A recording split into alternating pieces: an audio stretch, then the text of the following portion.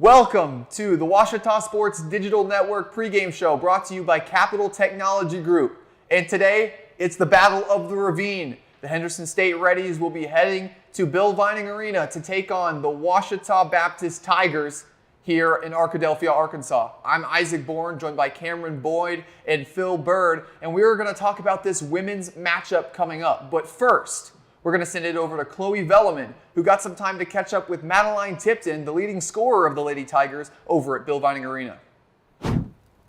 Hi everyone, welcome back to Walk the Court. I'm here with a OBU women's basketball member now. Go ahead and introduce yourself. Hey everybody, I'm Madeline Tipton. I'm from Bologna, Arkansas. I'm a junior. We're going to go ahead and get started. I'm going to ask her a couple questions. All right, Madeline. How has your dynamic with teammate Lainey Mears changed from high school to college ball? Man, playing with Lainey is just like a blessing. God, gave us basketball, but also gave me one of my best friends for life. And just playing with each other, we've grown so much in both of our skill sets, and we just continue to encourage each other and lift each other up when one of us is going through a slump or something like that. And it's just a blessing having her as a teammate. All right. Talk about your team dynamic and what your role looks like now that Coach Hill has entered the picture.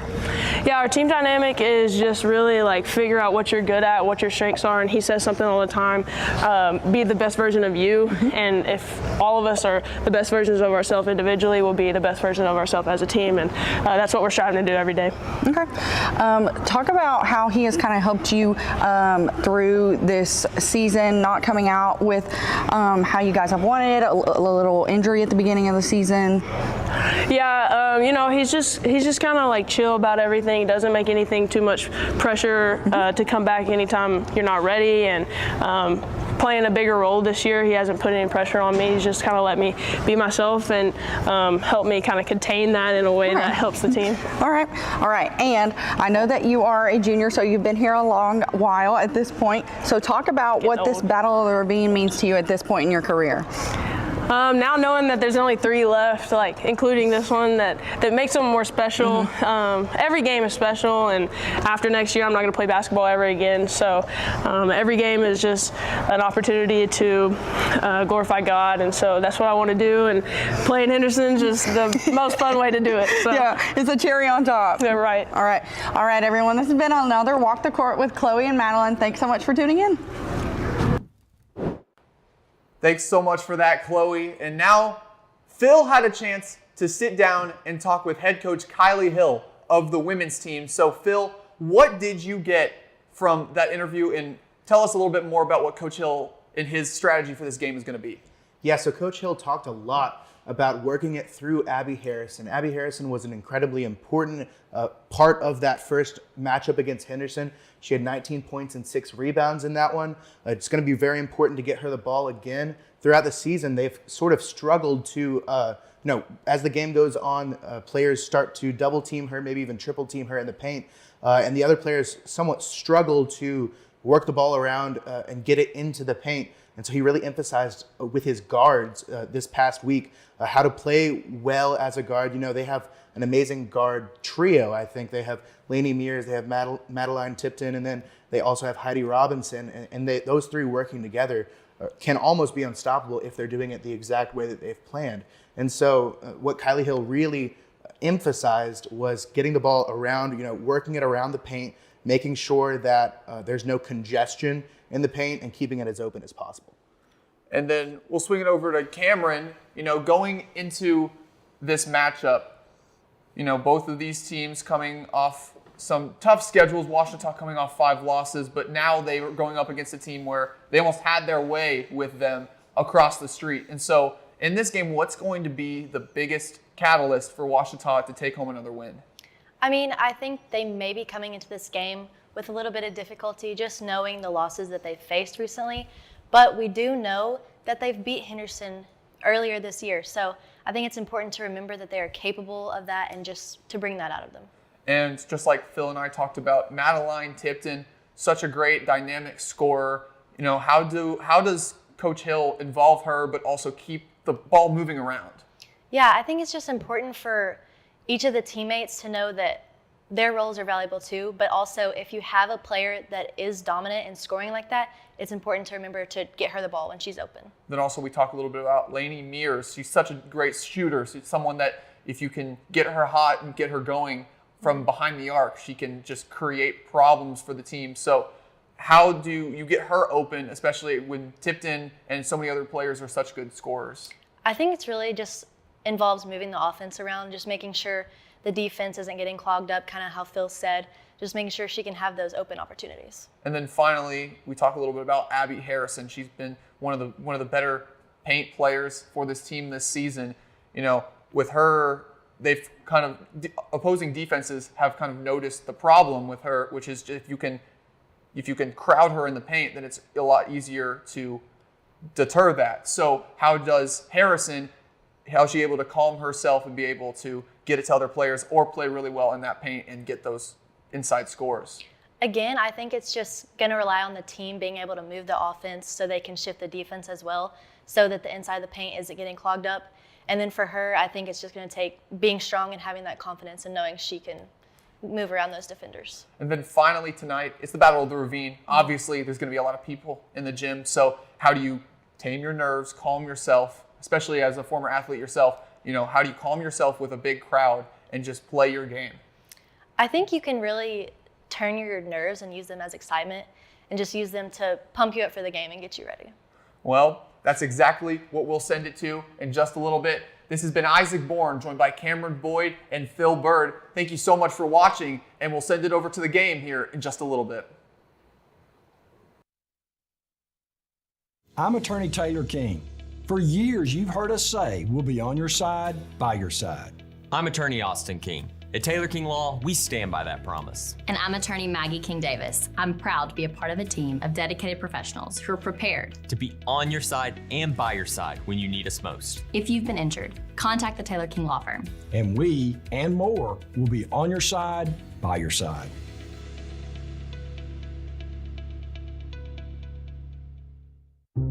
I've heard people say, oh, a cheetah. Oh, Wichita. Achita. Oh, a cheetah. Is it pronounced Oakita? Searching for Washita Baptist University. Back in Texas, everybody pronounces it Wichita, but really, it's Washita. Washita. Washita. How would you pronounce it? Washita. Washita. It's Washita Baptist University. Get it right. It's Washita, people. It's Washita. Washita. Hi, everybody. This is John Fanta with Fox Sports and the Big East Digital Network. Hi, this is Brad Sham, voice of the Dallas Cowboys. I'm Nicole Auerbach. Kevin Kugler of Westwood One. Hi, everybody. It's Pete Pranica of the Memphis Grizzlies and Fox Sports Southeast. Hi, this is Chuck Swirsky with the Chicago Bulls, our flagship station, 670 The Score. This is Kyle Peterson with ESPN. This is Tom Hart at ESPN and the SEC Network. Thanks for tuning in to the Washington Sports Digital Network. And welcome back to the Washita Sports Digital Network. We are happy to see you here in Bill Vining Arena. I'm Isaac Bourne, joined by Phil Bird, and we are just as excited as anyone for this edition of the Battle of the Ravine here at Washita, here in Arkadelphia, Arkansas. Now, looking into this game, it's going to be high stakes, high energy, just about everything you want from what looks to be one of the biggest rivalries in Division II basketball. Absolutely. You know, looking at this matchup here, we have Henderson State. They're 9-13 right now, 7-9 in the GAC. Then looking at Washita as well, they're 8-12 and 4-12 in the GAC. And if we want to look back at the last time these two teams played, it was actually a great result for Washita. It ended in an 80-58 score in advantage of the Lady Tigers. And so I think we're going to be looking for a real good one here tonight. And before we go into this game a little bit more, looking around the conference tonight, we've got a plethora of other good matchups going on. Obviously, you've got SNU versus Oklahoma Baptist, Harding versus Arkansas Tech, and a plethora of other matchups. And so while this one is the highlight matchup of the week, obviously the GAC continuing to go and continuing to turn around. Now, though, as we turn to the GAC standings, Washita and Henderson fighting for a spot in the playoff right now. Absolutely. You know, looking at these two teams, Ouachita obviously coming off of a few tough conference games. We saw their last 5 games, actually their last conference win came against this Reddy's team. And so I think it's very, very important for Ouachita to win this one if they want to have a shot at making these GAC playoffs here. And looking at the GAC standings right now, it's really neck and neck right now with that spot in the playoffs. Ouachita on the season, they're sitting at 8-12, 4-12 in conference play. Obviously, they started off really hot in GAC play, but now they've kind of petered out just a little bit. That last weekend in Oklahoma showing for both of the Arkadelphia teams. And so now this win tonight, Phil, and game tonight is really going to show who has the grit and who wants to win it, or who wants to at least make it to Fort Smith later this month. Absolutely. Looking at this matchup, both of these teams have struggled a little bit through conference play, and I think this game is really going to be won through gritty defense, and it's going to be won and lost in the turnover battle. If we look at these teams, neither team are particularly good with turnovers. Neither team takes care of the ball exceptionally well. If we look at the turnover margin here, Henderson has a negative 1.95 turnover margin. Ouachita's is negative 3.25. Neither of those are particularly good, but that can be an advantage for whichever team takes care of the ball the best in this one. And so I think this is really going to come down to, who can take care of the ball, who can remain consistent throughout the entire matchup, and who, would have to, who will have to change their style of play halfway through to kind of adjust. And now looking at both of these teams, we already talked about the last matchup heavily in Ouachita's favor over at Henderson State across the street. And so now what does Ouachita need to do tonight to replicate that success? Oh, well, in that game, they played very, very well. They shot the ball really well. Ouachita, whenever they have a great shooting game, they're one of the best shooting teams in the conference. And then they'll go on a streak like they did this last week where, if they're not winning, they don't necessarily shoot the best. And so they need to make smart shots, they need to take smart shots, and they need to control the pace of the game. If Henderson can get Ouachita on their back foot, it could be a great opportunity for the Reddies to really take control here. Ouachita needs to get out early. They need to just take control of the pace of the game here. And now we're going to swing it over to the intercom for the starting lineups and national anthem. Contest featuring the Reddies of Henderson State University against your Ouachita Tigers.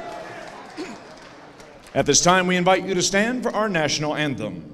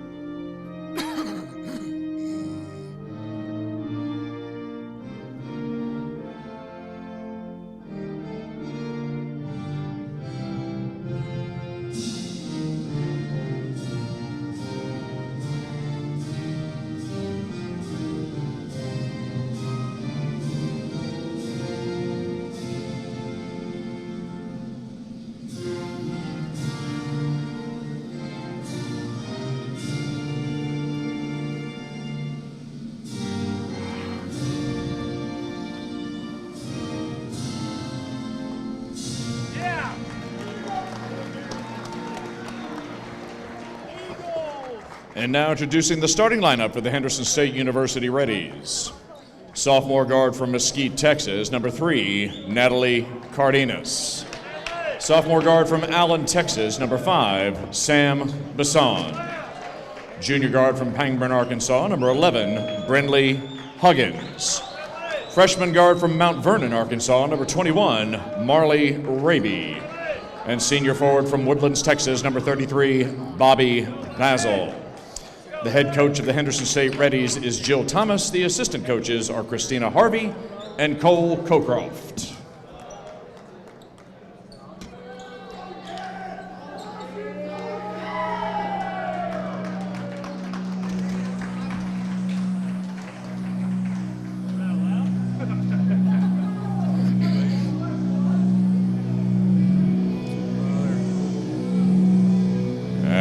And now, Tiger Nation, let me hear you roar! This is the starting lineup for your Ouachita Tigers! Sophomore forward from Siloam Springs, Arkansas, number 35, Brooke Smith. Junior guard from Bologna, Arkansas, number 23, Madeline Tipton. Junior guard from Marmaduke, Arkansas, number 30, Heidi Robinson. And junior forward from Hernando, Mississippi, number 32, Abby Harrison. And senior guard from Bologna, Arkansas, number 22, Lainey Mears. The head coach of the Ouachita Tigers is Callie Hill. The assistant coach is Brandy Higginbotham. Tonight's officials are Aaron McFatridge, Mark Gibson, and Justin Gregory. And there you have it, folks. The starting lineups have been announced, and it is just about time to tip off this second edition of the Battle of the Ravine here live from Ouachita Baptist University. Now looking at Henderson, their starting lineup: Natalie Cardenas, sophomore from Mesquite, Texas; Sam Basson, sophomore from Allen, Texas; Brinley Huggins, junior guard from Pangburn, Arkansas; number 21, Marley Raby, freshman from Mount Vernon, Arkansas; and Bobby Basil, the woman in the middle, the senior from Woodlands, Texas. Now for Ouachita, it's the same women as usual, except it's Brooke Smith starting at the power forward position, with Audrey Winfrey sidelined with an apparent hand injury tonight. The tip is up, and it's going to go to Madeline Tipton to start. Harrison grabs it. And they're going to keep it here. Madeline Tipton looking to be aggressive to start this one. Really aggressive start there by Henderson. Great defense. Both teams trying to get the other team on their back foot here. And just a bit of an error that time by Mears on the throw-in. Robinson loses it, and it goes back to Henderson State. And turnovers are something that's going to be really big in this game. You know, whichever team can limit the turnovers that they give up the most will definitely have the best chance to win this one. Huggins. Here's Cardenas. She's going to pull up over Smith, and that one's short left side. And nice effort that time by Harrison, and here's Mears running quickly. This is the type of basketball Ouachita needs to play here tonight. Play at their own pace. Don't play up to Henderson's speed. Just let yourself get comfortable with the ball. Mears pulls up inside the arc, and that one's no good. Back the other way, here's Cardenas. Huggins, and that one's going to hit the front of the rim. She wanted the foul, but it'll go back the other way. Still 0-0, 9 minutes left in the quarter. Ouachita, they're moving quickly. They've yet to score. Brooke Smith, she's been a great addition to this Ouachita lineup to this season, and now she's getting the start tonight. Tipton takes it inside, gets it to Smith. She's going to pull up from inside the arc, and that one's laces. Brooke Smith puts her team on the board tonight with 2 from the mid-range. Absolutely beautiful. You love to see a player like Brooke Smith getting an opportunity to break into the starting lineup here tonight, and she's taking advantage of it every step of the way. Raby passes it out. Cardenas looking to get around Smith.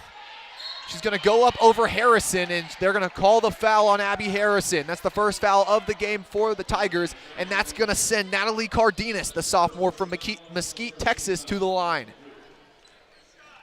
Natalie Cardenas has been having a great season here so far this season. She's the second leading scorer for the Reddies, 14.6 points per game, 4.6 rebounds, and a steal to go along with it. She's going to be really important in this one. Her and Brinley Huggins together need to play well in order to support this Henderson cast. She's a 77.2% free throw shooter on the season. The second one is up, and that one rattles out for her. Ouachita, they lead 2-1 in this low-scoring affair so far. Mears, here's Harrison. Ouachita looking to get through the defense. Tipton pulls up from downtown, and that one's no good off the right side of the rim. Ravine, she's got some space, gonna take it inside. Some apparent contact on the floor. They're gonna call that one on Heidi Robinson. And wow, you can really feel just how excited, you can feel the passion coming through every single player on this court. As they run up and down the court, they're playing fast, and it may cause them to play a little sloppy at times, but everyone is so passionate about this game. It really shows you how much it means to the town of Arkadelphia. That one's no good by Huggins. Back the other way are the Tigers.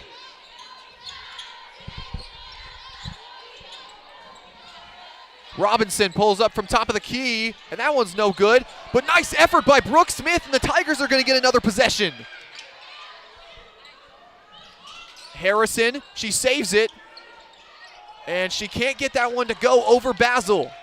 2-1 is the score.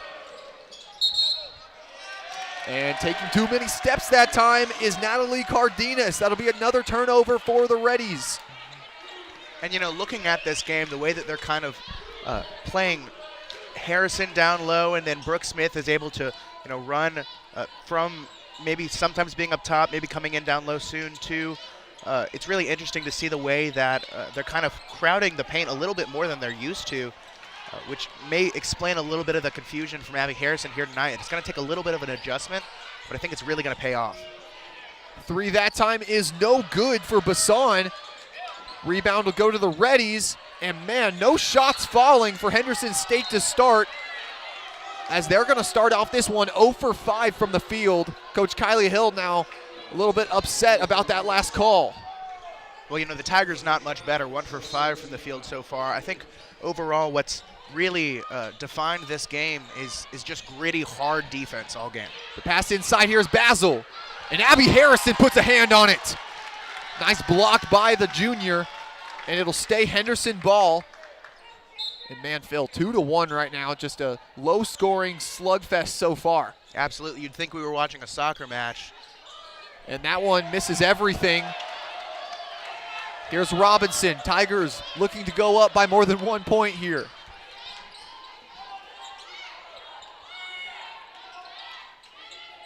Brooke Smith. Harrison on the handoff. And that one, nice break up that time by Basil. It'll go back the other way. Great job there by Henderson to slow things down and really play things at their pace. I'm telling you, whoever controls the pace of this game is going to have an advantage here. 0 for 4 from deep are the Reddies to start, as the 3-point shot has yet to fall for them. On the season, though, that's really where they've made their mark. Their team, you see Brindley Huggins, 33% from the 3-point line, and then so many other players like Bassan, 40% from the stripe. We'll see what they do here. Mears, outside. Tipton pulls up with 2 people on her, and that one's no good off the backside.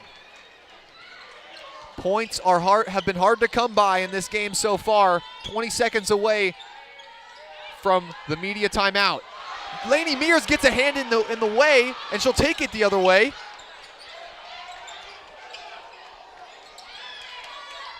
Way to slow it down. Mears takes it inside, and she lays it up with the right hand. Lainey Mears puts the Tigers up by 3.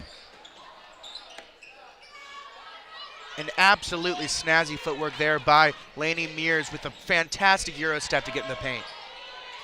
Cardenas, that 3 is no good. Under 5 minutes remaining in this first quarter of play.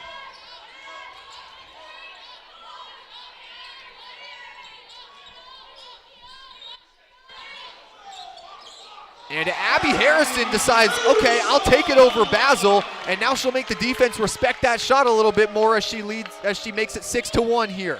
And that's what's great about Harrison, is she can stretch the floor a little bit. When she's not getting her looks down low, she can come out a little bit and take a midi. Raby, she'll take it inside, and the pass broken up by Harrison, trying to dump it off to Basil there. Tigers slowing it down a little bit. They have a 5-point lead, which doesn't seem like much, but in a game like this, that might be insurmountable at the end before the end of the first quarter.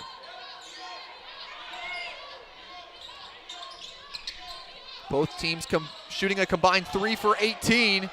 make that 4 for 19 as Madeline Tipton knocks in the tray. You saw Tipton make direct eye contact with the defense. You're going to give me this much space, I'm going to make you pay for it. And that she does. Here's Cardenas with the response. No good, but she's going to get 2 attempts at the line. But first, that's going to send us to our first media timeout of the contest. Ouachita leads 9-1 here in the second edition of the Battle of the Ravine here on the Ouachita Sports Digital Network. Owned by OBU alumni, Java Primo is the official coffee house of Ouachita Tiger football. At Java Primo, amazing coffee is just the beginning. Try our great options at breakfast, lunch, and dinner, and don't forget about our amazing desserts. Also, shop Java Primo's gift selection 24/7 online at javaprimo.com. Go Tigers! Go Tigers! I'm Rex Horn, the Interim Executive Director of the Arkansas Baptist State Convention, and today I'm joined by my friend Dylan, who's an attorney with the Arkansas Baptist Foundation with an important word for you. The foundation is here to help you support your Ouachita Tigers. If you'd like to create an estate plan that supports Ouachita and its mission or learn about other giving opportunities, please contact us using the information below.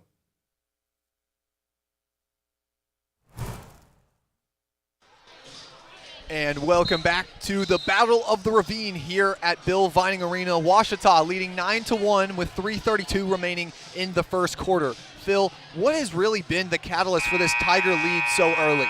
Well, honestly, the catalyst is that they made their shots. I mean, this Henderson team is 0 for 9 on field goals so far. Their only point of the game so far coming from a free throw, and they went 1 for 2 there too.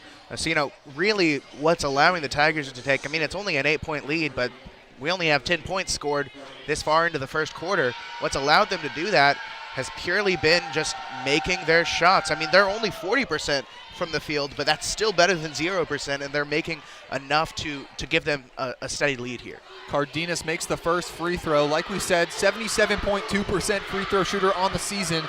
She'll look to go 2 for 2 here, and she does.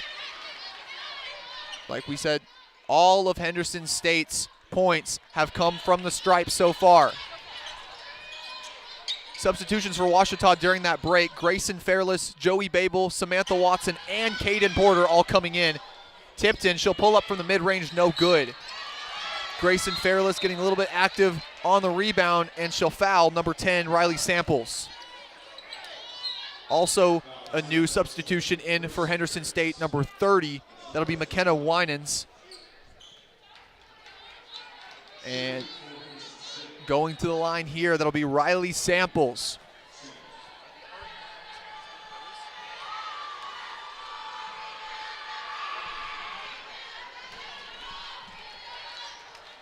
And already 5 fouls for Ouachita. And now Samples, like we said, shooting free throws here. She makes the first one.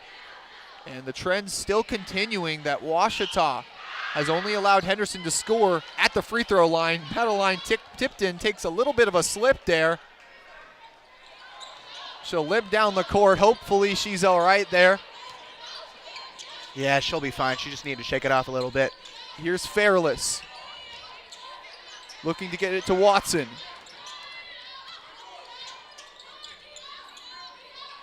Caden Porter, the freshman, she's had her fair share of time on the court with Coach Kylie Hill this season. Joey Babel also in that point guard position. Shot clock ticking down, tipped in, and that one will hit off the top of the rim, but nice rebound by Fairless to recover it. And that's going to be really important for this Tigers offense to win the rebounding battle. That is, so far in this game, 9 rebounds to Henderson's 7, but the offensive rebounds have been plentiful, and it's allowing them to extend their possession like they are here now. 5 seconds left on the shot clock. Tigers have to get a shot up. Tipped in, she'll take another one, and that one no good off the right side as well. Points have been hard to come by in this game for just about everyone as Ouachita moves to 4 and 13. And just could not get the shot to go is Natalie Cardenas, and Ouachita's crowd is having a heyday with that one. And let's talk about this crowd a little bit. Nothing can emphasize the atmosphere that surrounds Bill Vining Arena on game day of Battle of the Ravine. Driving here, Huggins. She'll look to get a shot up. That one's short. Get her own rebound, though, so Henderson will maintain possession. Still looking for their first field goal of the contest. Samples kicks it to the corner. And Cardenas cannot get it to fall, and Babel with the rebound. A minute and a half left in the quarter. She'll stop on a dime. Tipton thought about it. And that's a foul on the floor. Madeline Tipton drawing it. Now substitutions back in for Ouachita. Heidi Robinson, Lainey Mears, and Abby Harrison will come in for Madeline Tipton, Grayson Fairless, and Samantha Watson. So a very new unit on the court right now. And that's going to be the first foul for Henderson in this one compared to Ouachita's 5. That's one situation where the Tigers really need to be more vigilant. Can't let them have too many free opportunities at the free throw line. And that'll stay Ouachita ball. You saw that play there, and it was a battle for it. Babel was able to get it off the foot of a ready player. Referee not exactly happy while putting the ball down. Some animation we're seeing from the guys in the pinstripes tonight. 10 seconds left on the shot clock. Here's Babel. She'll pull up from mid-range, and that one is all laces. Joey Babel gets her first points of the game on the nice mid-range pull-up. Beautiful job by Babel there, stopping on a dime right at the corner of the free throw. Just a beautiful stop there, managing to really move her entire body that way. And Babel, she'll also get the rebound on the other end.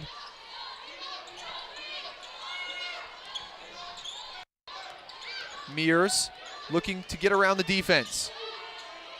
Back out to Robinson. Harrison, she's looking to make some work inside. That one no good.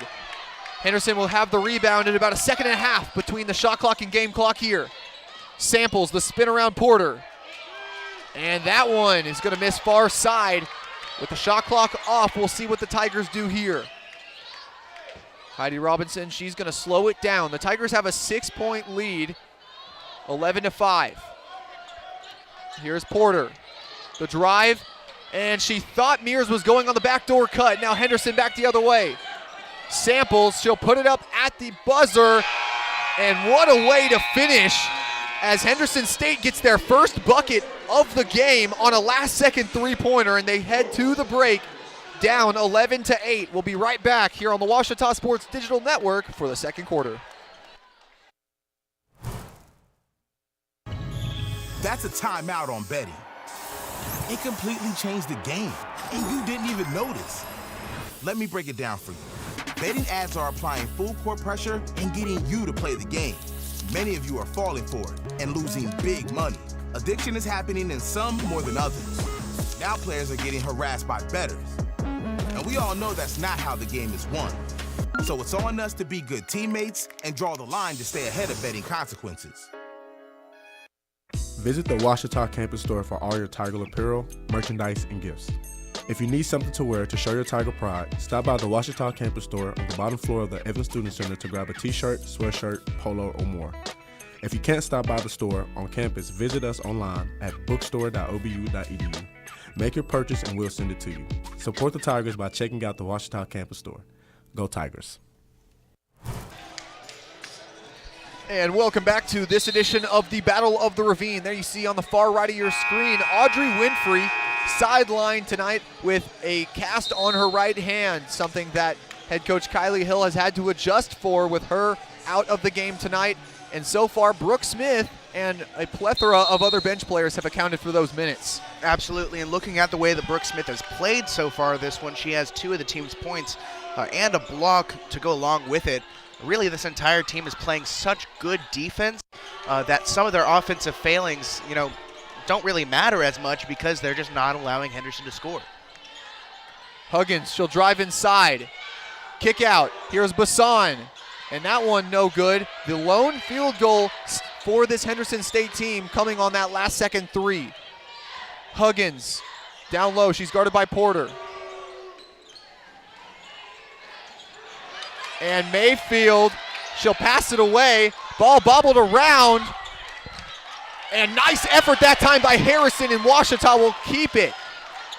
And that right there, that is the hustle play that Coach Kylie Hill talked about. What is very important against this Henderson team that loves to drive the ball down and down your throat is really just take control of the pace and make them play at your own control. Abby Harrison, and that one hits the bottom of the net, and really that shows that she's going to take more of those shots today, and she's made 2 of them now. And I love to see her so comfortable shooting at the top of the key there. You know, it's difficult for a big player that gets most of their game deep in the paint to really be comfortable stepping out, and you know, when you see it, it's really exciting.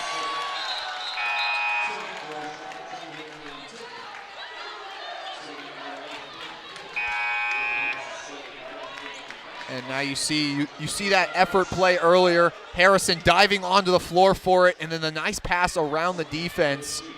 And that's really what's expedited Washita's lead, sitting at 13-8 right now as we resume play. Abby Harrison, nice jump shot there. Brooke Smith, she's the one in the middle now. Mears, she'll pull up from deep. And that one too far to the left side.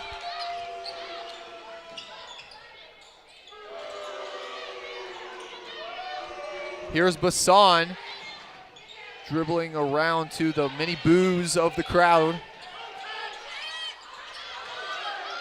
Basil with the rebound, and she cannot get the putback after the strong effort. One thing the Tigers are doing really well on defense is they're playing really, really tough, and throughout the second quarter they haven't given up any fouls at all, my apologies. And so, you know, when you're able to play tough defense and still not foul, it really is an advantage for the team. And the up and under for Babel just barely can't get it to go. Here's Bassan running back the other way. Bassan, she'll pull up over Babel, and that one's no good. And on the rebound, they're going to call the foul on Heidi Robinson. Her and Bobby Basil getting into it down low. Substitution for Washita, Samantha Watson coming in for Robinson, as Robinson's going to have to sit with 2 fouls now.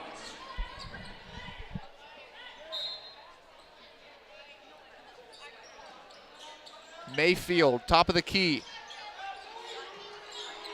Huggins. And the 3-point shot is yet to fall for anyone not named Riley Samples on this Henderson State team.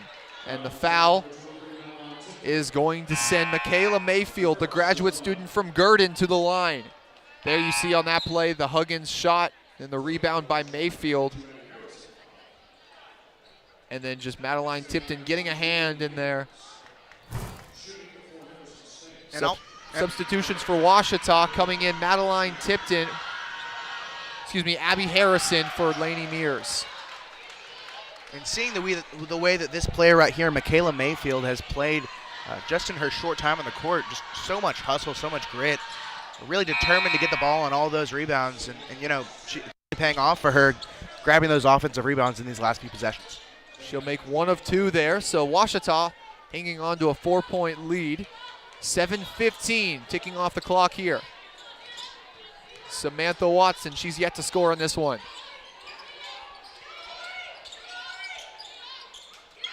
Madeline Tipton on the curl. And they're going to call the moving screen on Abby Harrison. So it'll go back the other way. Washita not getting the right side of the whistle tonight. They've been the benefactors, or lack thereof, of many foul calls, as Brooke Smith is going to get the rebound.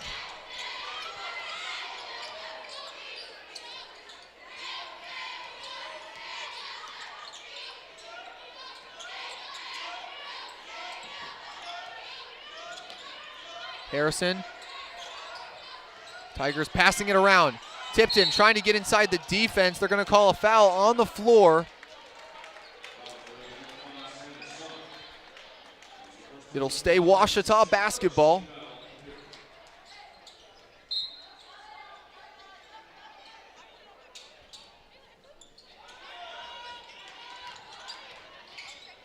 Pass out to Watson. She'll square up from deep.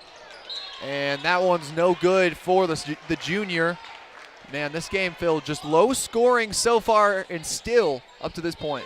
Yeah, Ouachita had a few, quick plays there at the beginning of this quarter and the end of the last one that really had some momentum going their way, but now we're just kind of at a standstill for both teams.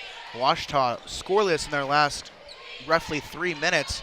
Meanwhile, Henderson only making one shot so far all night, 1 for 22, or 5% from the field. Samples, that one's no good off the back rim, and she wanted to be the one to gain that second field goal, but man, this one has just been a slugfest so far. Ouachita shooting 6 for 21 from the field. Meanwhile, Henderson State 1 for 22. That's 4.5% from the field.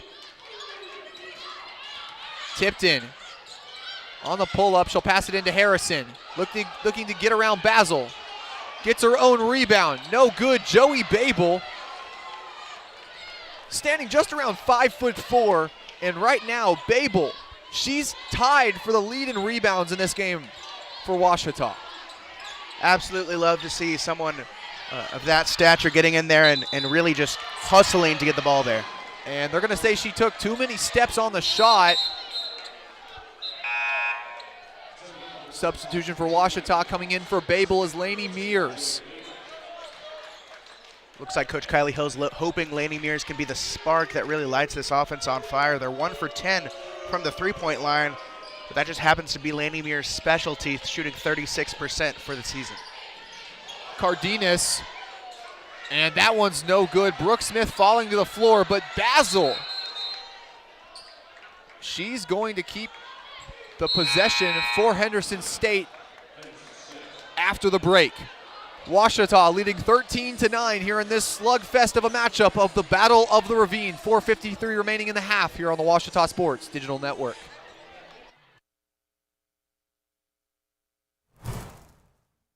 Make Print Mania in downtown Arkadelphia your place to get embroidery, screen printing, trophies, and more. Drop by their store on Main Street in downtown Arkadelphia or visit their website at printmaniatees.com to see how they can help your business or group. Need a shirt for an event? Let Print Mania take care of that. Need promotional materials for your business or organization? You can let Print Mania take care of that too. A family-run local business in Arkadelphia, Print Mania has been serving the public since 1992. Call Print Mania today, 870-246-3803. I'm Sandra, this is Jorge, and we were adopted in 2019. I remember when they first came to us, Michael was already a teenager. The whole cliche of they're so lucky to have you guys, and it's the other way around. They have changed our family for the better. They chose to love us. They didn't have to. They chose us. Family. Learn about adopting a teen from foster care. You can't imagine the reward. Visit adoptuskids.org. And welcome back to Bill Vining Arena here in Arkadelphia, Arkansas. And this one has just been a punch-out tonight in this edition of the Battle of the Ravine. Ouachita leading 13-9 as Heidi Robinson takes it down the court. Yeah, and you wonder if it's, poor offensive play or just great defensive play. Either way, we've only seen 22 points scored so far in this game as we're nearing the second part of the first half. And Brooke Smith with the putback on the rebound. And that right there is the type of momentum play in these games that really drives you forward. And Brooke Smith with a great showing so far tonight. She's kind of getting involved in most categories. She's got a block, 3 rebounds, and 4 points now, going for her 5th at the line. And Smith slotting into the starting lineup tonight in place of Winfrey, and really has been an incredible part as she leads all scorers tonight with 5.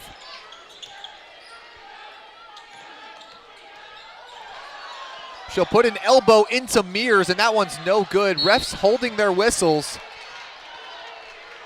We'll call that one on the floor. And Mears was really looking for the charge there. I think her feet just weren't quite set enough. The referees didn't feel as comfortable calling it, but still good heads-up defensive play. Substitution for Ouachita, Samantha Watson coming in for Heidi Robinson. And the pass up top. Huggins will get it. And high off the glass for Huggins, and Brynlee Huggins will get her first field goal of the matchup. And Brynlee Huggins is the leading scorer so far for the Reddies, 14.9 points per game. Let's see if that will take the top off the goal for her. Mears squares up from deep, and that one's good for Lainey Mears. The first 3 of the game for her. And Ouachita, they've made their last 2 field goals now. Definitely some momentum. You can feel it going on Ouachita's side, and it's in no small part due to the crowd that's here at Bill Vining. And on the 3, she'll make it and get fouled. And Riley Samples, she's had herself a night. She's got 6 and going for 7 on the free throw, and she's really the main reason Ouachita has not run away with this one so far. Absolutely, and that's still only the Reddies' third make of the night so far. 2 of those makes, however, have come from beyond the arc. Samples on the season, 88.9% from the stripe, and she laces that one. Michaela Mayfield, and she'll hit the screen hard. Brooke Smith, what a body that time, and she's got Mayfield on the ground that time. And you know, Phil, you've got to appreciate a good hard screen in the sport of basketball. Absolutely. You know, Brooke Smith saw Michaela Mayfield running just along their guard and was really trying to knock Lainey Mears off her balance, and she was just like, I'm not taking any of that here tonight. Looking outside, she's got Samples. Cardenas, she'll drive on Smith, and that one rolls in for her. Natalie Cardenas, that's her first field goal of the game. She starts off 1 for 8. Henderson starting to battle back here. Now it's just a 2-point lead for this Lady Tiger squad. Mayfield, Watson, she'll take it inside and she'll draw the foul. Samantha Watson will get her first 2 attempts from the line here. And I think once again we're seeing just kind of the, they talk about the duality of man. I think we're seeing the duality of the Battle of the Ravine, because at the beginning of this matchup, it was slow, it was defensive, neither team were scoring very much. But on the last few plays, both teams have really gotten going. They've got some momentum going on their side, and it's showing here tonight. I think we're seeing both sides of what the Battle of the Ravine really can be. And now in attendance here at Bill Vining Arena, crossing in front of us, Hobart Grayson III, the father of Hobart Grayson IV, the man who will take the court later tonight, as both of those are good. Ouachita taking a 4-point lead here. Cardenas. That one stripped by Tipton. Samples will get an open shot from the top of the key. Henderson, they'll get another possession here. Here's Natalie Cardenas. She's got 6 tonight. In the rebounding battle, neither team has an edge, but both teams are rebounding so much. We have 43 rebounds so far tonight. Mears, she'll pull up from the elbow, and that one's good. Rattles around and in for her.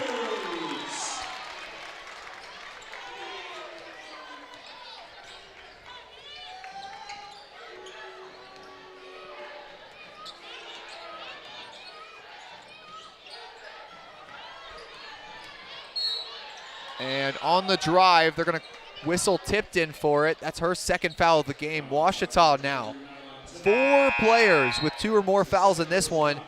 Heidi Robinson with 3, and we're not even to halftime yet. And that's why when you're looking at this lead, it's a 6-point lead. They have played well. They're 3 for 4 in their last 4 field goals. But, when you have some of your best players in foul trouble here, this game can get really difficult for Ouachita to play. They need to make sure they're keeping their hands clean for the rest of this one. Brynlee Huggins, she's no good on the first one. On the season, Huggins is a 67.5% free throw shooter. Second one is up in the air, and that one rattles out. Credit Harrison with the rebound.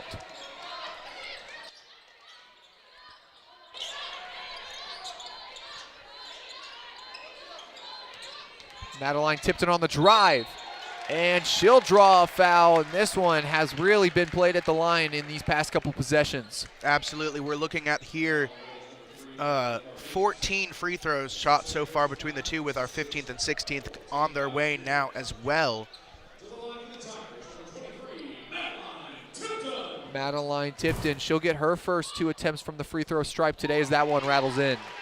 Tipton, an 80% free throw shooter on the season so far. One of the best on the team for the Tigers.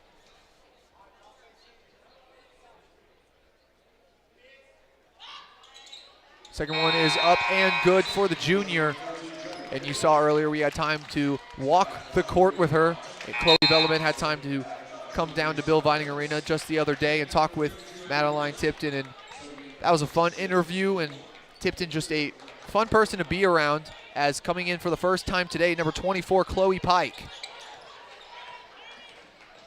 Here's Samples. Ray B. Henderson, they'll keep possession. Nice effort by Basil on that play. And Mears, she'll strip it. 2-on-1. She's got Watson the other way. Nice handoff. And Basil behind her on the fast break. Just a little bit too much contact. And Samantha Watson, she'll get away with missing that one, and she'll get 2 shots from the stripe here. And looking at Lainey Mears here tonight, 3 steals on the night, a player that normally excels in passing the ball around and as a playmaker and also in shooting, really demonstrating just every facet of her game tonight with some sneaky steals here. Watson, she'll go 1 for 2 at the stripe that time. That'll put Ouachita up by 9. Chloe Pike, she's getting her first action now. Riley Samples leading all scorers tonight with 9.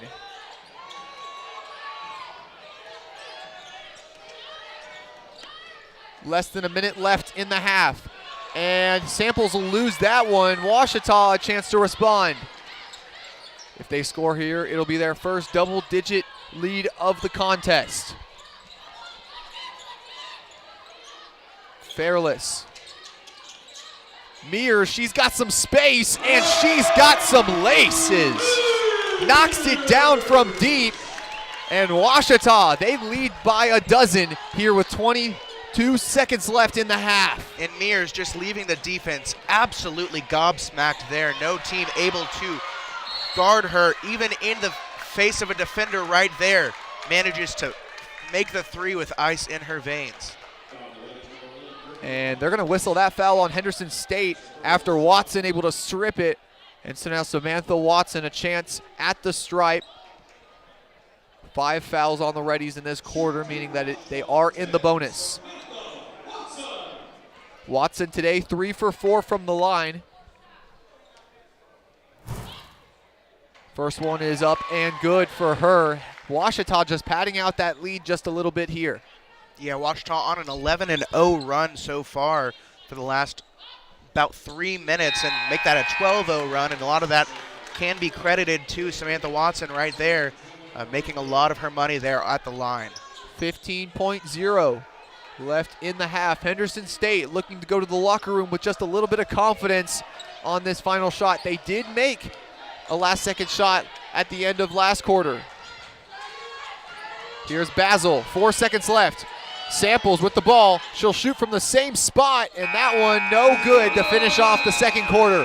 Ouachita heads into the break with a 31-17 lead here in this second edition of the Battle of the Ravine. Now stay tuned here at halftime. We've got some halftime festivities. We've obviously got the dance team coming straight up, but first let's look at this last play. Lainey Mears, the confidence to take the shot over the defense, and that one is all laces. And so, Phil, in this one, Henderson State has really gotten a lot of their production from their bench. Their starting lineup just unable to get things going. What do the Reddies need to do in this second half? Well, the Reddies are just not making their shots. They are 16% from the field overall. They're 10% from the three-point line, and just generally, the Reddies are not making their shots, whether that can be attributed to poor shot selection, to being a little bit rushed. It's great for the Ouachita defense, but this Reddy's team needs to be smarter with where they're shooting from. They need to, take control of the game and play at their own pace. They cannot let Ouachita take control the way that they have been. And really, the woman for this Ouachita team has been Lainey Mears. And as a senior, this is her final battle of the Ravine contest. And so it really has to be rewarding to see those shots go in tonight. But first, before we head to the third quarter, here's a performance from the Lady Tiger dance team, and they will have their music.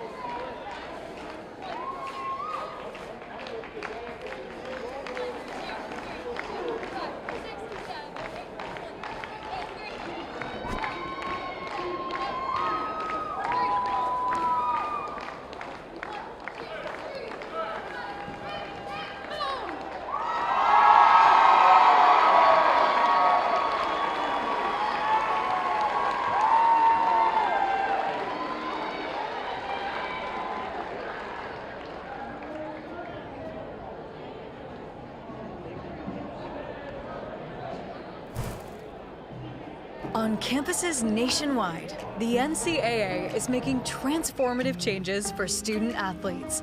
While they pursue their biggest dreams, we're launching new initiatives to help them. Life-changing education opportunities are just the start. The NCAA is providing enhanced mental health services. We're guaranteeing scholarships and tuition and expanding access to healthcare. Visit ncaa.org/change to learn more. Whether you realize it or not, you see the work of Bats and Signs all around Arkadelphia. When you see the Badger equipment trailer on the way to a Badger game, Bats and Signs did that. When you're watching the Badgers, Tigers, or Reddies and see the signage that just really makes their facilities pop, Bats and Signs did that too. You see the signage in downtown Arkadelphia, on the campuses of Ouachita and Henderson, or the sign in your neighbor's yard supporting a candidate or their favorite Badger? Yep, Bats and Sign did that too.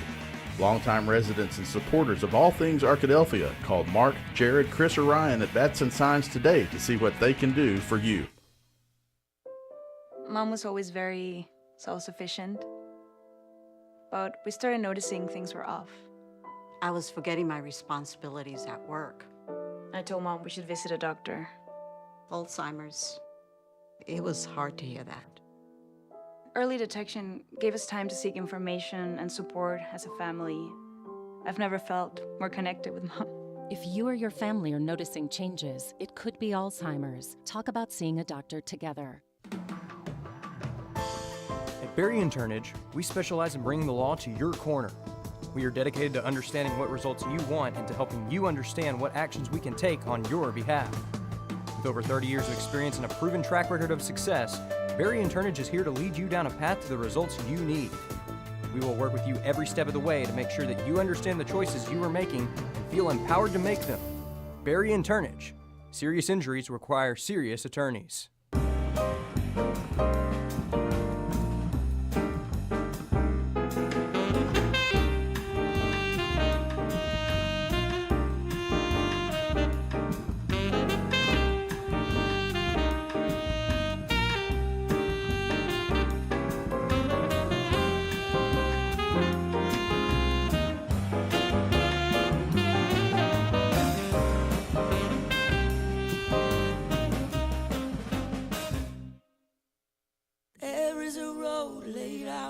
first night here, but Amy seems cool. Leading down to the river. I am blind, but I need not see. What do you think? I know this road is there for me. If I'm really free, take me down to the river and walk.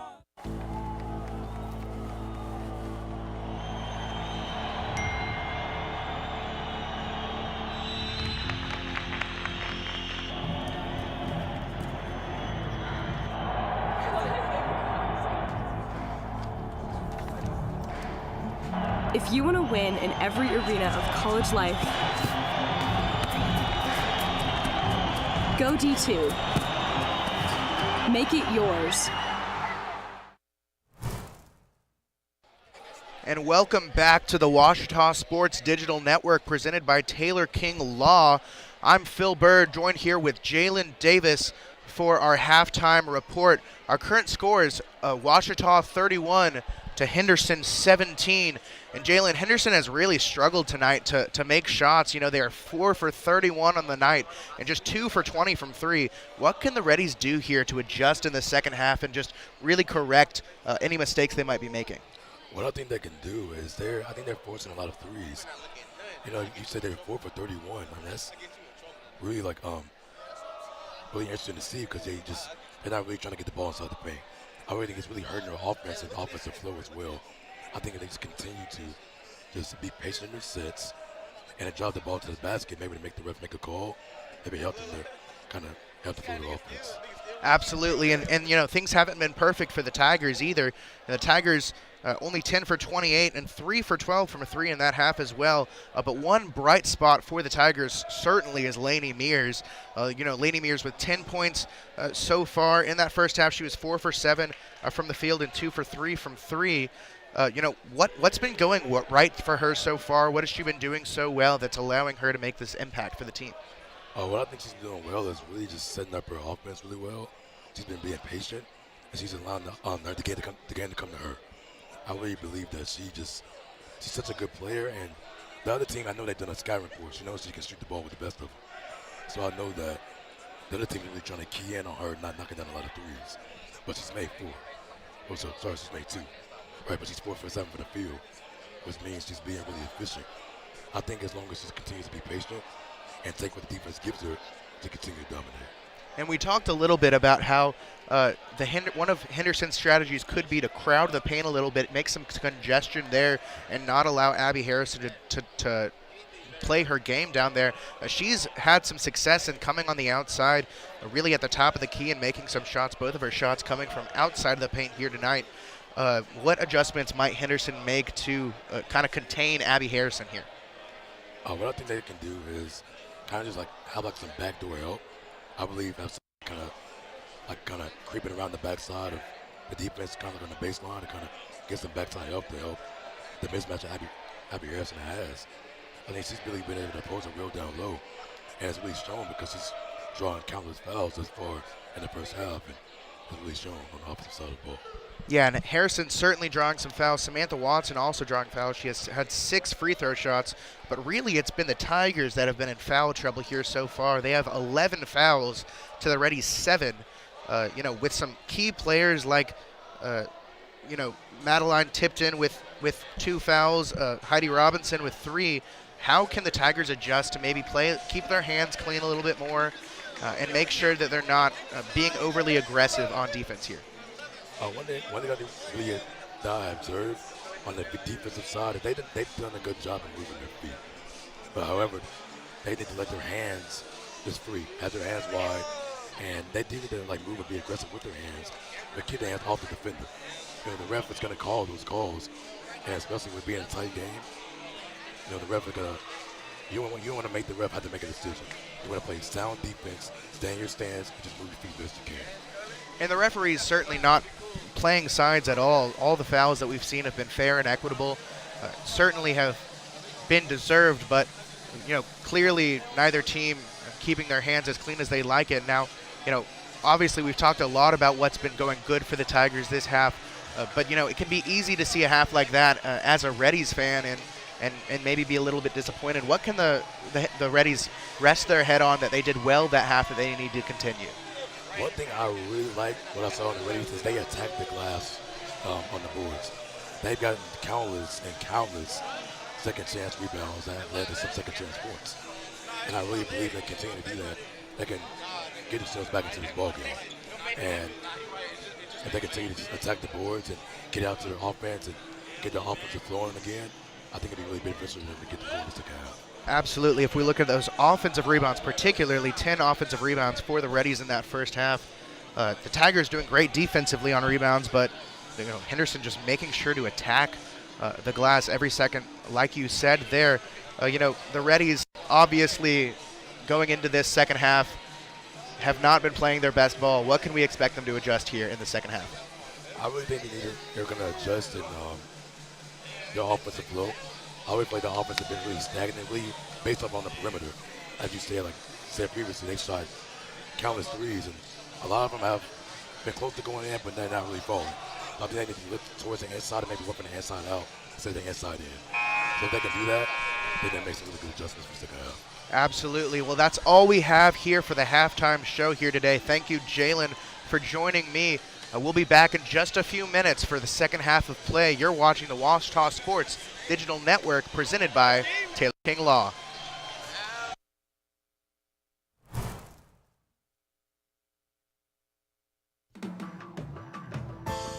At Berry & Turnage, we specialize in bringing the law to your corner. We are dedicated to understanding what results you want and to helping you understand what actions we can take on your behalf. With over 30 years of experience and a proven track record of success, Berry & Turnage is here to lead you down a path to the results you need. We will work with you every step of the way to make sure that you understand the choices you are making and feel empowered to make them. Berry & Turnage. Serious injuries require serious attorneys.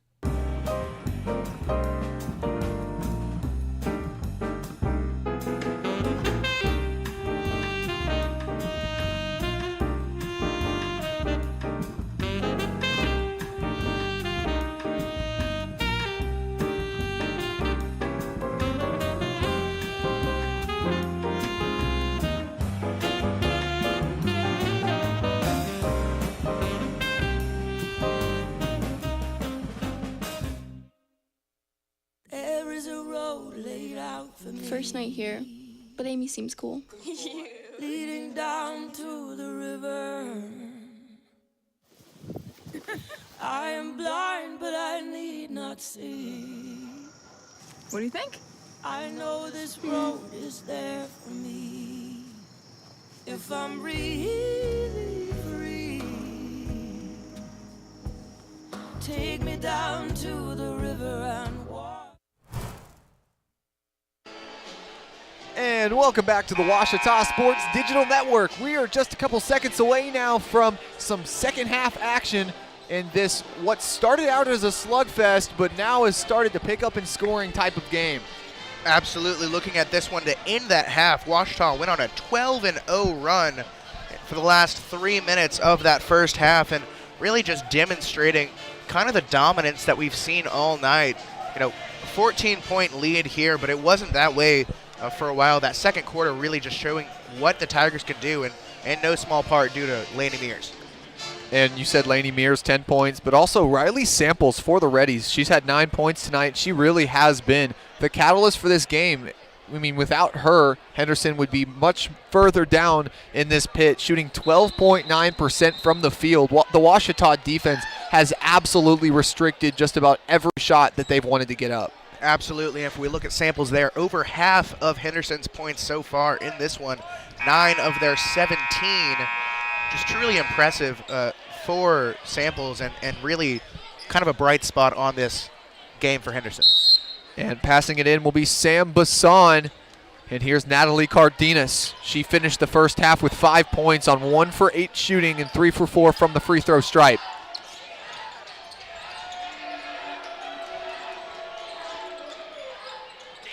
Raby, and she'll get caught up with Mears, and that'll be a jump ball, and that'll head towards the Tigers. What a start to the quarter as Lainey Mears has had her hands active in those passing lanes all night. Absolutely, and we see there turnovers that continue to plague this Henderson team, and they're not alone. Washita with 6 turnovers as well, but that's 9 now for Henderson.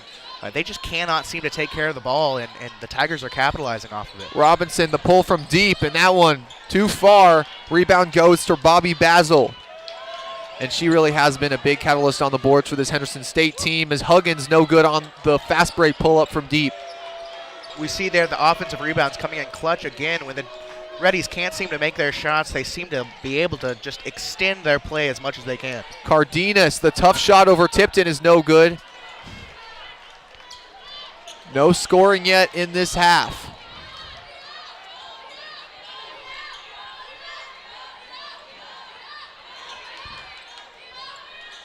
Tipton, the drive left side. Smith on the back door. The floater for Brooke Smith is good. She's got 7 today on a great shooting night for her. 3 for 3 from the field for the sophomore. And I love to see Tipton keeping her eyes up like that, really just all around the court. She knows where her players are. She sees the back door easily. Just great awareness by Tipton, and great job, Brooke Smith, to really just get herself in a great position there. And Cardenas, she'll draw the foul that time, and that'll send her to the line for the 3rd time tonight. Abby Harrison picking up her second foul on the game. And now Cardenas, a chance to give herself 7 with 2 makes. First one is good. She's shooting 77.2% from the line. And Phil, I didn't have to look one up because really she's been to the line a various amount of times tonight. Absolutely. Most of the Henderson's points coming from the line today. That's in no small part due to the Tigers' foul troubles. 4 of the Tigers' 5 starters have at least 2 fouls now in this one, and we've only just started the second half. 9 of Henderson State's 19 points have been from the free throw line. Nice pull up inside by Robinson, and she notches that one in. Heidi Robinson, that's her first bucket of the night. She starts off 1 for 4. And Robinson's playtime was a bit limited in that first half. She picked up 3 fouls early. Didn't get much playtime in the second quarter, and it's good to see her get on the board here tonight. And another offensive rebound for Henderson State. They've got 12 of those things tonight. And Lainey Mears, she'll pick it off again. And that's a jump ball. It'll stay ready basketball, but another great effort that time by Lainey Mears. She's got 4 steals, and she's forced 2 jump balls in this game. And the Tigers are really just controlling this game from their defensive side. They did a lot offensively in that first half, but here they're just doing what they want defensively, and it's really doing well for them. Cardenas, the heave is no good, and great effort and great production on the board that time for Fairless. And Mears, the nice dump off, and Tipton can't get that one to go. Some razzle dazzle that time for Lainey Mears, just unable to finish. Madeline Tipton, she'll pull up from the parking lot, and that time it's no good. It'll stay Washita basketball.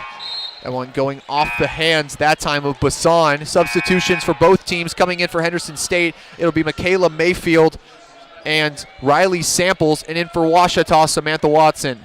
And what we saw on that play there was just great awareness on multiple fronts. Great awareness from Lainey Mears to find the great backdoor cut from Madeline Tipton. And then great awareness from Grayson Fearless to get that rebound super quickly and just know exactly where the ball was at all times. That's something that really only comes with good coaching, and Coach Kylie Hill has definitely shown that. Tipton out to Mears. 5 seconds on the shot clock. The nice step back from the free throw line, and she knocks it down. Lainey Mears. What a shot. And when things aren't going your way, give the ball to Lainey Mears, and she will change the momentum immediately. A great momentum play there for her, and she's 5 for 8 on the night. Brooke Smith, what a send back. Rebound by Henderson. They're looking to get something in the terms of momentum as Samples clangs that one off the front of the rim. Madeline Tipton looking to add to this Washita momentum. She'll pull up, nice pass inside to Fairless, and it's picked off by Basil. Here's Mayfield. Samples the pull up from inside the arc, and that one, it's gonna go through the net. And that one is no good. Timeout for head coach Jill Thomas in this one. 30-second timeout. Ouachita, they lead 37-19, and you saw that Lainey Mears step back. Just a beautiful perspective and just beautiful action by the senior, just showing the skill and talent she has. Absolutely, and also demonstrating just absolute control of the basketball. You know, the ball control cannot be underestimated. Just the ability to stop on a dime there, see her defender, and, you know, she kind of even gave her a little bit of a disrespectful look, even like, you fell. Like, I don't know, she was just staring at her, and it was just great to see. It really just demonstrates some passion from the senior. In this game, it's been a little bit chippy. You saw in that first half with calls just going both ways and both teams battling for it, getting physical. And folks, this is the battle of the Ravine for you. And, you know, it's just a fun environment off the court. On the court, not as much. Both of these teams just do not like each other. Obviously, you just travel on the shortest road trip in college basketball. I don't know. If I was Ouachita, I'd be having quite a bit of fun here tonight. They're up by, let's see, nearly 20 points here. And Ouachita looking to move to 5-12 in conference play. Meanwhile, Henderson State with a win would move to 8-9. And so both of these teams, the bottom half of the GAC, looking to move up here. Here's Watson.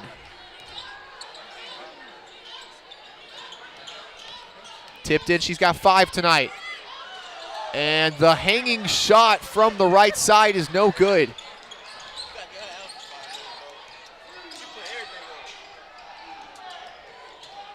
Huggins, the drive.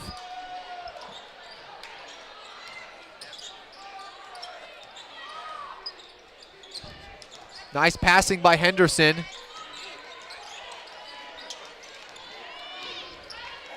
Huggins, she'll pull up from deep, and that one is good.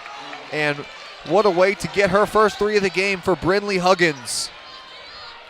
And maybe that can serve as a bit of a catalyst for this Henderson team that really, you know, they had 3 minutes there that they were scoreless in this one, and really just not any momentum on their side. Let's see if that can change. Mears, the dump off to Tipton. She's got Watson open in the corner, and she wants those 3 points right back. Samantha Watson knocks it down from distance. And Samantha Watson, a player that, you know, normally doesn't get as much production as we've seen out of her today. That's her 8th point. That's the 2nd leading scorer for the Tigers here tonight. Samples the drive inside. The floater over Fairless is no good. And nice awareness that time by Mears to tip the ball to Fairless on the rebound. Mears driving, dump off to Watson. She'll take it outside, and Lainey Mears, she's just having some fun out there tonight. Puts it up, trying to draw the foul. The rebound will go to Henderson, but it'll go off them as well. And that'll send us to a timeout. Ouachita, they lead 40-22, 4:35 remaining in the third here on the Ouachita Sports Digital Network.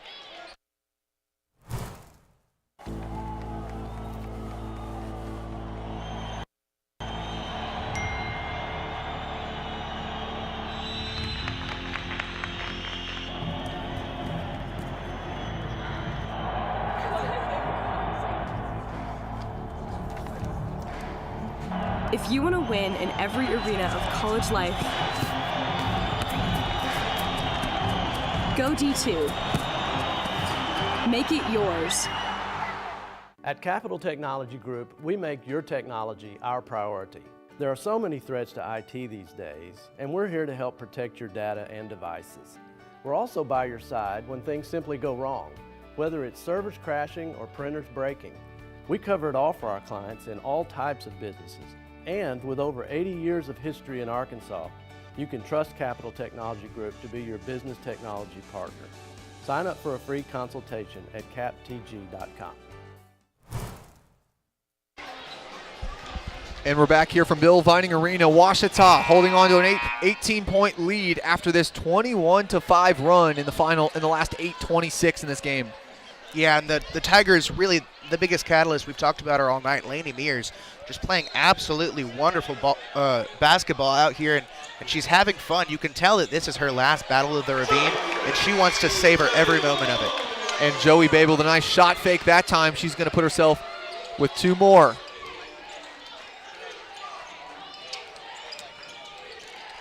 Bassan. Cardenas in the corner. And Lainey Mears give her 5 steals on the night as she gets right up under Cardenas that time.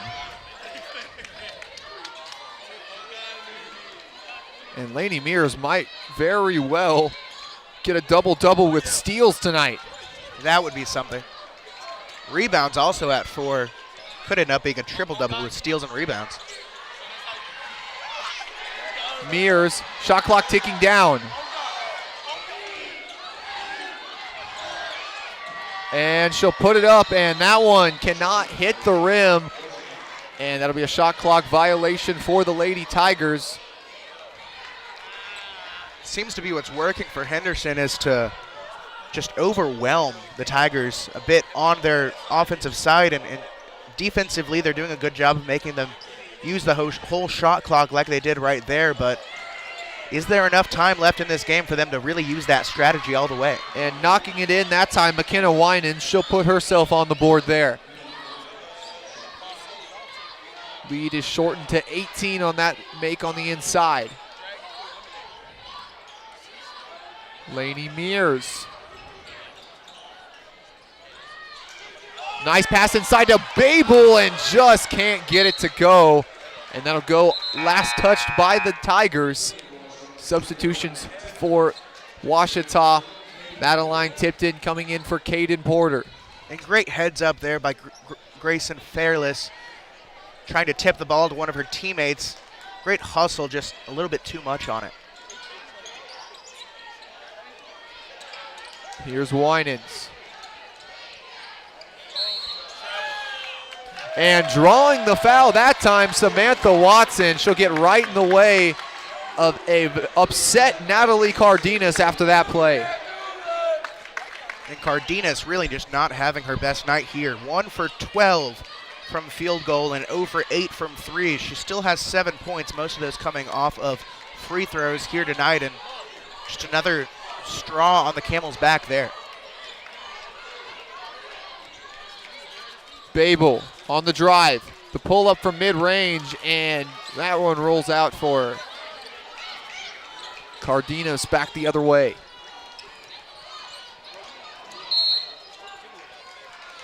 They're going to whistle Joey Babel for the call, so that'll send Brinley Huggins. She'll take the foul, but no bonus situation up to this point. That's only 2 fouls for Ouachita in the quarter. Both teams doing good of keeping their hands clean after some scary foul trouble for the Tigers in the first half.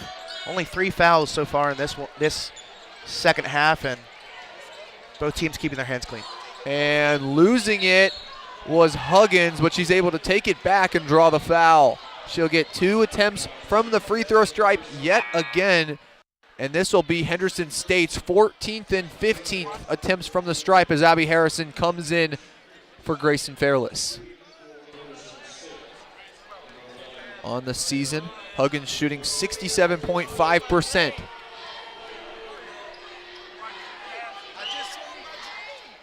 That one no good off the right side. Huggins, who's normally one of the leading scorers for the Reddies, 15 on the season, or averaging for the season, only has 6 here tonight after that one.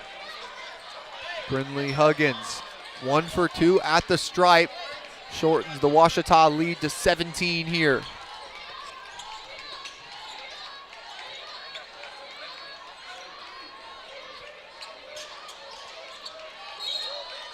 And they're going to say Harrison took too many steps, and on plays like that, might want to take a look at it again, but nevertheless, it'll go back the other way. The Tigers are now scoreless for the last 2 minutes and about 41 seconds. Neither team doing particularly well with scoring. Most of Henderson's coming from the free throw line, but nonetheless, both teams struggling to get anything in the net here. It's another turnover for Henderson, as that's going to be a walk.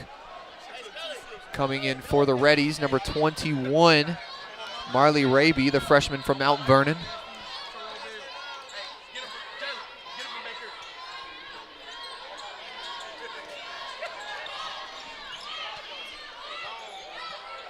Tipton, she'll pull up with a hand in her face, and that one just does not go for her. Nice effort by the Tigers. Here's Mears.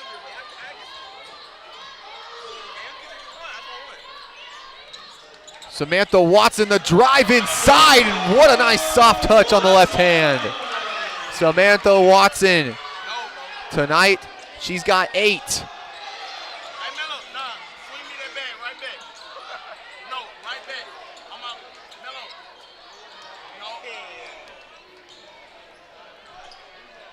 Tristan Keller, kick out. Chloe Pike on the drive. And that one's no good. Joey Babel gets the rebound, and it'll go to Lainey Mears. Just about 12 and a half seconds between shot clock and game clock. Lainey Mears, give her 3 more on the 3. She's got 15 and 5, 6 for 10 from the field. And I think we're seeing a dichotomy of confidence and belief here. The Tigers super confident, super determined to make this one count. And, you know, when you're down by 22 like the Reddies are here, it can be tough to really get a confidence booster in. And so team playing like they have no determination. They really need something to go their way here as we end this third quarter. Coming in for the Reddies, number 5, Sam Bassan, in for Chloe Pike. And that first one for Keller is no good. The junior from Mason, Texas, looking to go 1 for 2 here.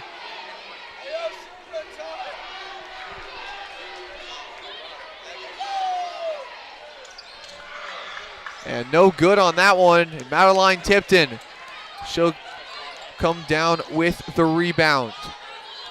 15 seconds left in the quarter. Babel the drive. Kick out to Mears. She's the one you want taking it, and that one's no good off the far side. And 5.5 left in the third quarter. And Henderson State will have a chance to respond, giving themselves just a little bit of momentum if they can get a make here.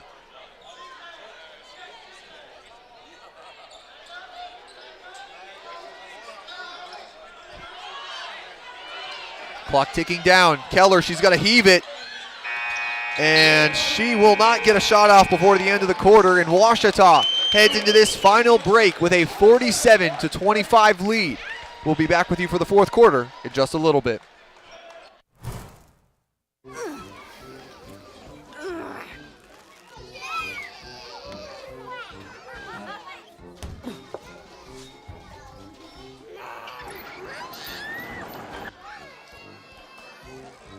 If you love them enough to crawl into a play place to get them to come down, then surely you'll check nhtsa.gov/the right seat to make sure they're in the right car seat. What are you doing in there? What's that? I wouldn't do that. What are you doing? What are you looking for?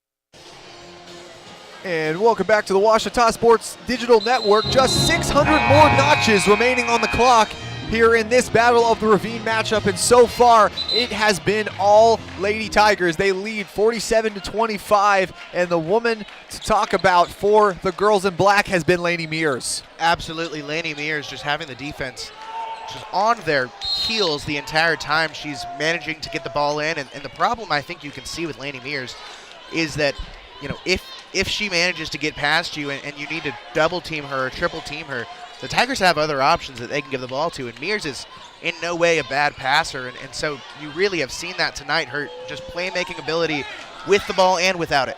That one no good off the left side, and here's Bassan running quickly with the Reddies. Pass outside.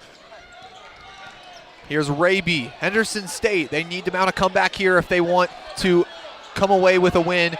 As Fairless, she just swipes it from behind.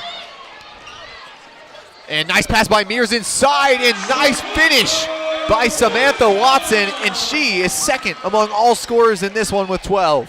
And Watson having a little bit of a good game here herself quietly. She's got 10 now. And notch 3 more up for Ravine that time as she gets the shot from the corner to go.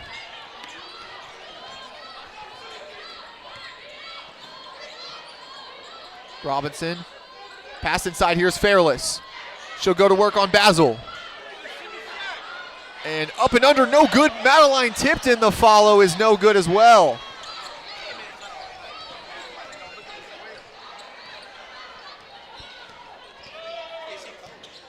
Samples taking it inside, and the baby hook is good for her, and she'll be the first Henderson State scorer to hit double digits. They're going to take a timeout, and we're going to stay right here as Phil, both of these teams playing really well in this one, but it really has been all Ouachita. Absolutely. You know, we've talked about just how deep the Tigers have been playing, and one main way that they've been deep is players from the bench that can really just shine. You know, some players, Madeline Tipton has had a bit of an off night, only 1 for 12 from shooting here, and you know, some players off the bench have really taken control here, and clearly Samantha Watson is one of them. And with that, we're going to send it to a quick break, and we'll be right back here on the Ouachita Sports Digital Network. For years, we've said we'll be on your side, by your side. We all stand by that promise. I'm proud to be a part of a team of attorneys who are prepared to be on your side and by your side. So if you've been injured, we'll be on your side, by your side. Welcome back here to Bill Vining Arena in Ouachita. They lead by 19 here with 8.5 minutes remaining in this contest. And we talked about Lainey Mears before the break. Now let's switch to the second leading scorer, Phil, and Samantha Watson. Absolutely. Samantha Watson just having herself a night off the bench. She has 18 minutes, but in those 18 minutes, she has 12 points. 5 for 6 from the free throw line, 1 for 2 from 3, 3 for 4 from field goal. And I know that can be a little overwhelming to hear all those stats over and over again, but really all that means is she's been incredibly efficient here tonight. And all her shots have been good shots that, you know, clearly she can make and take. She's only missed 1 shot on the night, 3 for 4. Here's Fairless, top of the key. Hand off to Tipton, and they're going to say she took too many steps. And now that's a substitution for the Lady Tigers. Tipton will go out. Coming in for her, Brooke Smith. She's been a little bit short on minutes tonight, but in the time she's been on the court, she's 3 for 3. And she's played about 19 minutes on the court. And the boys in blue have been vigilant here tonight with the travel calls, seeing them every single time and really causing a lot of the turnovers for the Tigers from just a bit of a sloppy play. Natalie Cardenas, she'll get the shot to go, and an extra chance at the line. And just great body control that time by the sophomore from Mesquite, Texas, and she'll get a chance here to shorten this Ouachita lead to 16. That one's up and good for Cardenas, and she's got 10 tonight for her team.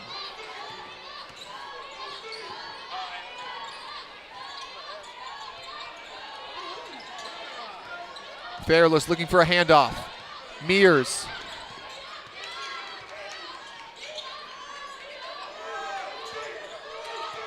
Ten seconds left on the shot clock.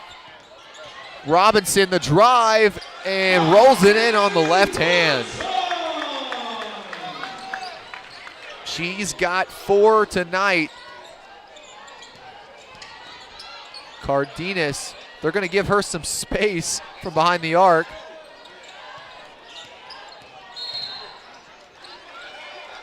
They're going to whistle Robinson that time with an elbow jutting out just a little bit too much on the drive.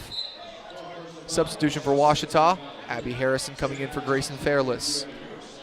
Harrison has 4 fouls on the night here with a little over 7 minutes left to go in this game. She needs to be careful and make sure she doesn't notch her 5th. Huggins, she'll knock down the triple.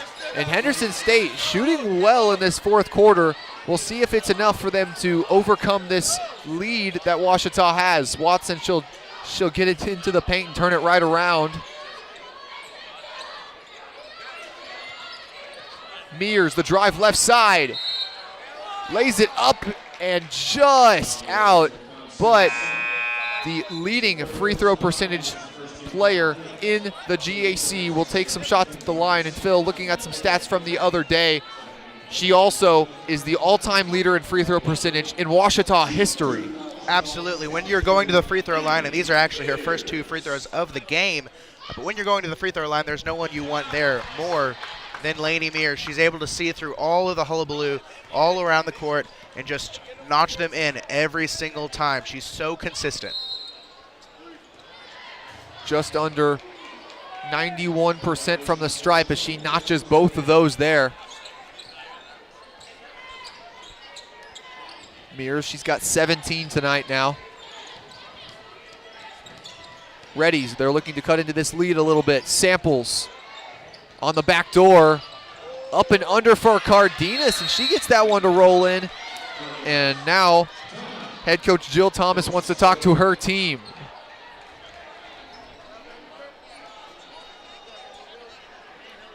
And that'll send us to a break as well as the players head to the bench. We'll be right back here on the Ouachita Sports Digital Network.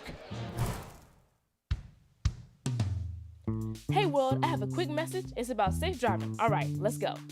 Anytime you're driving, have the seatbelt buckled tight. Both hands on the wheel and your phone out of sight. When not in your hand trying to text somebody back. Because if you do, your car might get smacked. The moral of the story, just put your phone down. The people on the road will stay safe and sound. Put your phone down, put your phone down. People on the road will stay safe and sound. Yeah.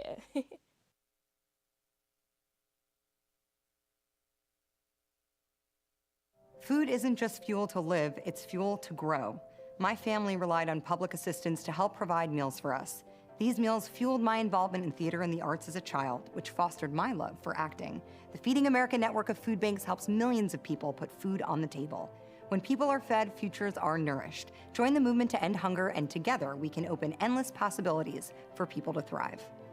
Visit feedingamerica.org/act now.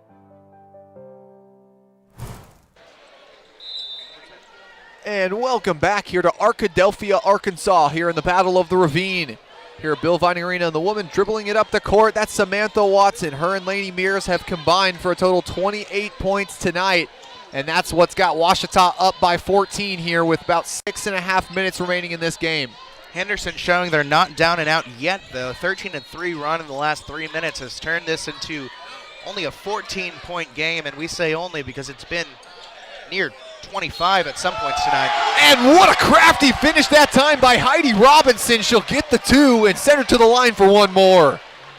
Wonderful job by Robinson there, bamboozling the defense, not able to, up and under, really going all the way around it and just demonstrating her skill. She's got going for her 7th here on the night and really on what has been an off night for her, just demonstrating her amazing ability. And that make there, another way to bamboozle the defense, as now taking it out of bounds will be Riley Samples.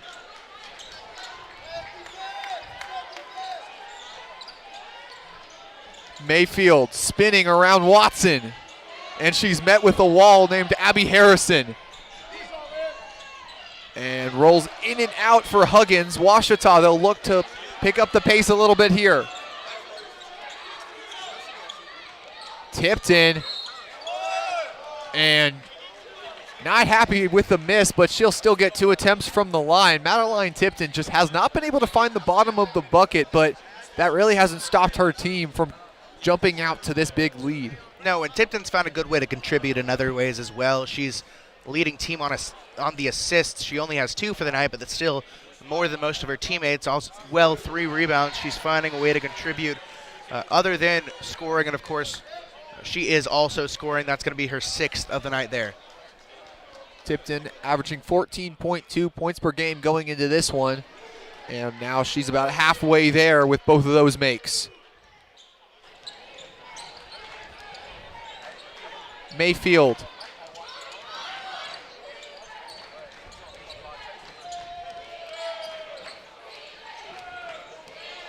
Michaela Mayfield, nice spin. Trying to get the shot over Harrison, but Winans able to get the bucket. And one more from the line. McKenna Winans does exactly what Heidi Robinson did just a little bit ago. And Henderson not down and out yet. I think that foul is actually going to go on Samantha Watson, which I thought it was on Harrison at first, but that's good for Harrison. That she has 4 here tonight. She cannot afford to get another one. Ouachita playing with 2 players with 4 fouls. That's Abby Harrison and Heidi Robinson, both of those players in the game right now. Ouachita leads by 16, just about 5.5 remaining in this one. Whistle blown.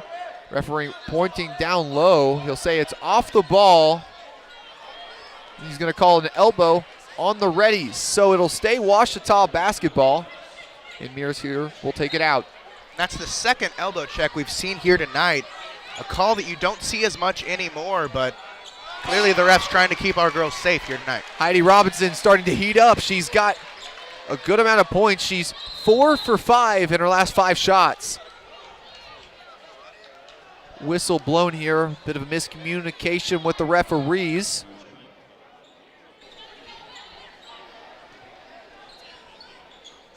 Bassan, she'll take it out of bounds. Ouachita 5 minutes and 15 seconds away now from moving to 5-12 in the GAC and really snapping this losing streak. Winans, she's backing down Harrison. The nice spin move, gets it to go, and the harm. And McKenna Winans, that's 2 and 1s in a row for her. And Henderson, they don't want to say die at this point, as McKenna Winans, 6 points in a row if she can get this free throw to go here. And Henderson really trying to will their way back into this one. There's 5 minutes left. It's a 16-point deficit. We've seen crazier comebacks before, and the Tigers are just trying to get their starters off the court, get a comfortable enough lead that they don't have to tire themselves out anymore in this one. That foul not on either Harrison or Robinson. They'll actually go on Samantha Watson. That's her second foul of the contest. Heidi Robinson driving inside. She's looking for a man. She's got Tipton. Drive left side. And Madeline Tipton can't get it to go. Back the other way are the Reddies.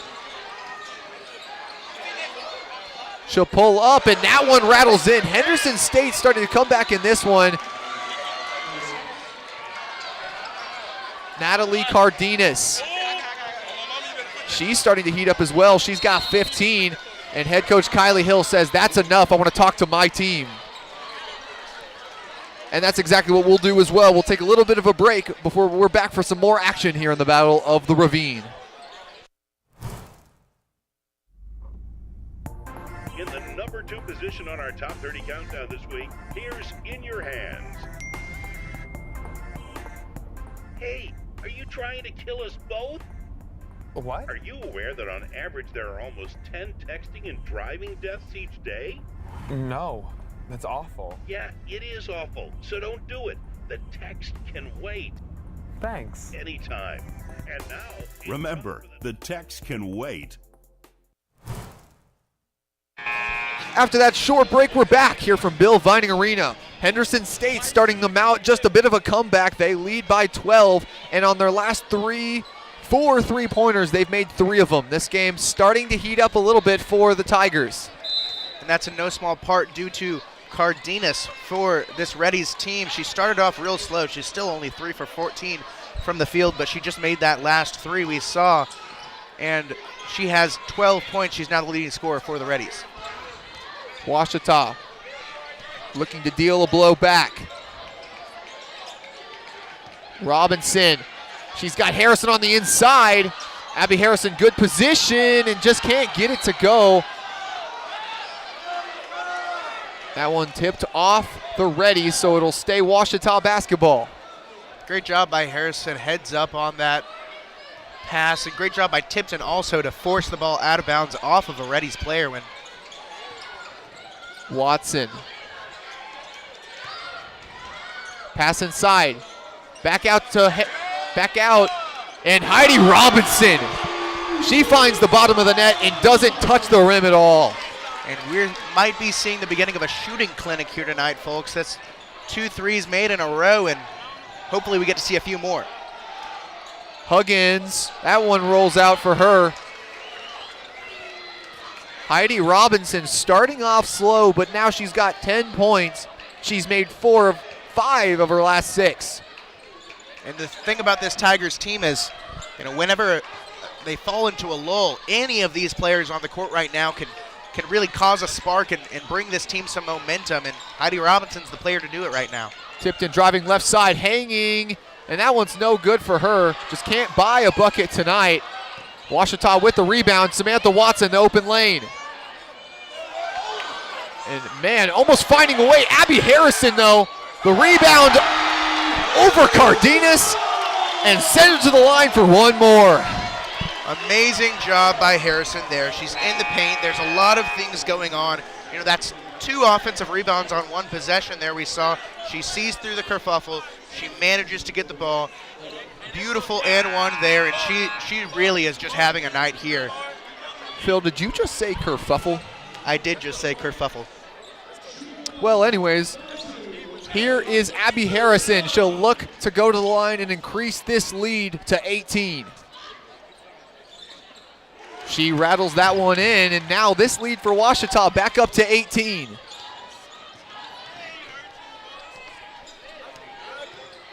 Mayfield, she'll take it inside. And Lainey Mears, she swipes it. That's 6 steals for the senior. She's been everywhere on the defensive end. I wouldn't be surprised if we had a possible GAC Defensive Player of the Week coming from Mears here. Just amazing defensive play all around from the guard. Lainey Mears, she'll take it inside and draw the foul immediately. There's definitely been some pushing and shoving over on this near side of the court, and that really just characterizes this battle of the Ravine basketball game as well as it could. Clear frustration on both sides of the court. Mears not happy with the way that some of her teammates are being pushed around a little bit. Clearly, Henderson not happy with the score right there, and I think it's just coming to a head here late in this one. Mears 2 makes here will put her team up by 20. First one is up and good. Where we already talked about her accolades from the free throw stripe. She's got 17, looking for 18 with another make. Shot is up and rolls in for her. And man, Phil, I thought she almost was a victim of the jinx for these the sportscaster jinx. Well, I think if I had have said it, she might have missed it, but since it was you, give her some grace. And Mayfield will get the rebound and earn the foul as well. That one will go on Samantha Watson. That's her 3rd. And she'll go out. Coming in for her, Joey Babel. Joey Babel tonight, she's also had her fair share of contribution. She leads, she's gotten 4 points, but 5 rebounds. Standing just around 5'5", 5'4" is the junior, and yet she's putting up the most of her effort on the boards, and it's really paid off for her. And Joey Babel's one of those players that can just shine in the background. Her and Samantha Watson, a guard duo off the bench this season that has really just been a spark for the Tigers, and all their talents are on full display here, as are the rest of this team.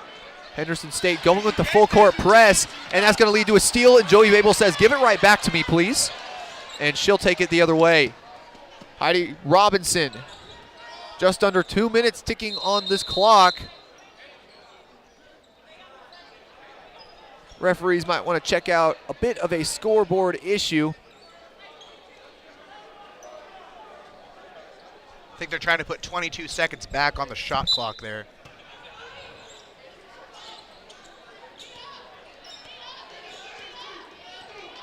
Robinson handoff to Mears. Mears just 2 away from 20 tonight.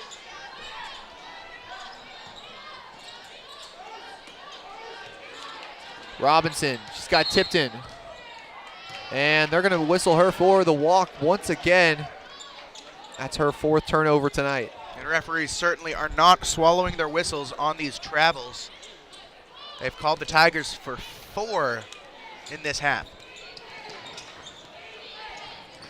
Keller, the drive, the pull, and the make. Tristan Keller, that's her first 2 of the game.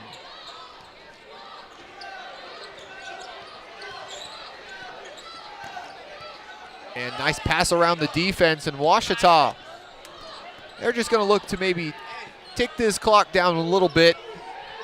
With a 17-point lead, the Tigers are just trying to dribble it out, but Henderson really does not want to let them here late. Madeline Tipton, and that probably felt good going in for her. She's got 8 points on 2 for 15 from the field.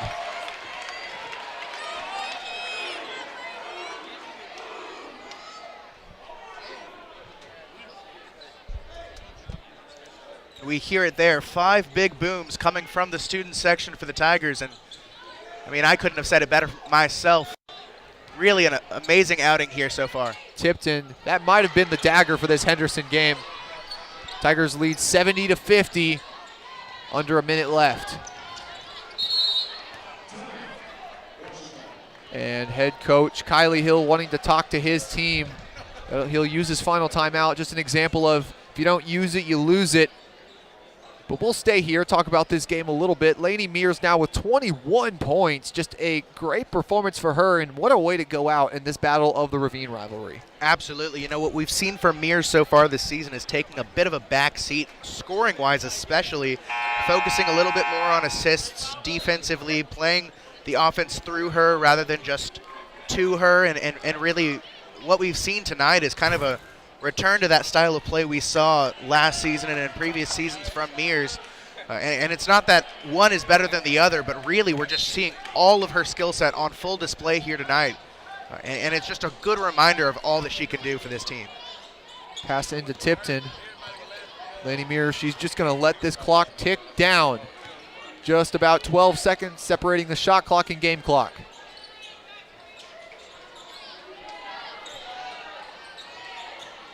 Mears, she'll dial one up from inside the arc. That one rolls around and out. Abby Harrison goes up for the rebound. That's a jump ball. Henderson will get the ball back, and with the shot clock turned off, all they'll look to do is dribble this one out. Coming in for the Lady Tigers, Aubrey Henderson, Caden Porter, and Caroline Dos Santos, and Grayson Fairless, a platoon swap for the Lady Tigers, and you see the victory just mere seconds away here at Bill Vining Arena.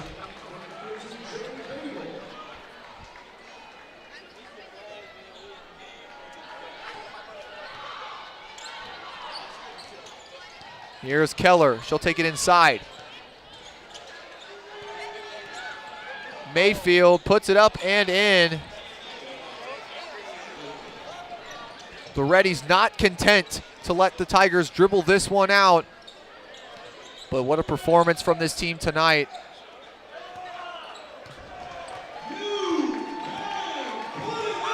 And that will be notched in the win column for the first win of the night here at Bill Vining Arena. Ouachita ends their 5-game skid with a win, and now they move to 5-12 in the GAC. Meanwhile, the Reddies fall to 7-10 in the GAC, and this sets up an incredible finish in the month of February. Absolutely, we've seen them bookend their play with, you know, first a win from Henderson and then a tough go-around, a tough road trip, some games at home that just didn't go their way, but they're bookending it with another win at Henderson, and hopefully this can really be the catalyst for the rest of the season as they continue on. And joining us in just a moment will be head coach Kylie Hill. You see him walking his way on over to the scorer's table.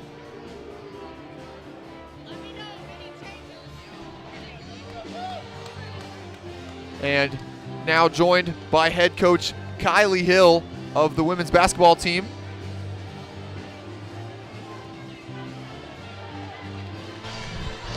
Coach Hill, congratulations on the win. Obviously, you played in the Battle of Ravine before, but well, how does it feel to do it at home here in front of these home fans? Oh, this was an amazing crowd today. This was fantastic. You know, I was really impressed when we were at Henderson, but this was more impressive. You know, it just the close-knit environment. Everybody's right on top of you. You know, and we were able to get into our fans to be able to help us succeed. You know, we had enough momentum, other pieces coming through, so we were able to really seize it. We went kind of, I don't hate to use the word, we kind of went brain dead there for a while. We gave up about 25 and ones, down the stretch to put that game in the back lane, which turns into a 12-point ball game with 5 to play. But in regards to the game, I just thought it was really good in terms of our crowd space. You know, we were playing shorthanded a little bit tonight. We had to do some rotation pieces, and I thought our guard play, some kids who hadn't got a ton of minutes, played some great basketball for us. And we've got to be able to really continue to finish and bury people. And we had a chance to really bury them basically with that fourth quarter, and probably had a chance to be able to get more kids rest. But it is what it is. And Coach, a bit of a punch out to start this one. You guys just Henderson unable to get any shots made. You guys unable to pull away. Just a slugfest to start, but you're able to battle out of it. What did you tell your team in that break between the first and second quarter that really changed things? Well, I just said we're getting great looks. You got to continue to do certain things. And we made a tweak in how our offensive actually happens. And that tweak, once we happened, we were able to really galvanize and get some people in some spots and space. So, you know, and I think the other part of that, we did a great job on the offensive boards. I thought Abby was tremendous today. I thought Brooke got some boards early. We were just always a hustle and tussle throughout the course, and so we made some extra plays, extra possessions. I think that was also a big part in that second quarter, you know, and then we were able to come out in the third quarter, kind of kept them at bay, and we were able to dominate the first 3 minutes and kept playing and kept playing and kept playing, and then again we got kind of complacent, and then they hit some threes, went downhill. But overall, I was really pleased with our effort. I was pleased with our trying to be able to execute certain things, and we made shots. I was really proud of Lainey Mears, who, you know, she hadn't hit his shots in 2007, it seemed like, for the last few weeks, and she was still struggling a little bit. She finally came out of her shell and hit some big buckets, and that's really good for us. I mean, it helps us between Tip and Heidi, and Abby, I thought was a post presence. I thought Grayson Fairless played some quality minutes for us. Joey Babel gave us high energy. Sam Watson, I can go on and on and on, but I just thought it was a very good basketball team. We were a good basketball team today. And then now you head on the road on Saturday. A little bit different. Usually you have those home and homes in the weekend, but this time it's a little bit different. You've got this home game on Thursday, but then you're heading on the road on Saturday. So how does that change things? Well, it's just like you and I talk after every other game. You know, it's just so much about recovery, and it's just a mental approach. We have to be able to respond rather than react. And that this is such an emotional game. That's one thing that I've had to try to manage, so to speak, since it's taking over here at Ouachita. And I didn't really know for sure until again the aspect of so many people tell me different things. So we had to coach them in a different way, and I think that we've got to really learn from the last time we played, because we played over there, came back and played for 3 solid quarters versus the Harding team, but ran out of gas. So we've got to again get ourselves where we are mentally and emotionally ready to go compete Saturday against a Tech team who had so many injuries. You know, Coach Wilbers has done an unbelievable job with all the adversity he's hit, you know, and so they've been playing so hard, and we've got to be able to compete, and because we're still competing for something. So are they, and so we've still got 5 games someone to play. We're trying to get to the opportunity to get to the tournament. So we've just got to focus on those efforts. And Coach, I'll give you your time now in front of what might be a little bit more viewers than we usually get to shout out anyone, because after a win especially, you want to do that. I'm telling you, for me, I've got my wife teaches first grade at Magna Cove, and so she had parent-teacher conference night. She was hacked because she couldn't get here tonight. So I'm going to give first and foremost my smoking hot wife Molly. All right, first shout out. Then my dad, who was unable to be here tonight, didn't feel too well. My sister, who works as a nurse at Lake Hamilton, she was sick too, so they weren't able. So I'm giving a shout out to there. My brother, who was here earlier this week, he was helping. We're renovating. We're trying to do everything we can to change our locker room base for facilities, recruitment, all those pieces. And he's a magic maker. I'm going to give him a shout out to him. But and then my son and who is in Hattiesburg, Mississippi, watched here tonight. But we got a big fan here tonight. My wife, my daughter Whitley Ann is sitting over here. She flew in yesterday. Her birthday is next week, 2/22/2000, so she'll turn 25 next Saturday. But she's here. I want to give a shout out to that, and I want to give a shout out to everybody who is here in person or watching. Isaac, your crew, everybody, Chris Babb, you guys are absolutely fantastic, and I always want to give a shout out because you guys rock. Well, thank you so much, Coach Hill, and thank you guys for watching. But stay tuned. We'll get you guys set up for the men's broadcast, which will stay right here. We'll get you guys set up for the men's game in just a little bit. But this has been Isaac Bourne and Kylie Hill, and then earlier was Phil Bird. I'll be on with Grant Johnston in just a little bit. So don't go anywhere here on the Ouachita Sports Digital Network. Go Tigers.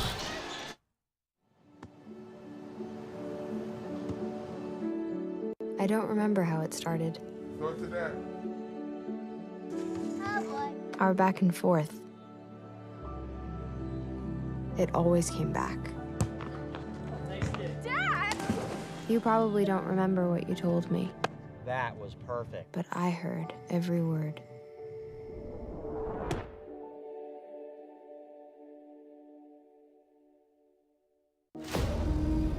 NCAA athletes don't just compete, they make history.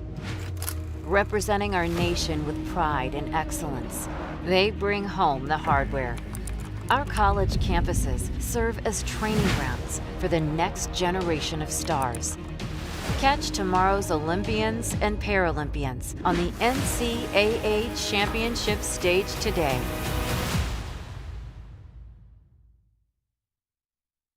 At the time, I just wasn't thinking. I used social media to vent. I wish I would have thought about the effects of scaring people. I didn't mean for that to happen.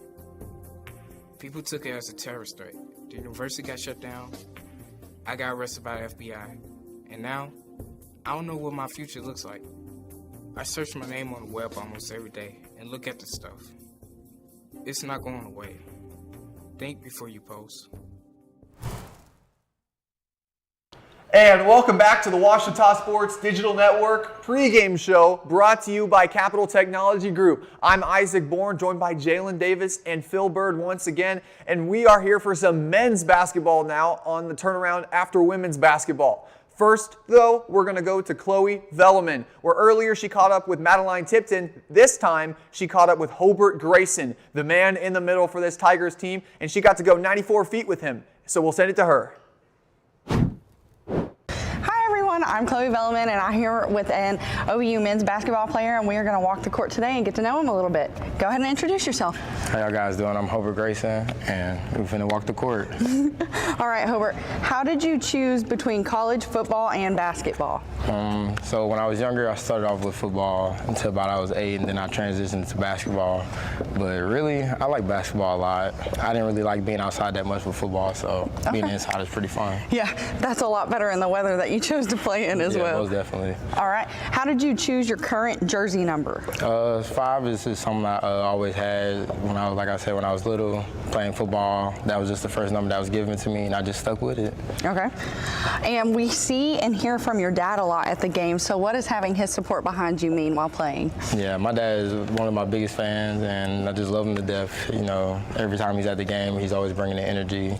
You know, it's just great having him there. Mm-hmm. Alrighty, and now that you are going into your second Battle of the Ravine, what does this one mean compared to the first one that you played in a couple weeks ago? Well, this one means now we're on our home court, so we're gonna have all our fans with us, and you know, more fans than them, and you know, we're gonna here to take the W. All right, this has been Walk the Court with OSDN and Hobart Grayson. Thanks for watching, everyone. See y'all.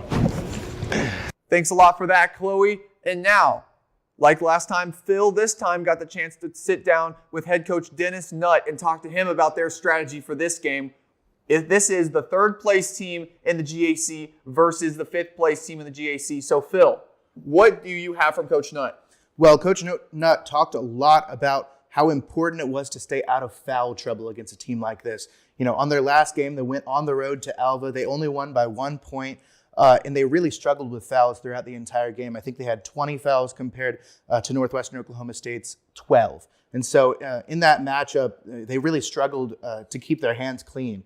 And so what he really wants to focus on, especially with a team as physical as Henderson is, that, you know, once they get the ball and they drive down the court, it's really hard not to just get in their way and foul them. And so he really needs them to focus on keeping their hands clean, especially some players that have really been key for them throughout this season. You know, we've already talked about Hobart Grayson a little bit. We had that interview with him. Sean Williams, he talked a lot about how much of a veteran Sean Williams is and how his experience has really translated into this team. And then Reggie Martin as well. We talked a little bit about him and how much he's grown as a scorer this year. And really those three, that trio, has allowed this team to get as far as they can.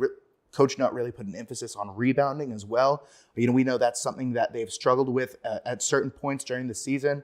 Earlier this season, they had a really, really tough game against UA Fort Smith that they were really out-rebounded against, and they still came out with a win.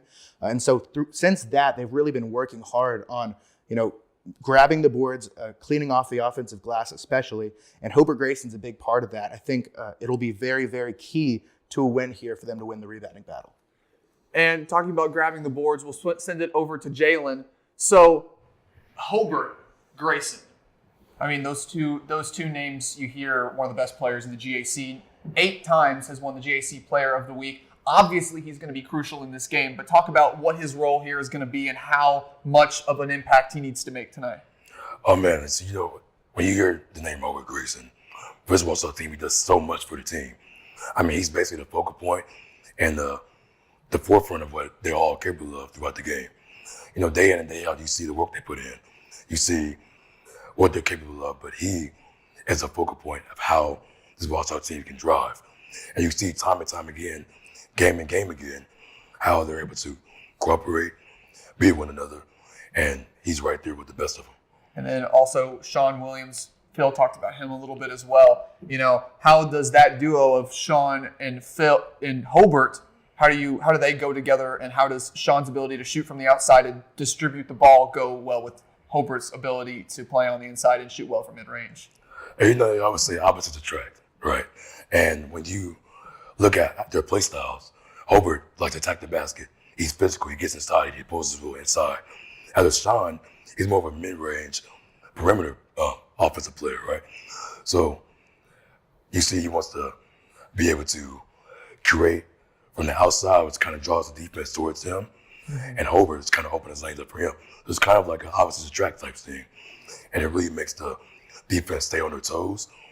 And it really makes the offense of Wausau work really, really well.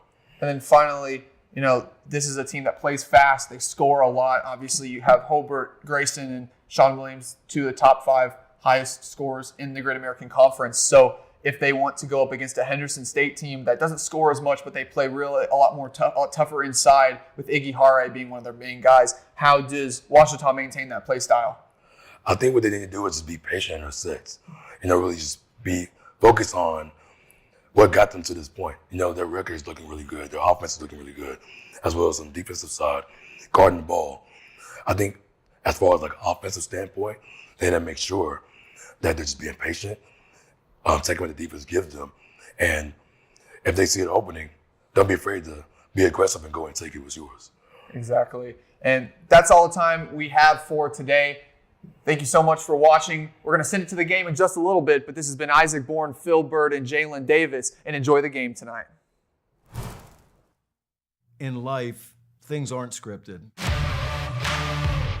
If you're an athlete, we need people like you and translate those skills to officiating. You can get a lot out of it. It happens in every town, in every game.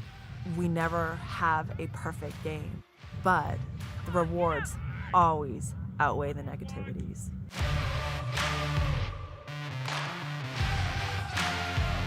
The central and midwestern U.S. averages more than 850 tornadoes each year, and lately, the number of floods has been rising in the region too. So chances are, there will be more twisters and floods near here again. And between school, sports, and social lives, chances are, you won't be with your kids when it happens. Will they know what to do?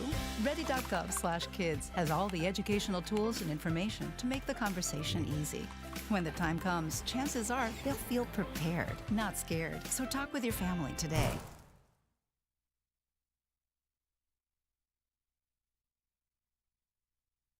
Campus of Ouachita Baptist University, and we're here for the Battle of the Ravine Part 2. Earlier you saw the women's game, and I'm Isaac Bourne, joined by Grant Johnson this time. And Grant, this is going to be one of the most exciting matchups in the Great American Conference tonight. Yeah, if you've never watched Division II basketball, this is the one to watch for sure. Battle of the Ravine, we've got the number 3 team in the GAC tied at number 3 with Harding, Ouachita, and Henderson is at that number 5 spot. I mean, it should be a really, really good game, and it should be high scoring as well. Ouachita leads the GAC in points per game at 83, and Henderson is right behind them at 78.9. So I really do expect a high scoring game and a back and forth battle for sure.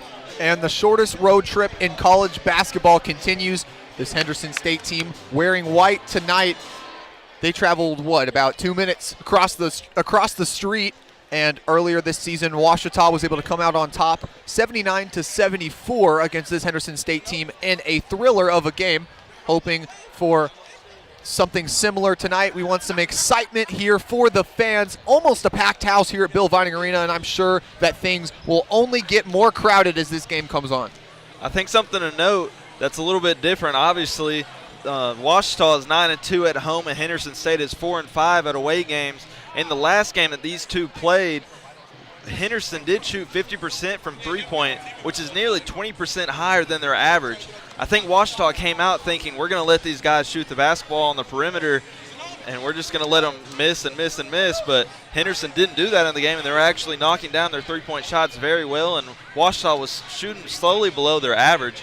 I think that in their away gym, not in their home gym, at the away gym, they won't be able to shoot like that. I think they're going to have to get most of their shots inside. And the man in the middle for the Reddies is Nakari Igihan. He has had himself a very productive season down low. And for Ouachita, we're going to talk about Hobart Grayson. I think we've talked about him a couple times. You saw him on the interview with Chloe earlier, but what can you really say about the 8-time GAC Player of the Week? I mean, it's ridiculous. This guy can do it all. It seems like he's just a walking highlight reel. He has 4 offensive Great American Conference Player of the Weeks and 4 defensive. There's only been 12 weeks so far, and so that's 8. I mean, this guy's just ridiculous. I think that they are going to throw their best defender on him, though. Henderson State will, and I think Sean Williams or maybe even Devin Franklin are going to have to step up because of that extra pressure that they're going to throw on Grayson. And the man in the middle for Henderson State, Nakari Igihan, he's averaging 14.5 points per game on the season, so he's a intimidating presence on the inside as well. So what does Ouachita need to do to combat what is some strength and size in the paint when Devin Franklin, while a great paint defender, they had some trouble with Igihan last time? They're going to have to shoot it from outside, either that or whenever they do draw it inside, they're going to have to either shoot a little floater above his head and not let him get to it, or fake pumps, or that'll work as well, looking for somebody inside, kind of trying to draw him outside, maybe run a 5-out, maybe 4-1 type of offense. And now looking at the rest of the GAC tonight, there's a plethora of good games going across the conference, and I mean, we're the host to one of them here at Ouachita. Obviously, you've got this Henderson game, but also tonight Harding taking on Arkansas Tech, Northwestern Oklahoma State heading over to their directional rival in Southwestern Oklahoma State. Arkansas Monticello hosting Southern Arkansas. And then Oklahoma Baptist taking on Southern Nazarene. That's another rivalry to keep track of. That's the 1 versus the 2 in the GAC. Obviously, you've got this one, and then finishing off at about 7:30 tonight as well. Tipping off will be Southeastern Oklahoma State versus East Central. So there's a plethora of good rivalries going on in the conference. Oklahoma Baptist versus Southern Nazarene, another one that has big stakes when it comes to this playoff race. Ouachita, with a win tonight and with an Oklahoma Baptist loss, could move into second in the conference. And Henderson, if they beat Ouachita in tonight's game, they'll be tied at that number 3 spot with either Harding, if Harding can win tonight, and Ouachita and Henderson State. So a big win could spiral Henderson in the right direction as far as the rest of the season goes. And before tip-off in this one, we're going to send it to a quick break before we join you for the final minute before tip-off here at Bill Vining Arena. We'll be right back here on the Ouachita Sports Digital Network.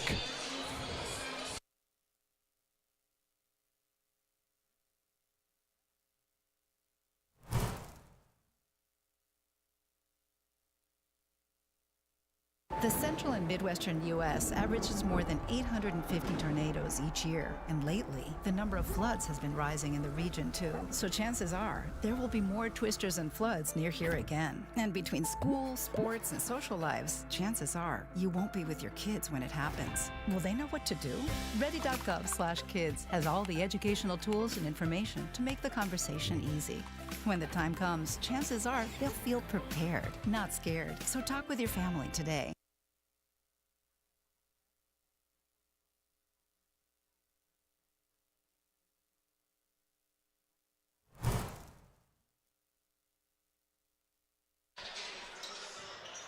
And welcome back to the Ouachita Sports Digital Network. Here, talking alongside, it's Grant and I, talking with OBU OSDN alumni Chris Gay. Chris, what a time to have you at one of the highest stakes games in the GAC tonight.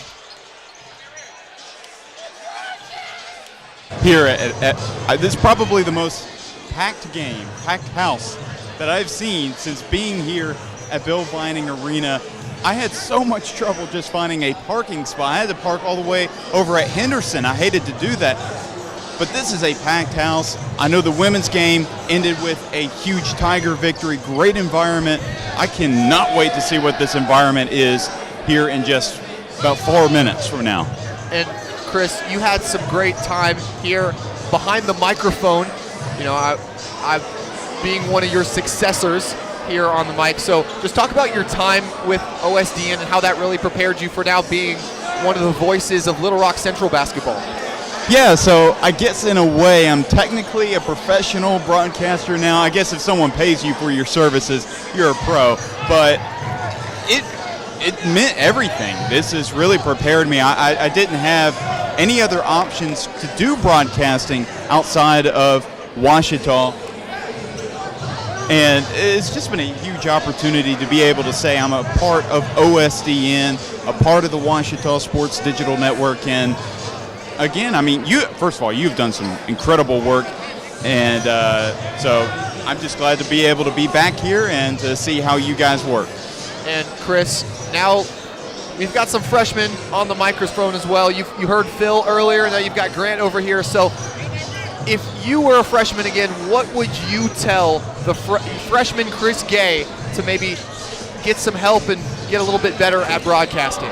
Well, do every broadcasting gig you can. I mean, now my freshman year was smack dab in the middle of COVID, so I didn't have a whole lot of opportunities necessarily for broadcasting, but just get out there, be comfortable, okay, the best way to be comfortable behind the mic is just to be out there on the mic more and more to get more opportunities, and it's just like practice. I mean, you take more shots, you're more likely to make those shots in a game or something like that. So just attack every opportunity that comes your way and just, tack on the repetition.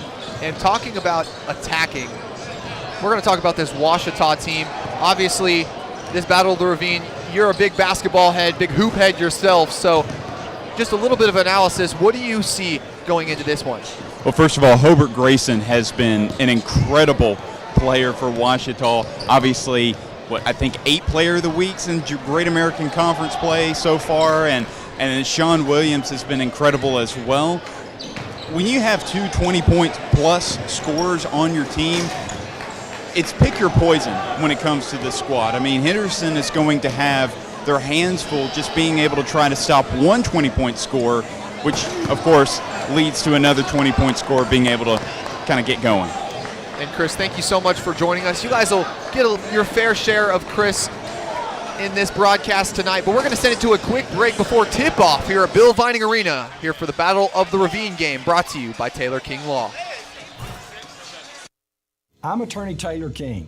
For years, you've heard us say we'll be on your side, by your side. I'm attorney Austin King. At Taylor King Law, we stand by that promise. And I'm attorney Maggie King Davis. I'm proud to be a part of a team of dedicated professionals who are prepared to be on your side and by your side when you need us most. If you've been injured, contact the Taylor King Law Firm. And we, and more, will be on your side, by your side.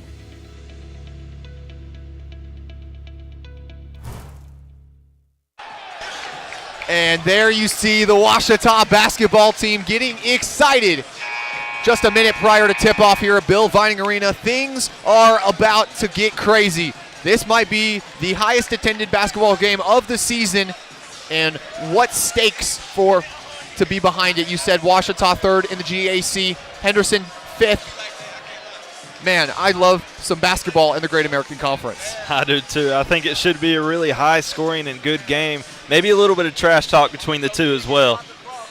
And now just about 30 seconds away. I'll ask you really, really quick, Grant. Quick catalyst for either team if they want to win this game. I think those transition buckets are going to be huge, as well as a three-point shot. With Henderson State having a really good big man, Ouachita is going to have to shoot it from outside, and Henderson's just going to have to take advantage of their height difference that they have. So outside shots going in is going to be the catalyst for this one. Let's send it to Casey Modal over the intercom for the start of this one. Tiger Nation, welcome to Bill Vining Arena for tonight's Great American Conference contest, featuring the Reddies of Henderson State University against your Ouachita Tigers!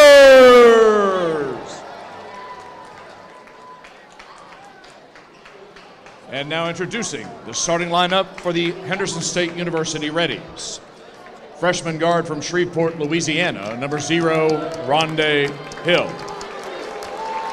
Senior guard from Marion, Arkansas, number 10, Tim McDonald. Junior forward from Austin, Texas, number 11, Nekari Igihon. Junior guard from Mount Pleasant, Texas, number 14, Jamarian Brown. And junior guard from Houston, Texas, number 20, Xavier Owens. The head coach of the Reddies is Jimmy Elgis. The assistant coaches are Maurice Head and Jace Cravens.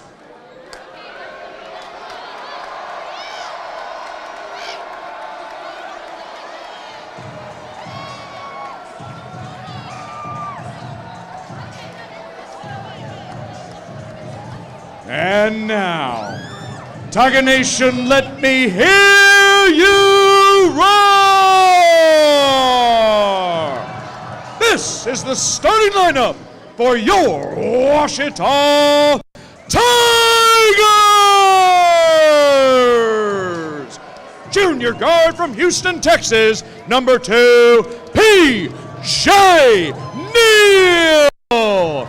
Junior forward from Gonzales, Louisiana, number 5, Hobart Grayson. Senior center from Jonesboro, Louisiana, number 1, Rollin Belton. Senior guard from Vivian, Louisiana, number 3, Reggie Martin. And graduate guard from St. Louis, Missouri, number 22, Sean Williams. The head coach of the Ouachita Tigers is Dennis Nutt. The assistant coaches are Levin Thornton and Richard Stringfield. Tonight's officials are Kendall Holderby, Blake Thomas, and Mike Stramiello. And the lights are back on here at Bill Vining Arena. And man, Grant, we are excited for this one. The starters for Henderson State, Rondé Hill, the freshman at the guard position.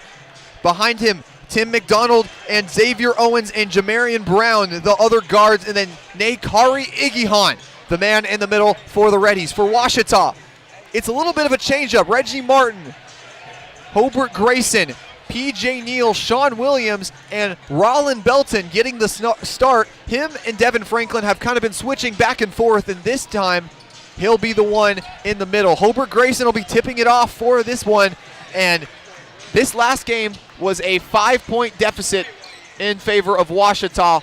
I'm excited to see how high scoring this one gets tonight. It should be a very high scoring game, and if we do recall in the last one, Grayson had some huge free throws that prevailed Ouachita to get the victory. And the tip that time is going to go to Rondé Hill. Henderson starts off the game.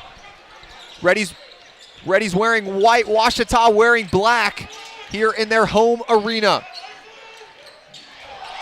And that one batted away. They're going to say Williams had his foot on the baseline when he grabbed that steal. And excuse us, we'll have the scoreboard up for you shortly in just a little bit. But for now, you guys can listen to my beautiful voice to hear you guys get it up. Rondé Hill will knock down the three to start off the scoring for both of these teams. And Henderson State starting off strong from three-point land. We talked about it before the game. It's going to be huge for both teams. Hobart Grayson, he starts off with the ball. Last time out, Grayson was the man who made a shot from just about right there to win the game against Northwestern Oklahoma State. That time it misses the rim. He'll pull up from deep again and give him 2 threes to start this one as the Henderson crowd starts to come alive. And they shot 50% from three-point land last time these two teams faced, and they're starting off with 100% right now. Belton, the handoff. Here's Reggie Martin.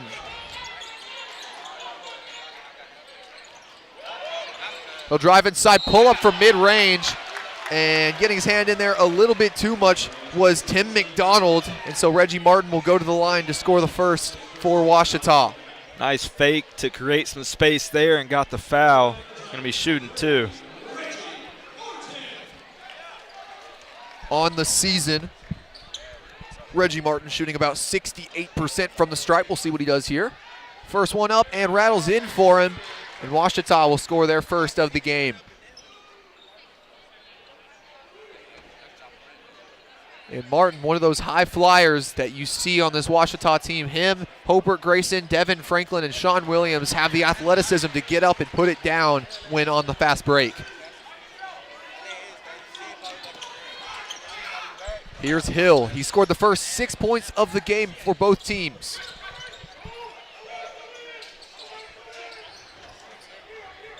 Rondé Hill, he'll pull up from the parking lot. That one no good off the front of the rim. Hobart Grayson, he has to work for that rebound. And Grayson leading the way in rebounds per game in the GAC. Sean Williams, the step back fader, and that one is all laces for the graduate guard. We talked about Williams having to step up, and there he is. He is 5th in the GAC in points per game this season, just behind the duo at Northwestern Oklahoma State and his running mate Hobart Grayson. That one's no good by Iggy Hahn, and back the other way is Reggie Martin.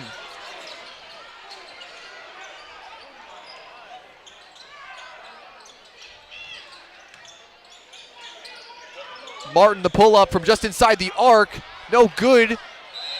Grayson was battling for it in the air with Xavier Owens. It'll go back the other way, though. It seems like both of these teams have not shot a ball with less than 15 seconds on the shot clock. Both teams just really rushing up that court and throwing a shot up. And last time out against these teams, both teams scored pretty high games. Ouachita a little bit under their scoring average. They averaged just around 82 points per game as a team. Owens, he'll pull up from 3. That one's no good. Iggy Hahn on the rebound, though. Henderson will maintain possession. He'll put it up and it'll rattle in for him. And Nakari Iggy Hahn, he'll start the scoring for himself tonight. Talked about how Henderson's going to use their height advantage, and they do so right there.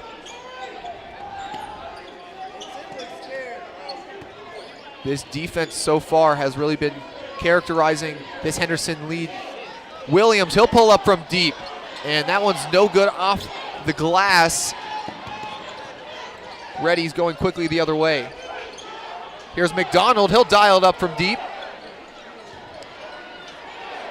And Nakari Iggy Hahn, the work on the boards leading to the up and under basket. Ouachita's going to have to box that guy out. Can't let him get inside at all. He's going to take advantage of it all night. Henderson, they jump out to a quick 10-4 lead. Sean Williams, nice spin move. He's got Neal open from deep, and he rattles that one in. P.J. Neal will start with a 3. Nice job to create space. Neal just wide open. He's going to knock that down. Rondé Hill, the drive. Nice dump off to Iggy Hahn, and he'll slam it home. I think Neal tried to run through that screen and get a moving screen call, just couldn't get it. Left him wide open underneath.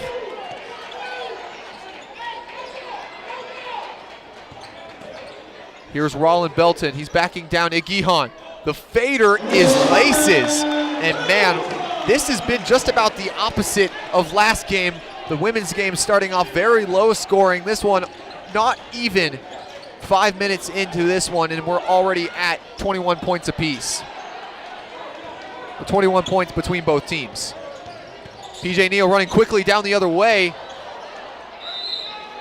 And he'll just lose it out of bounds. Hard fall. And that'll send us to our first break. Ouachita trails 12-9 against the Reddies here in this edition of the Battle of the Ravine on the Ouachita Sports Digital Network.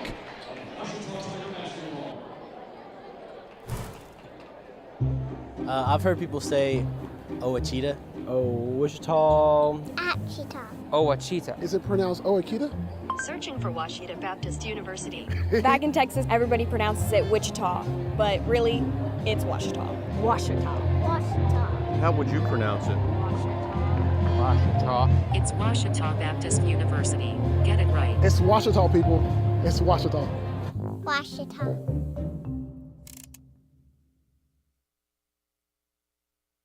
Owned by OBU alumni, Java Primo is the official coffee house of Ouachita Tiger football. At Java Primo, amazing coffee is just the beginning.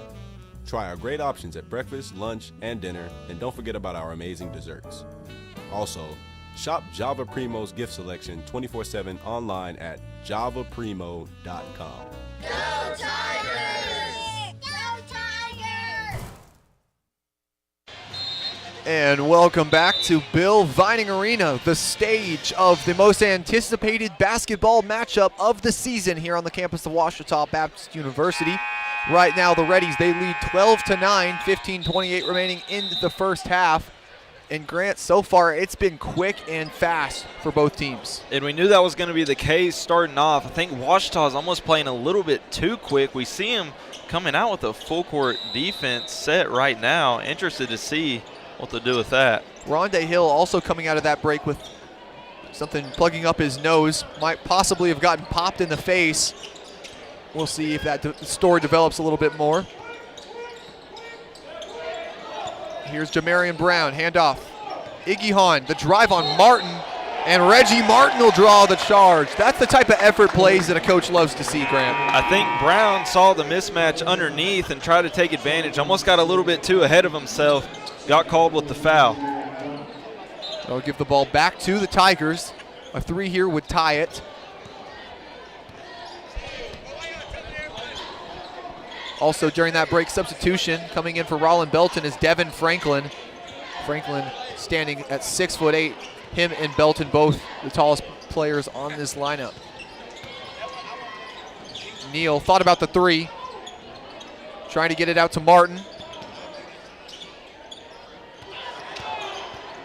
Shot clock ticking down. Grayson, he'll take the deep shot. And it'll rattle out for him on his first attempt tonight. I think Neal should have taken that shot. Almost too much passing can get you in trouble. He made one earlier. Owens almost loses it, able to get it out. The feed inside to Iggy Hahn. And Matthew Mays, he'll go up with it, and he'll get popped on the drive, so he'll go to the line for two shots. It almost seems like they're going to use Iggy Hahn all night, almost directing the offense in a way, allowing others to cut behind and draw other defenders from Ouachita near him and try to create open lanes. And last time these two teams went against each other, Iggy Hahn was really the catalyst for keeping that one so close. His interior presence was big for them. He'll go out, though, coming in for him. Braden Redd, the senior from Houston, Texas. He's standing 6'10", so far and away the tallest man in this game. Mays, he'll take the second shot, and he knocks it in.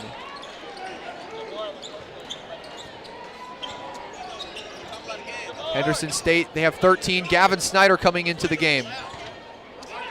Him and MJ Leslie, the substitutions for the Tigers during those free throws. Grayson, that's his signature, and that one misses everything. Braden Redd able to get the rebound.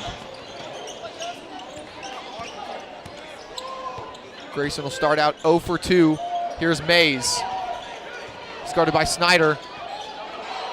And Red going up with it, and he'll draw the foul and give him 2 shots from the line now. That's a big boy. It's going to be hard to stop him down low. And Red standing just around 275. He's got the frame to be able to really do some damage on the inside tonight. He's only a 52.6 free throw percentage shooter. First one is up and good for him.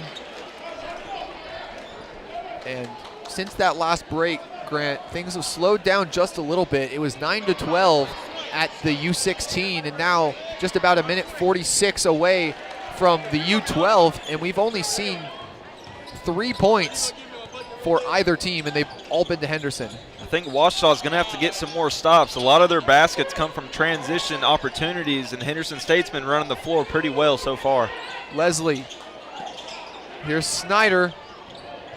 Will take it inside, and he'll be swarmed. Nice block that time by McDonald.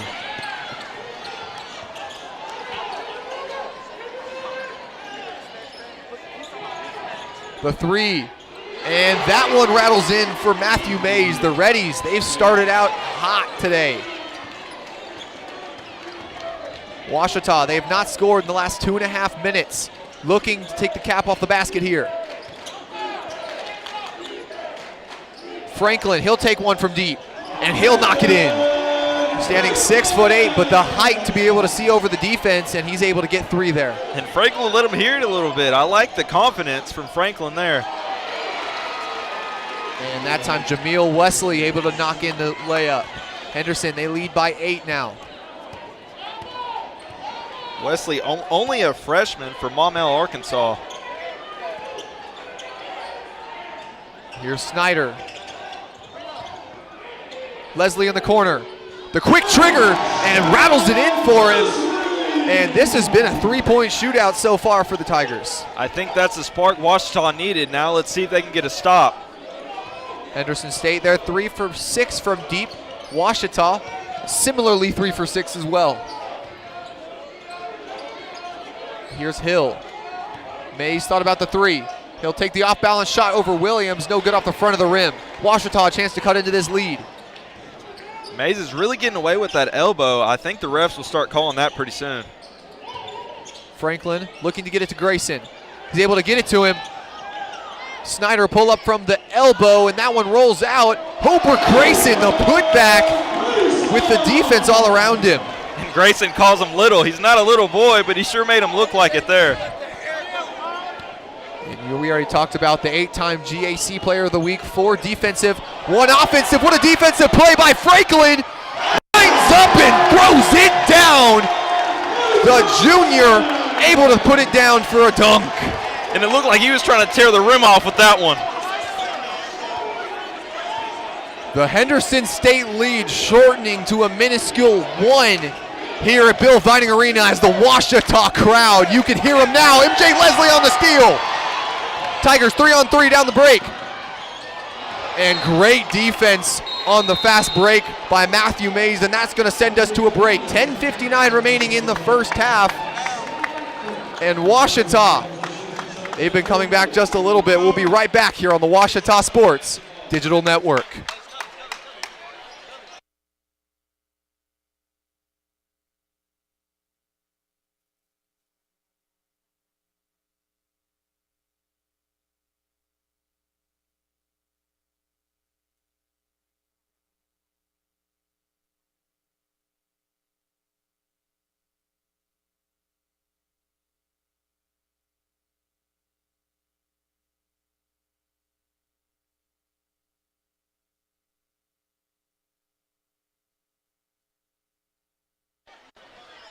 And welcome back. Now you've seen a string of replays going on now. The referee's now trying to discern who that ball went off on.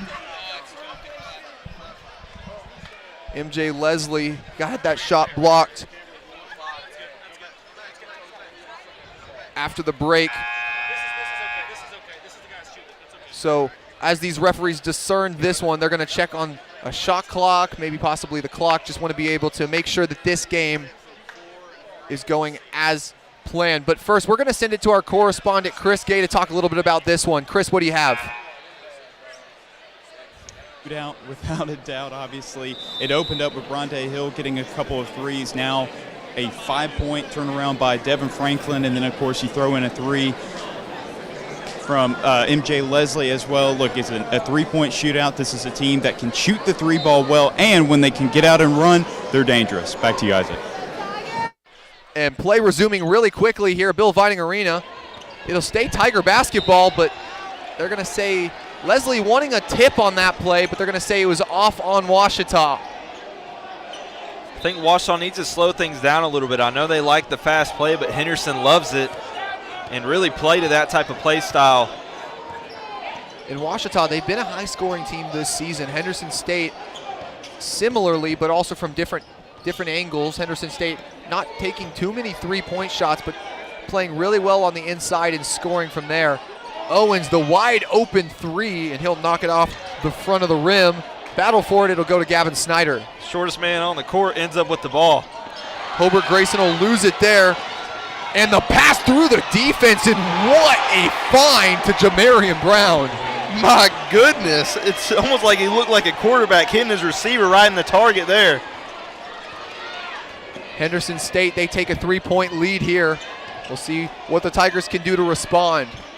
Highlights galore in this one. Trent Crew Flowers no good on the shot.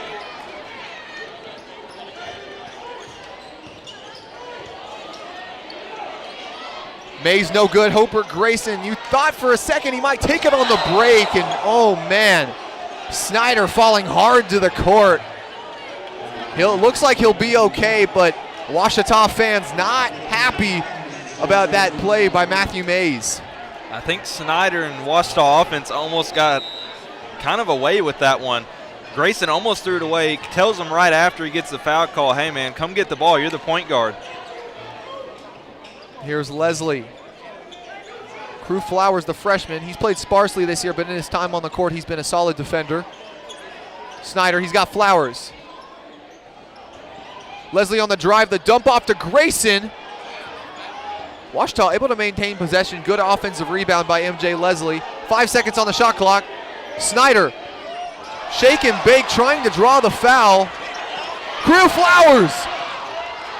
And man, that one was off Henderson State. It'll stay Ouachita basketball, and what an effort by the freshman that time. Nice job by Flowers to stay with it right there. A lot of the time you see players get back on defense in the half court. Instead he stays with it, and Ouachita basketball.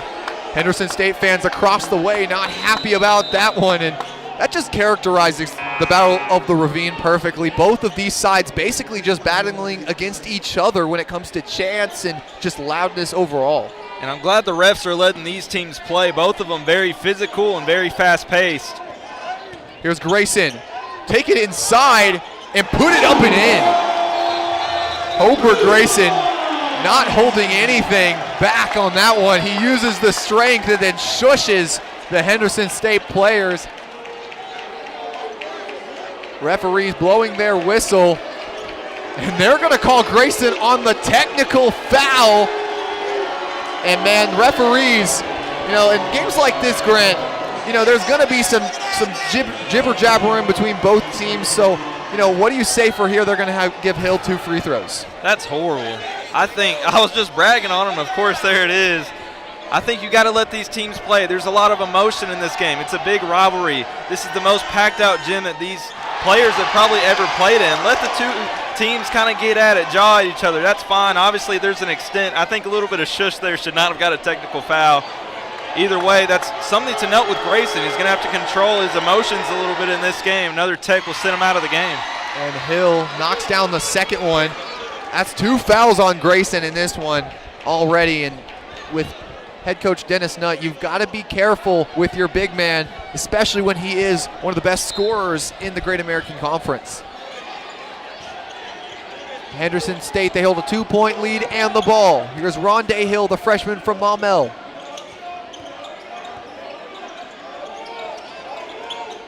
Owens the drive. And Hill, you see, PJ Neal jumping out a little bit on him. You got to respect him from deep as Hobart Grayson with the rebound.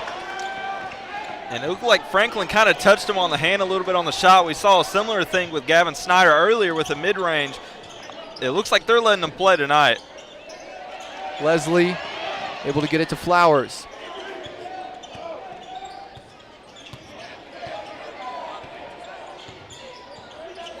Neal dribbling around. He's got a nice open fading jump shot. That one off the back of the rim.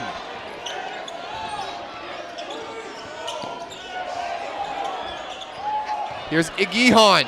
The spin and nice post moves by him. And he's going to get around Franklin for the bucket. Nice spin move. He's going to be in trouble to guard all night. Either going to have to send somebody else over there to double team him and make him shoot the outside shot, or just body that guy up. The junior's got 8 tonight. He leads all scorers. Grayson, the hop. He'll get it to Neal. He's trapped in the corner, and he'll wisely call a timeout there. As Jamarian Brown happy about that one, and that'll send us to another break. Ouachita trails 25-21, 7:36 remaining in this first half of Battle of the Ravine action.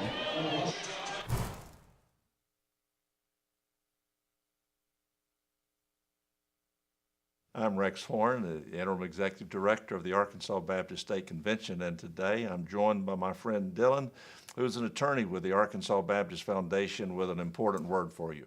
The foundation is here to help you support your Ouachita Tigers. If you'd like to create an estate plan that supports Ouachita and its mission, or learn about other giving opportunities, please contact us using the information below.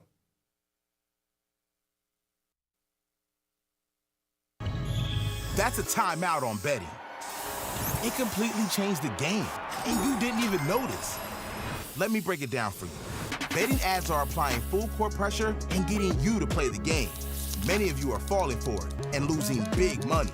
Addiction is happening in some more than others. Now players are getting harassed by bettors. And we all know that's not how the game is won.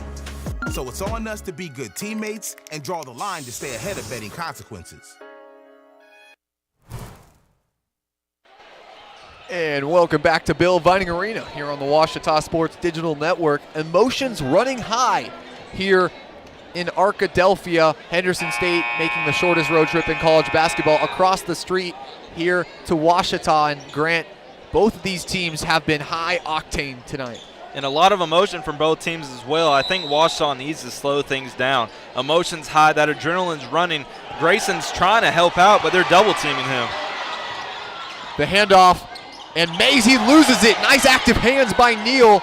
And Ouachita will avoid the easy score. The lob up to Grayson.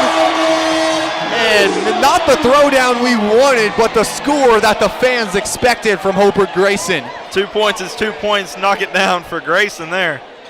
That one will trim the Henderson State lead to just a pair here.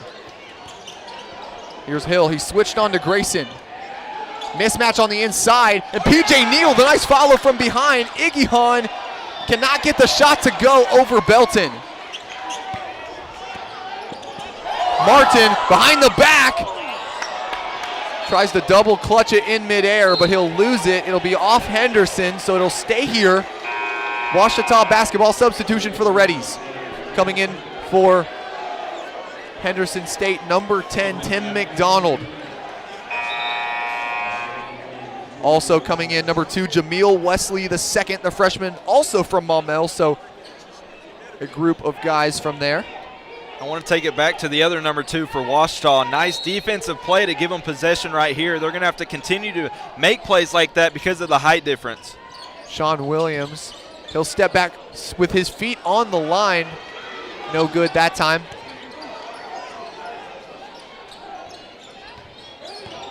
Owens, the drive. He loses it. Rollin Belton leading the charge. Hands it off to Martin. He'll pull up from mid-range, but he'll pass it off to Belton. Sean Williams backing down Wesley. The fader, and that one is all laces for the graduate. That's disgusting, Williams. He's obviously going to have to step up in this one because of all the attention and all the attraction to Grayson, and he does just that. And Sean Williams, what a job he's done this season, benefiting off the attention that's been given to his teammate, and he's been able to create some excellent shots and some excellent makes off of the double teams on his teammate. Wesley thought about the three, he'll drive. And nice active hands by Grayson to swat it out of bounds. It'll stay Henderson basketball. And it looked like Coach Nutt wanted it to be Ouachita basketball. Revs had it the other way. I think I had it the other way as well. I think Grayson got his fingertips on it as he's checking out right now. Grayson, he's got 2 fouls, so Coach Dennis Nutt, you want to be careful with him as much as you can, and especially with this game tied, you can play a little bit more conservatively as Iggy Hahn able to hang in midair, grab the pass, and put it up and in. That's Iggy Hahn there just taking advantage as he's done all night. I think Ouachita defense was sleeping a little bit there. He's the first double-digit scorer in the game for the Reddies. Williams, he's got an open one, and he's got a made one. 3 more for Sean Williams, and he's got 7 tonight. And Ouachita's going to have to keep that up. Coach Nutt can't keep letting these guys just play go get me a bucket basketball. They're going to have to draw some plays and make some big shots. McDonald, the pass. Mays the drive. The fader over Neal, and that rolls out for him. Ouachita, a chance to expand this 1-point lead. This is their largest lead of the game and their first. Sean Williams from the parking lot, and he rattles it in. I think Williams is getting hot. They might switch that double team from Grayson to Williams. And head coach Jimmy Elgis says, I've had enough. Ouachita takes a 4-point lead into the break. We'll be right back here on the Ouachita Sports Digital Network, presented by Taylor King Law.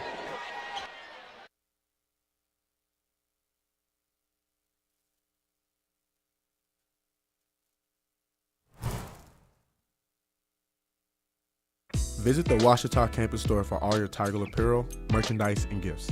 If you need something to wear to show your Tiger pride, stop by the Ouachita campus store on the bottom floor of the Evans Student Center to grab a t-shirt, sweatshirt, polo, or more. If you can't stop by the store on campus, visit us online at bookstore.obu.edu. Make your purchase and we'll send it to you. Support the Tigers by checking out the Ouachita campus store. Go Tigers. And welcome back to the Ouachita Sports Digital Network, where tonight Sean Williams has been the man of the hour. And we see they drew up a play for Williams right there to knock down a three-pointer. Instead of playing that go get me a bucket basketball, they actually drew up a play, set him a backdoor screen, but Williams says he can do both and pulls up from deep range and just knocks it down. They're going to have to start closing out on him, maybe putting some more attention on him as well. Sean Williams, a guy that really is dangerous anywhere past half court. He really showed it there. Wesley, he'll start with the ball. Iggy Hahn. Mays will take the three, and that one rattles out. Ouachita, a chance to expand this lead a little bit more.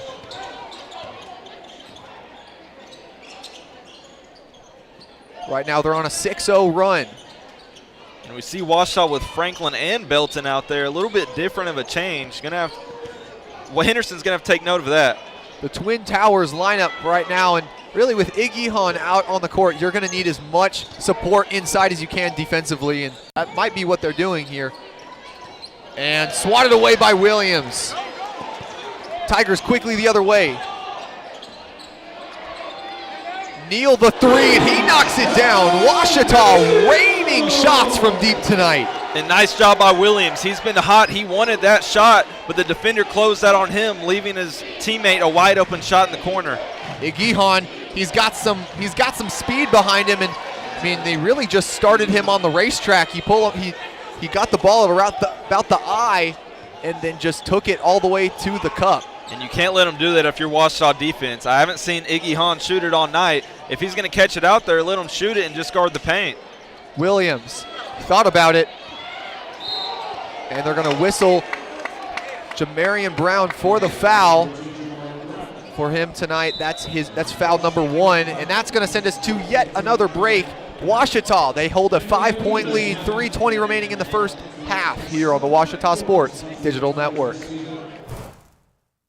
Make Print Mania in downtown Arkadelphia your place to get embroidery, screen printing, trophies, and more. Drop by their store on Main Street in downtown Arkadelphia or visit their website at printmaniatees.com to see how they can help your business or group. Need a shirt for an event? Let Print Mania take care of that.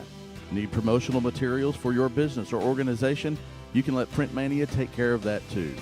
A family-run local business in Arkadelphia, Print Mania has been serving the public since 1992. Call Print Mania today, 870-246-3803.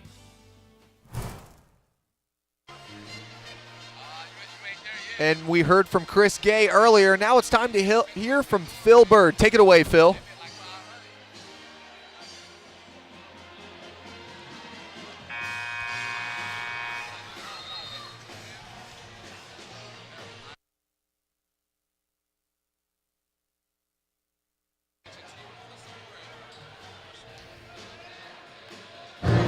Hi, sorry. So what we've seen from this team in this first half, we really saw Henderson come out to an early start, but what really has spurred a good comeback for the Tigers has mainly been Sean Williams and Hobart Grayson. Hobart Grayson always with the explosive plays, but Sean Williams consistent from three all throughout that quarter, really putting the team on his back and allowing them to make a quick comeback late in this half. And he'll do it right there. Thank you so much, Phil, as Sean Williams gets the reverse layup that time. And he's got 12 in this contest, and he's really motored this Ouachita team to this lead. Iggy Hahn, the little hop, and Ouachita will get a hand in there. Grayson the drive, and Grayson the score. Hobart Grayson, give him 8 tonight on 4 for 8 from the field. Grayson. And that's another Henderson State turnover, and this Ouachita run has really led to some easy mistakes that Henderson State is going to need to correct, you think? I think that defense has been huge for Ouachita. I think they're starting to figure it out. We saw earlier in the game Henderson State taking advantage of their height difference, and we've seen Neal kind of get in there and deflect some balls, Williams and Grayson as well. Here's Martin. Inside to Belton. And Sean Williams using that elbow a little bit too much on Rondé Hill, and he'll draw the foul, sending it back the other way. I like the idea by Williams to kind of step through right there and have a jump stop, giving him opportunities to pass or score. Just use his elbow a little bit, extend it out too much. And you have to give the props to Rondé Hill tonight, playing with that nose injury. He's got a little bit of cotton in his nose right now, taking care of a bloody nose. That time no good by Red. Hobart Grayson will slow it down for the Tigers. They lead by 9, just under 2 minutes left in the half. Grayson, he'll pull up from deep, and he'll put it down. And just whenever you thought all the attention was off of Grayson, there he is. Just an incredible 1-2 punch between Williams and Grayson. When Grayson isn't on, Sean Williams is, and then back the other way for the big man out of Gonzales, Louisiana. Bit of a mismatch on the inside. They're looking to get it to Iggy Hahn. Floats it into him. And great awareness and great ball control by the junior, and he's able to evade Reggie Martin's hands and put it in. If Henderson State's going to have a shot to make this one close going into the half, they're going to have to keep feeding him the ball. Just over a minute remaining in the half. Ouachita, 10-point lead. Looking to go into the locker room with a little bit of momentum. Neal, he'll lob it up to Grayson. Maybe a little bit of flash that time going wrong, and that's a Ouachita turnover. And we see Ouachita run that play quite often where they try to get Williams the ball on that right wing, and Grayson tries to cut with the back door, and they try to throw him a lob. I think Henderson State was ready for it.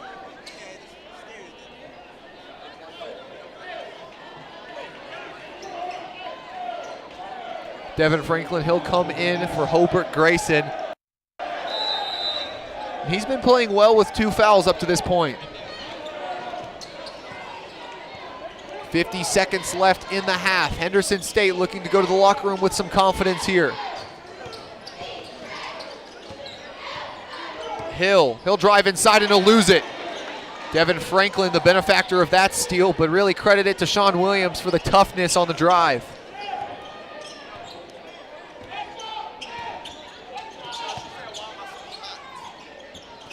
Tigers passing it around. About 9 seconds between the shot clock and game clock. Find inside to Belton, and he puts the power down. Nice find from Williams to Belton right there, just bringing it home. And for a second you thought, does he have the reach to do it? And then he said, yes, I do. And he puts it down. We'll see what Owens can do. 5 seconds left on the clock.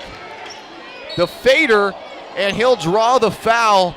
And he'll run into the Henderson State cameraman on his way down as well. But he's got 2 shots from the line. And just look again at this nice dump off by Williams on the pick and roll. And then he says, Braden Red, where is he? I can put it down. I think that's the momentum that Ouachita already had, but it's going to give him a little bit more of a boost going into the second half. Owens, first one is up and no good on the season. Xavier Owens averaging 81.8% from the free throw stripe. He'll look to respond here and shorten this lead to 11. Second one is up and good. 2.4 seconds on the clock for the Tigers. We'll see what they can do. Williams quickly down the other way. Splits the defense and just barely can't get the floater to go. The Tigers will head into the locker room with an 11-point lead. They lead 43-32. And Grant, Ouachita so far, they started off slow, but then they were able to battle back, and now they hold a massive lead going into this break. I think kind of like what I talked about, all the attention was on Grayson at first, and Ouachita was almost freaking out in a way and didn't know what to do whenever their main scorer couldn't get the ball and couldn't really score the basketball as much as that they normally would like to have him do. So Williams stepped up, and then whenever Williams stepped up and they drew the attention to him, there it is, Grayson. And really, Nakari Igihon getting just about anything he wants down in the paint. But Ouachita has really not really needed to lock up on him so far. Sean Williams and Hobart Grayson combining for 22 first half points. And now we're going to send it to the intercom system. And Dr. Casey Modal, as we've got a couple festivities here from Bill Vining Arena. Good, how are you? What? Yeah, I might try. I might be there on Thursday night. And now, Tigers, please welcome aboard your halftime trainer,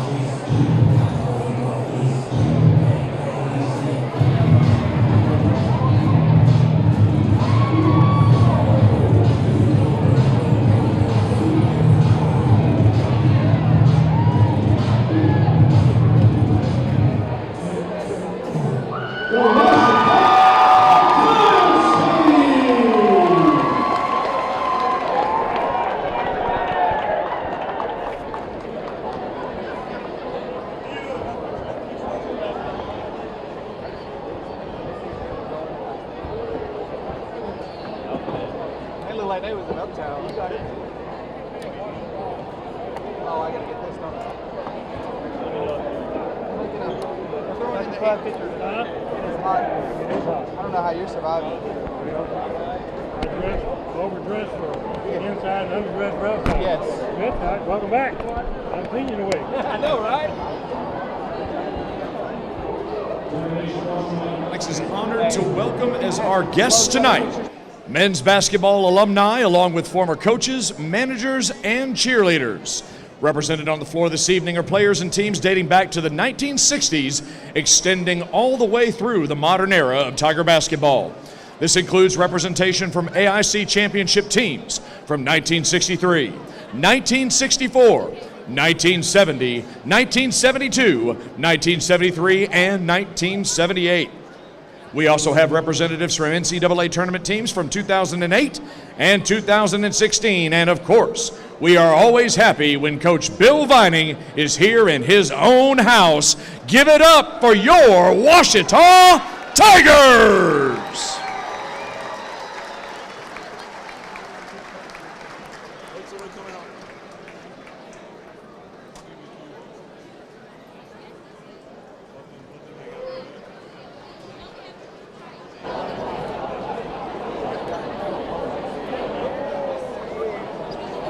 Way to herd the cats around.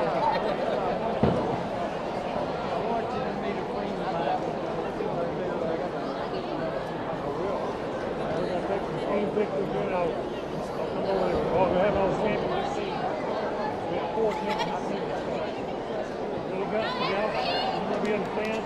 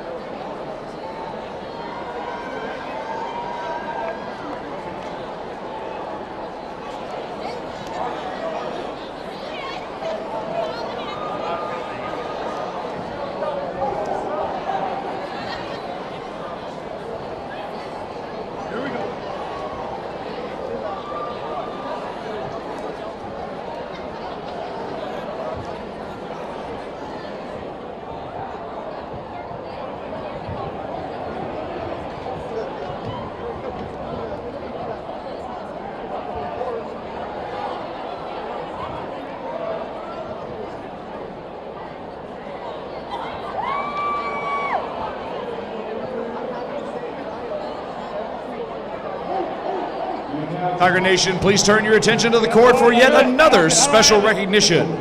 Ouachita would like to recognize the accomplishments of the student athletes and coaches before you this evening. All 4 teams represented on the floor today won Great American Conference championships this past fall, marking the most successful semester in Ouachita athletics history. Please join us now in celebrating the GAC champion Ouachita women's soccer team. The Tiger women's soccer team won the 2024 GAC regular season championship and then won the GAC tournament championship to advance to the NCAA tournament.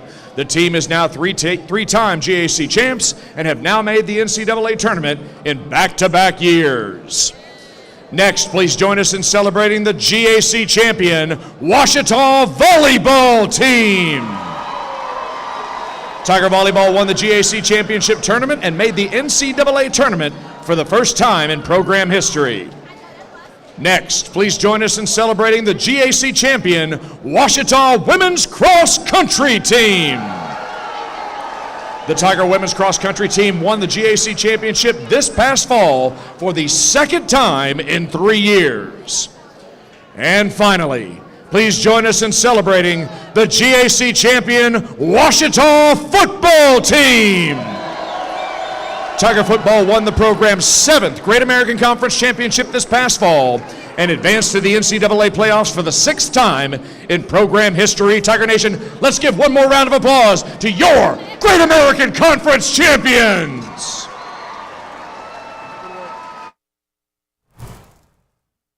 On campuses nationwide, the NCAA is making transformative changes for student athletes.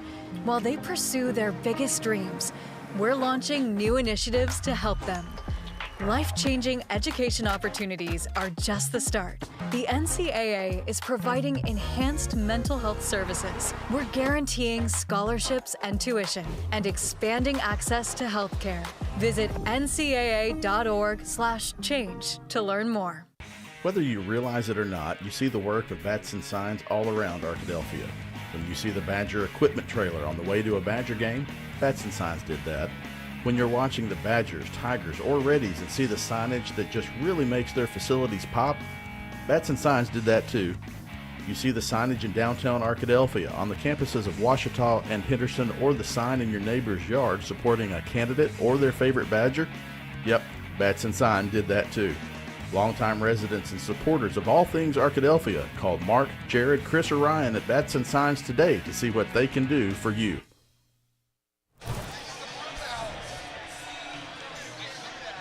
I'm Grant Johnson with Jalen Davis here with the Ouachita Sports Digital Network here at Bill Vining Arena in the Battle of the Ravine between the Ouachita Tigers and Henderson State University. Jalen, last time these two teams faced off, Henderson State actually had the lead going into the second half. Talk to me a little bit about how the Ouachita team has had the lead in this game in the first half.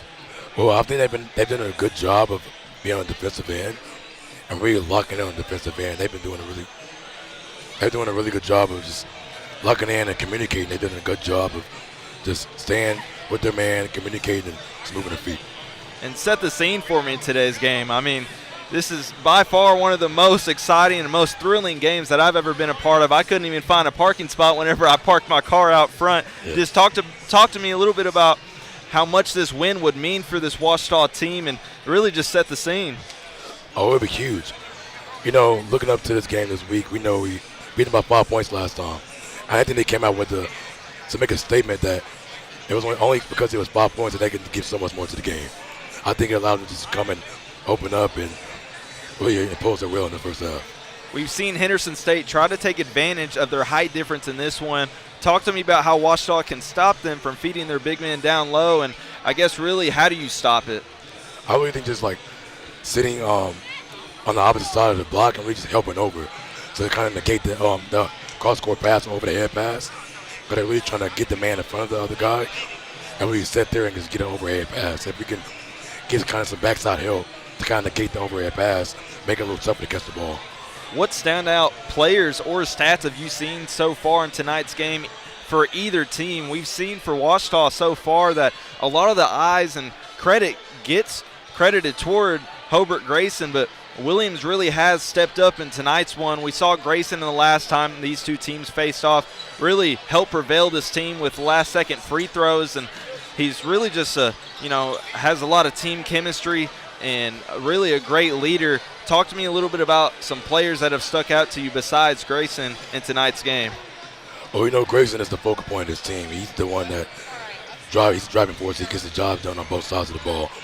But I think Strong Williams was really the catalyst in that first half. He's the guy that got the ball rolling, scoring basket after basket after basket, and it really showed and played really hard. And I believe that without him, this league wouldn't be possible in the first half. If you're Ouachita, what things do you need to do to continue that lead going into the second half? I think they just need to keep being aggressive.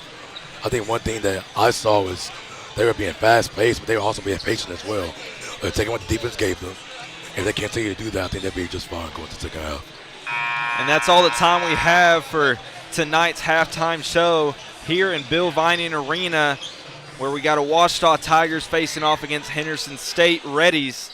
Stay tuned. You're watching Ouachita Sports Digital Network.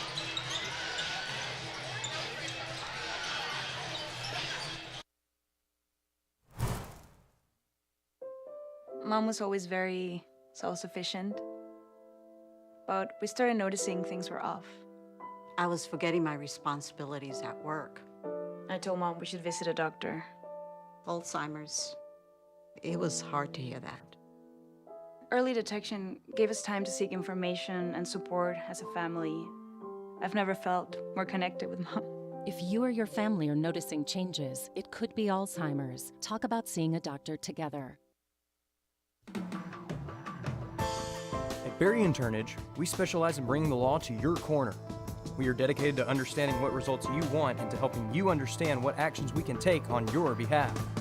With over 30 years of experience and a proven track record of success, Berry & Turnage is here to lead you down a path to the results you need. We will work with you every step of the way to make sure that you understand the choices you are making and feel empowered to make them. Berry & Turnage. Serious injuries require serious attorneys.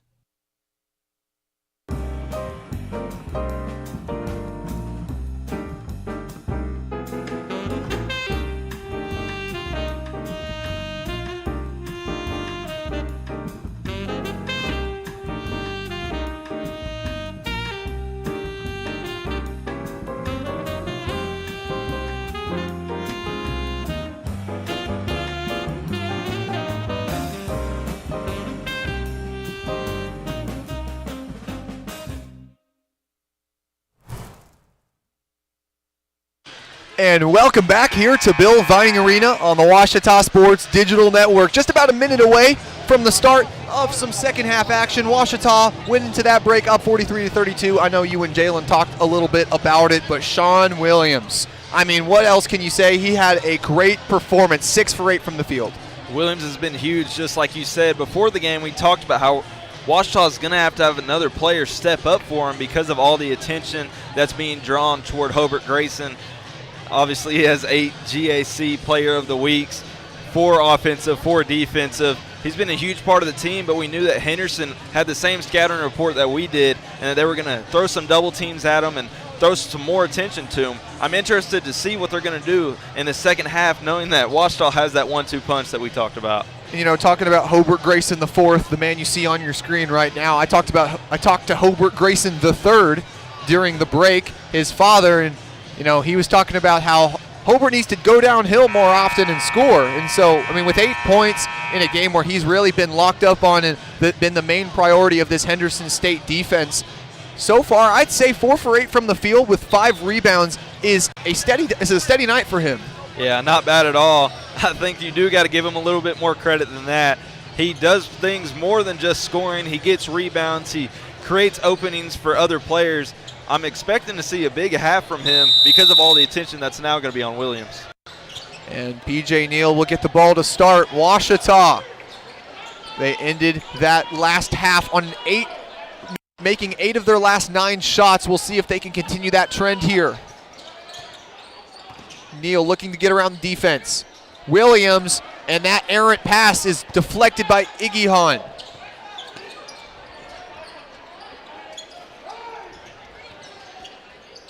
Pass to Owens. Gets swarmed on the inside, so they'll pass it out. Here's Rondé Hill. Jamarian Brown the drive. Shot over Grayson. And nice find. Jamarian Brown didn't take the shot, actually found a wide open McDonald down low for the up and under. Ouachita had great defense up until that point. It looks like Williams thought the shot, and thought he was going to get a rebound. Instead, it left his man wide open underneath the basket. Williams the drive. PJ Neal pull up inside the three-point arc, and that one is good. PJ Neal starts the scoring for the half for the Ouachita Tigers. And PJ Neal at 8 in tonight's game. And Neal, not known as a scorer most of the time. He's really been a prolific passer for this team, but he's able to get 8 so far. Owens tempers the defense and is able to get the spinning hook shot to go.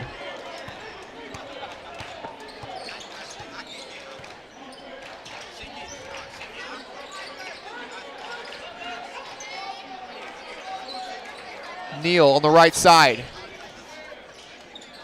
Sean Williams top. The drive. Way to change speeds and almost gets enough spin on that one to get the up and under to go. Owens shot from the corner, no good. No, they didn't make him pay for it there, but Ouachita's got to get back on defense after missed shots. Grayson finds the open Williams, and he can't make him pay from deep that time.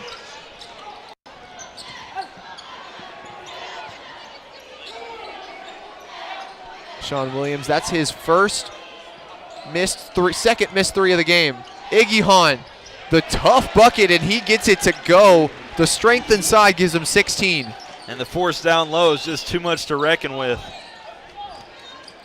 Ouachita lead cut down to 7 on the nice strength by Iggy Hahn. Martin, he's got the open 3 from the corner. And that one rattles out for him. Ouachita, a little bit of a scoring drought recently. Hill, he's got a rolling Iggy Hahn. No good off the back rim, but he's going to get 2 attempts from the line. Grant, Nekari Iggy Hahn has really given Ouachita problems on the inside, and so far it hasn't really contributed to a big Henderson lead. But when does that start to become a big problem for them? I think it's starting to become a problem right now. He's already at 16 points in tonight's game. We've seen a lot of attention go toward his way, having to double team and having to send P.J. Neal, for instance, to try to get down low and poke the ball loose, creating openings outside. If Henderson State can start knocking down threes, it's going to be a real problem for Ouachita. Iggy Hahn, 56.8% free throw shooter on the season, knocks down the first one, and the second one no good. Jamarian Brown gets the rebound and unable to get the putback to go. Ouachita a little bit errant with their passes, but they're able to keep possession.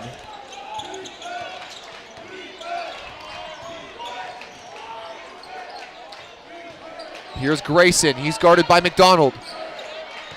And Nekari Iggy Hahn meets him right at the rim, and that's exactly what you have to do if you want to guard Hobart Grayson. Rollin Belton going for the block off the glass, can't get it. Ouachita running quickly. Neal, the drive, and he'll lose it. Nice strip by Iggy Hahn. Ouachita never had the numbers there. I think Neal should have slowed things down just a little bit, waiting for his teammates to come back from that transition offense. Henderson, they only trail by 6 now, looking to cut a little bit more into this Ouachita lead. Hill, the pass inside to Mays. Gets the shot to go and the harm. Matthew Mays, a chance to shorten this Ouachita lead to 3 now. And that started with Hill finding him down low. Saw that Belton was really face guarding down low and just somehow got a pass inside and connected with his man down low.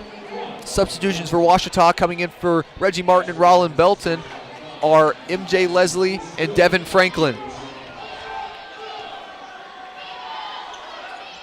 And the shot's no good off the left side. Hobart Grayson, he's got the rebound. He's got 7 of those tonight. Almost kind of like an Oscar Shibwe at Kentucky. You've got to have a rebound counter for him. Leslie able to get it to the face-guarded Hobart Grayson. Sean Williams, and just didn't have the distance on that one. Can't get it to go from deep. Rondé Hill backing down Leslie. The shot no good. Devin Franklin, he's got the rebound now. It feels like Ouachita is almost scrambling a little bit. I think they're starting to set up plays now and get some open shots. Here's Neal. The drive. He put Hill on the ground. He'll take the 3. And man, the Ouachita crowd just on their feet, getting ready to get hyped for that one. Neal unable to finish it. Pass down to Iggy Hahn. And the tough bucket, great defense from Franklin. And they're gonna whistle Iggy Hahn for the foul. That's foul number 2 for him today, and that's gonna send us to our first break. Ouachita, their lead is shortened to 4. They lead 41-41, 14:51 remaining in the half.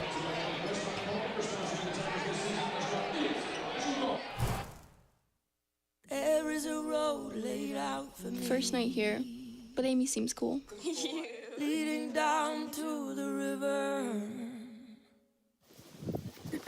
I am blind, but I need not see. What do you think? I know this road is there for me. If I'm really free, take me down to the river and walk. And welcome back to Bill Vining Arena. This is about as lively as this place gets at this point in the season. The Battle of the Ravine has brought just about every person from either Henderson or Ouachita to come watch this one. And I think something to note in this game tonight is Henderson State's only 30% three-point percentage. We saw the last time these two teams faced off, they were at a whopping 50%, which is 20% higher than their average. But it seems like it doesn't really matter for them in tonight's game, that their three-point percentage isn't what it was the last time these two teams faced. I think Ouachita drew all the attention to three-point land instead of down low, and now they're making them pay down low. Hobart Grayson will pass it in to Sean Williams to start. Williams tonight, he's got 15. He's been unable to get a shot to go in this second half.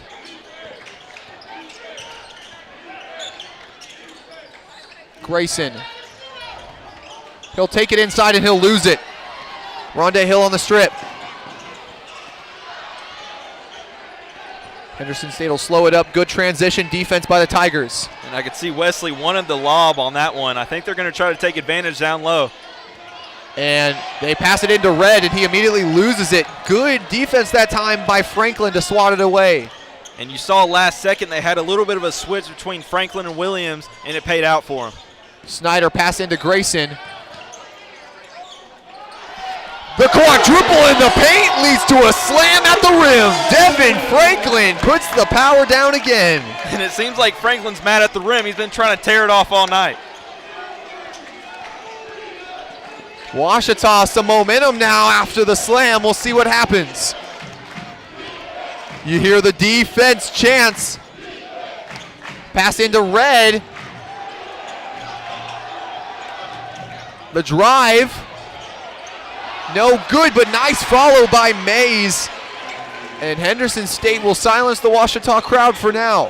And I like the defense up until that point, but if you're Franklin, let him go outside. There's no need to follow him. Devin Franklin decides he'll go outside that time, though, and he'll knock one down. And that's back-to-back buckets for Franklin. He's got 10 now. That's 2 Ouachita scorers with double-digit points. Tigers lead by 7. McDonald inside to Red. He's met immediately by Franklin, and Braden Red able to get the shot to go. Nice baby hook from the 6'10" man. And Ouachita's going to have to do something about that. It seems like every single possession now in this second half, they're feeding it to Red down low. Sean Williams, the shake and bait, can't get it to go. Franklin, the rebound, blocked. Braden Red says no thank you and sends it right out of bounds. And Red's only got 4 points, but he's been a huge factor in this second half. We didn't see him too much in the first half, getting a little bit of minutes, but in this second half, he's been a force to be reckoned with. And Jamarian Brown coming in for McDonald, and then Igihan is going to come in for Braden Red. And he's going to go off to the chants of Henderson fans. Yeah, and you hear Henderson State really cheering him on because of how big he's been in this second half. Franklin, he's feeling it from deep right now, and he's going to knock another one down. That's back-to-back-to-back points from Franklin. One more three, and he'd have himself a three-peat from beyond the arc.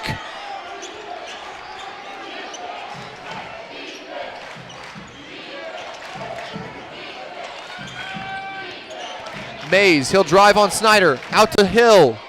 And Rondé Hill rattles that one in and ignites the Henderson crowd. This really has been a battle between Henderson's crowd and Ouachita's crowd tonight. Yeah, a lot of fans getting into it, a lot of players getting into it as well.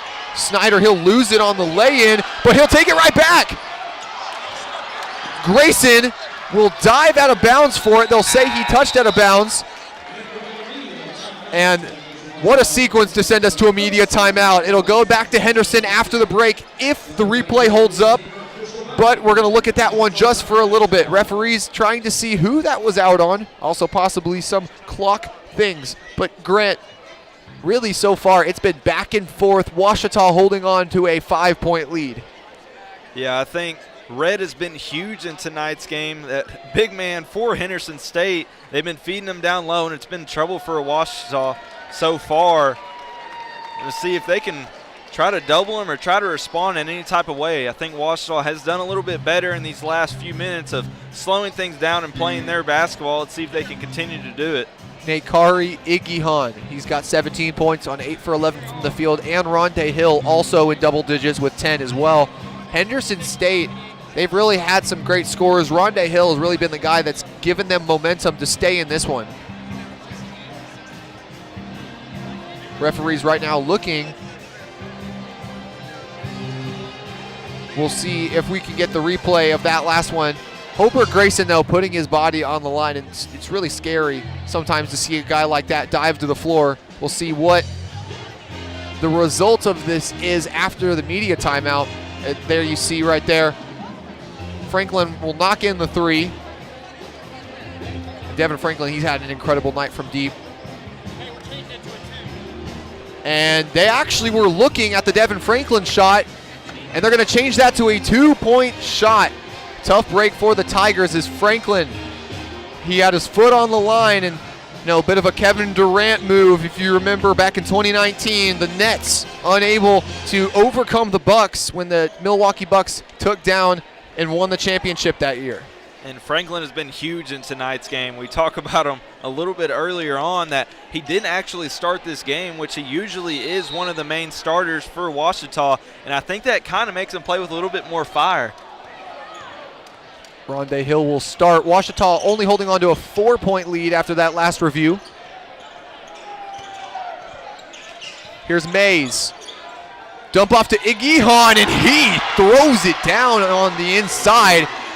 And that's exactly what Henderson State wants. They've got some momentum now. Ouachita looking to extinguish it.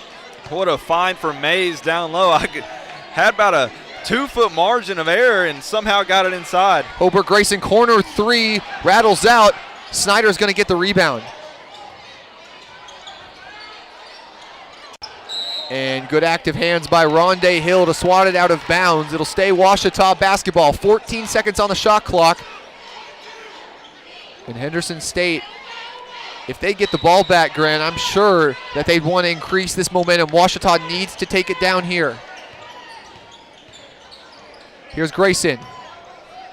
Shifting inside, can't get it to go, but give him 2 shots from the free throw stripe. Nice job by Grayson. He works very well downhill, and there he is going downhill and not making the shot, but getting the foul. He'll get his first 2 shots from the line today. On the season, Hobart Grayson shooting 73.9% from the stripe, and he hit 2 big ones the last time these 2 teams went up against each other. 2 ones that would seal the game over across the street. And although we still have 11 minutes left, every point matters in this big game, in this big rivalry. And here's Grayson back at the free throw line.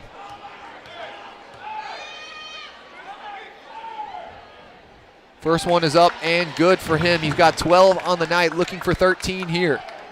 He's also got 8 rebounds, 4 for 9 from the field, so not too efficient from the field tonight. But when you've got a guy like Hobart Grayson, you continue to want to go to him when he's proven that he can pick things up in every game that he plays in. Second one is up and good. He does not touch the rim on those shots. And I've never seen so many cameras on a player for a free throw. My goodness. Obviously, he's got a lot of hype around his name, and interested to see him later on in this game and the impact that he makes. Henderson State, they're looking to cut into this lead. They only trail by 4 now. Here's Igihan. Jamarian Brown, he'll pull up from deep. And that one no good. Nice rebound by McDonald, and he'll put it up and in. Tim McDonald, the senior from Marion, Arkansas, shortens this Ouachita lead to just 2. And I could see Leslie try to box out down low, but just didn't have the height that he needed, and Henderson State ended up getting the rebound and second chance opportunity. Williams, the floater will go off balance on his back foot and still gets it to go. Williams at 17 in tonight's game. He works very well in the mid-range area, and there he is. You've got a mismatch on the inside. Igihan guarded by Snyder, but he's got to pass it out. 5'11" of Gavin Snyder, and you continue to see him battle on the inside. Rondé Hill's long 3 is no good. Williams, dump off to Grayson, and is stolen by Hill. 1-on-2. Mays looks to dunk it over Snyder, and Gavin Snyder won't let him do that. He'll make him earn him at the line. And I don't hate that foul at all from Snyder. A big dunk or a big basket would have gave Henderson State a lot of momentum. I know you really don't think that deep in the moment, that how big of a foul that was and how big of a play, but you're going to have to make them earn it from the stripe, and I really like Snyder there with the foul. In games like these, especially rivalry games, momentum is almost sometimes more valuable than points, because if you've got momentum behind you, you've got your crowd cheering you on, especially when it is about 50-50 here at Bill Vining Arena. Every single bit of a crowd cheer, every single bit of crowd pop will get your team into these games. And Matthew Mays is only a 59.7% free throw shooter. So there he is, missing the first one, and instead of just giving him 2 free points, Gavin Snyder with a smart foul. Jamarian Brown will head to the bench. Coming in for him, Xavier Owens.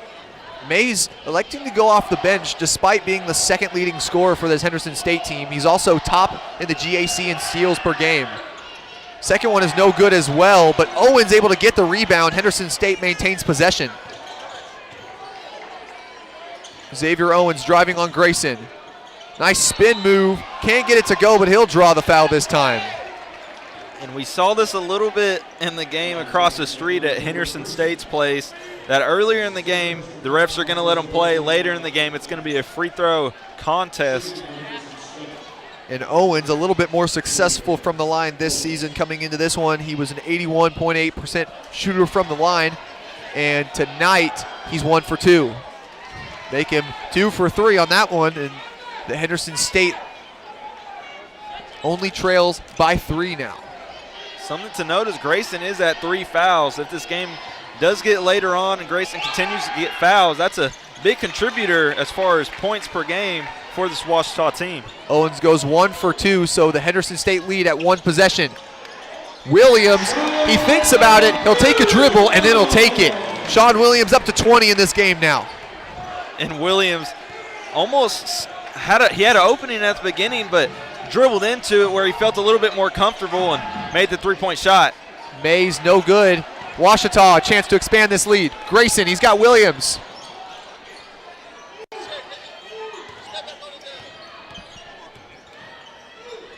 Nice behind the back pass to Leslie, but MJ Leslie just not ready for it, and Mays running the court back the other way.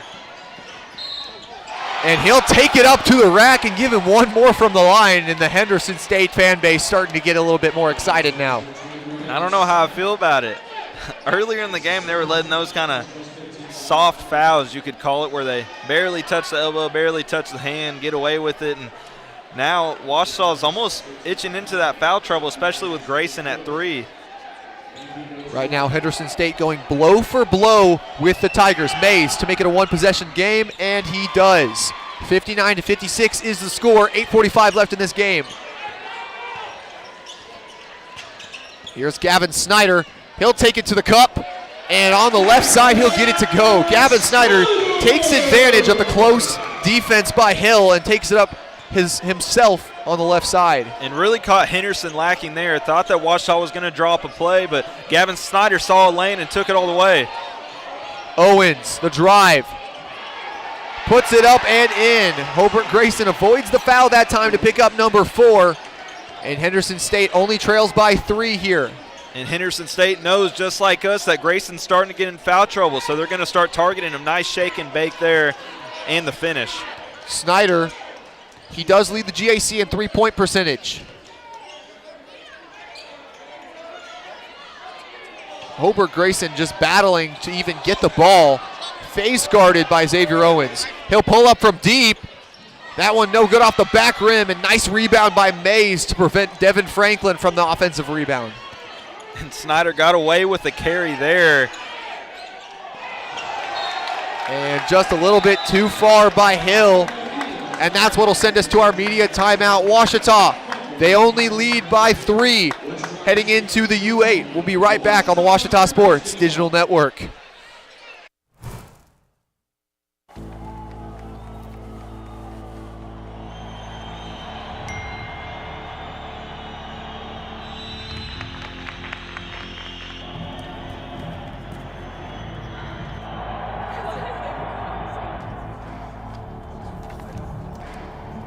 If you want to win in every arena of college life, go D2. Make it yours. At Capital Technology Group, we make your technology our priority. There are so many threats to IT these days, and we're here to help protect your data and devices. We're also by your side when things simply go wrong, whether it's servers crashing or printers breaking.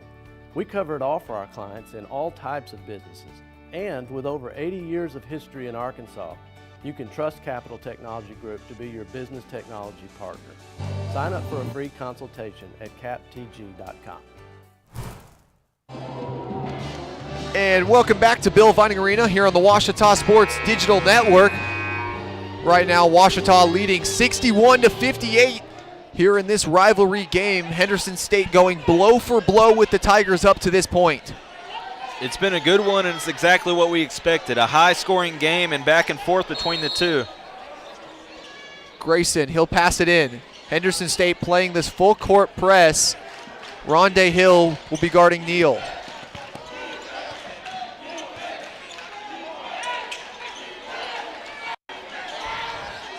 Leslie, he gets that three-point shot tipped, and now a chance to tie it up are the Reddies. Owens, they continue to give the ball to Xavier Owens. He's been productive down low, and he's got Hobart Grayson on him with 3 fouls.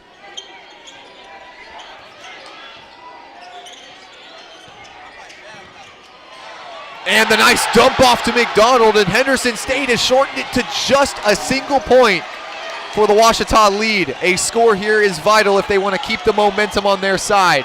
And McDonald looks at the Ouachita fans and lets them know about it. And Henderson State fans now on their feet getting some defensive chance in Bill Vining Arena. Pass into Franklin. And that one's swatted by McDonald. Devin Franklin the steal, puts it back up and in. And what a silencer to the opposing crowd. Nice job by Franklin to stay with it. Just ended up in his hands, and there he was underneath the basket. Iggyhon puts it up and gets it to go. And a chance to tie it up here, Nakari Iggyhon. And man, this game has given us all that the fans have wanted. This game close and exciting. Just what the Battle of the Ravine does best. Every time you see it in football, in volleyball, in swimming, you've got a close event. And here Iggyhon a chance to tie it up with 6:18 left. And that one rolls off. Ouachita will maintain their lead. Last time the Henderson State led was with 5:46 remaining in the first half. And we saw something similar last time these two teams faced off, but flip-flop. We saw Ouachita down going into the half, and in this one, Ouachita was up going into the half. Williams, step back from the elbow, cannot go. Battle for it goes to Reggie Martin, though. Ouachita will maintain possession. Martin squares up from deep, no good. Ouachita cannot buy a bucket right now. 1 for 5 out of their last 5 shots. And that one stripped by Iggyhon. And the Ouachita crowd unhappy as the referees are calling it towards the Reddies. I think it was almost a little bit of a makeup call. I saw a lot of contact down low and what they usually call. Regardless, Henderson State basketball. Here's Hill. Xavier Owens will take it inside. And he took too many steps, and that's a costly turnover for the Reddies. Every possession matters in this one. Any turnover is going to cost both teams in this one. And that turnover costed Henderson. Ouachita, a chance to expand this 1-point lead.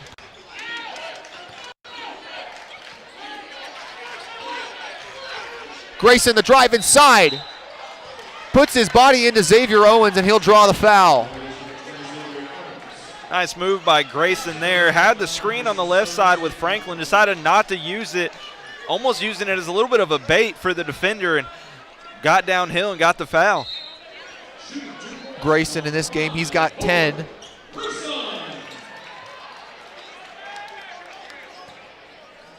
Two for 2 from the stripe tonight. He does have the double-double with 10 rebounds.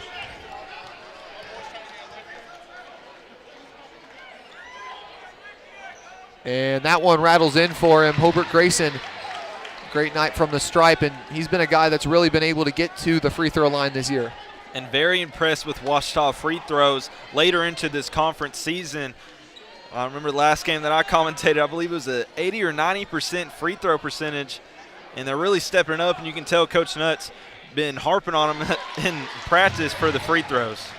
Ouachita tonight 5 for 5 from the stripe. Meanwhile, Henderson 8 for 17, leaving a lot of points at that line.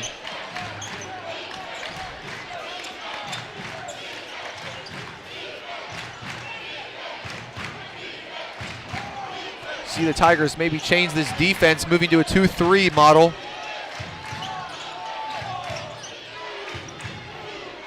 Pass into Igihon, and he can't get the shot to go. He'll pick up his own rebound, chuck it up, and they're going to call the foul down low as May's able to get the rebound from Igihon.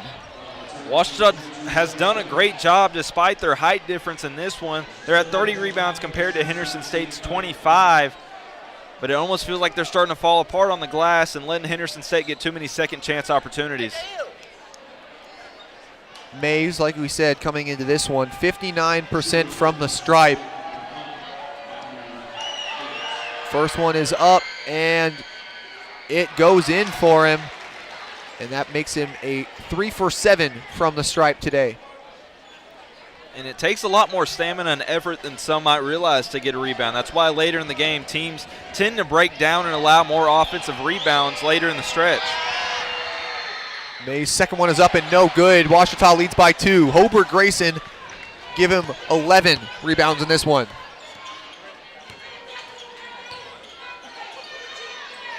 Hand off to Grayson. He'll get the screen from Franklin. Pull up from inside the arc, and that one no good. Devin Franklin on the follow. And I love that play call from Coach Nutt. Slowing his team down, calling the ball, giving it to their best player, but Franklin getting the rebound and second chance points.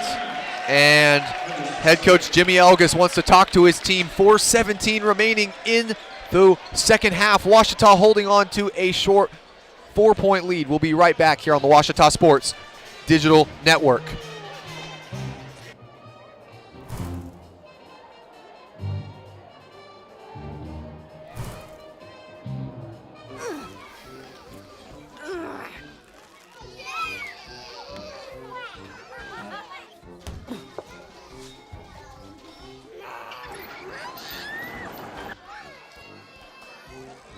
If you love them enough to crawl into a play place to get them to come down, then surely you'll check nhtsa.gov/the right seat to make sure they're in the right car seat.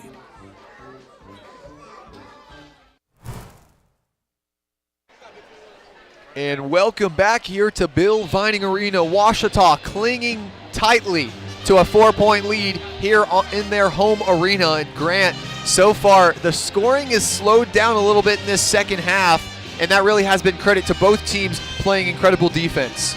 And it's slowed down, just like you said, because of defense, but also because they're almost running into each other, it feels like. Both teams play very fast basketball, play fast break opportunity basketball, and it almost feels like they're meeting their mark in a way, that both teams are very athletic and can run the floor very well and almost running both of each other down into the ground. It's going to be a dogfight in this one.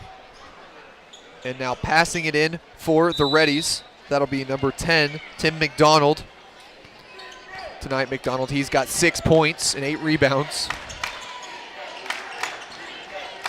Rondé Hill, he'll square up from deep, and that one no good. He's had himself a good amount of threes, and Hobart Grayson will draw the foul on the rebound, and that's enough to send Ouachita out of bounds. And Henderson didn't make him pay for it right there, but that was just too good of a look. You can't have that much of a miscommunication coming out of a timeout. And it's shots like that that you always want back. If you're a guy like Rondé Hill, that would have really swung the momentum towards the Reddies. Here's P.J. Neal as the clock ticks below 4 minutes. Grayson, he'll drive on Owens. He'll put it up and gets it to go over Igihon, and he'll hit our camera on the way down as well.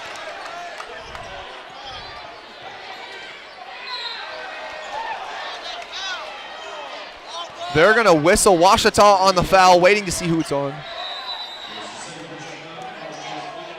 And they're going to call it on Franklin. Devin Franklin will get whistled for the foul, and we'll send it to another break. Ouachita leads by 6, 3:39 remaining in this one as the clock ticks down to the end in this Battle of the Ravine.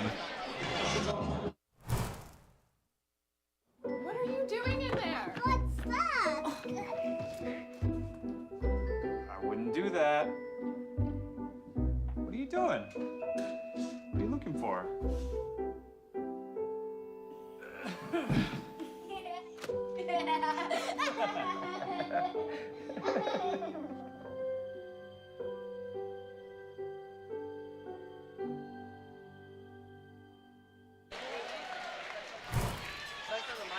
And tonight, baskets hard to come by for Hobart Grayson, but he's made do with what he's had. You see there the drive. He'll put it up, and then you watch the camera.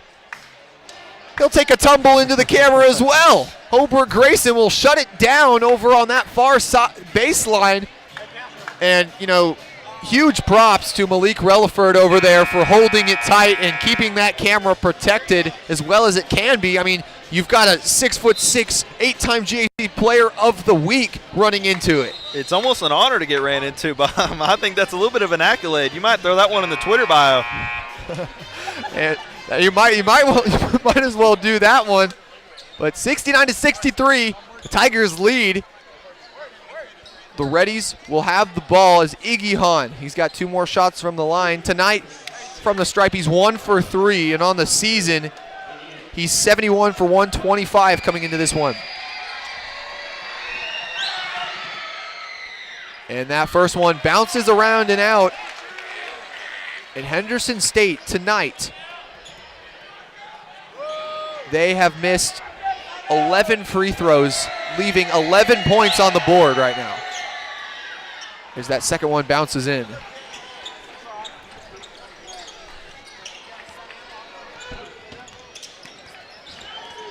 PJ Neal will take it down for the Tigers. 3.5 minutes remaining in this contest. Tigers, they've had the lead since about 5 minutes left in that first half. Grayson. Sean Williams, the drive. He'll lose it. And Henderson, they'll come away with the steal. The lob up to Mays, and he can't get the dunk, but he'll get the points. And the Henderson only trails by 3 now. Ouachita's got to get back on defense and stop letting them have the ball on turnovers just like that. Just under 3 minutes remaining in this game.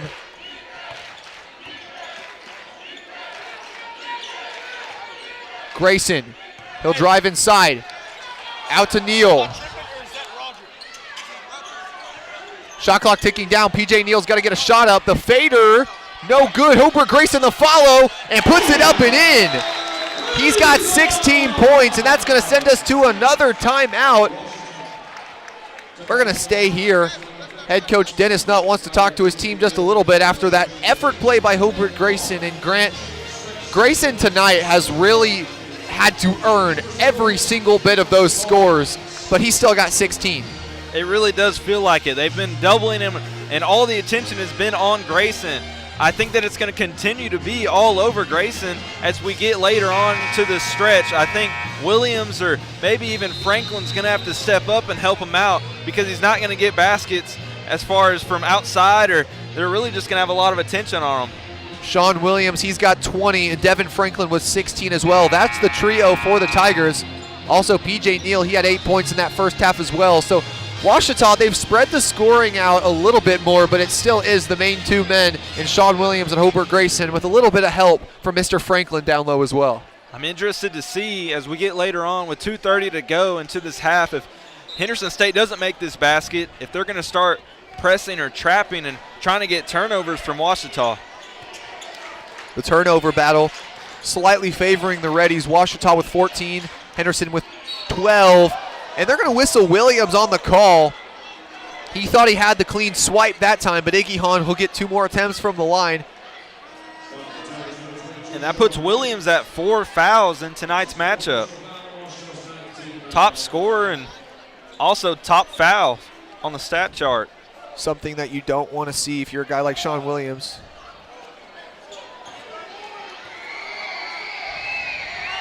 Igihan on the 1-and-1. It bounces up and in. Akari Igihan on his free throws tonight.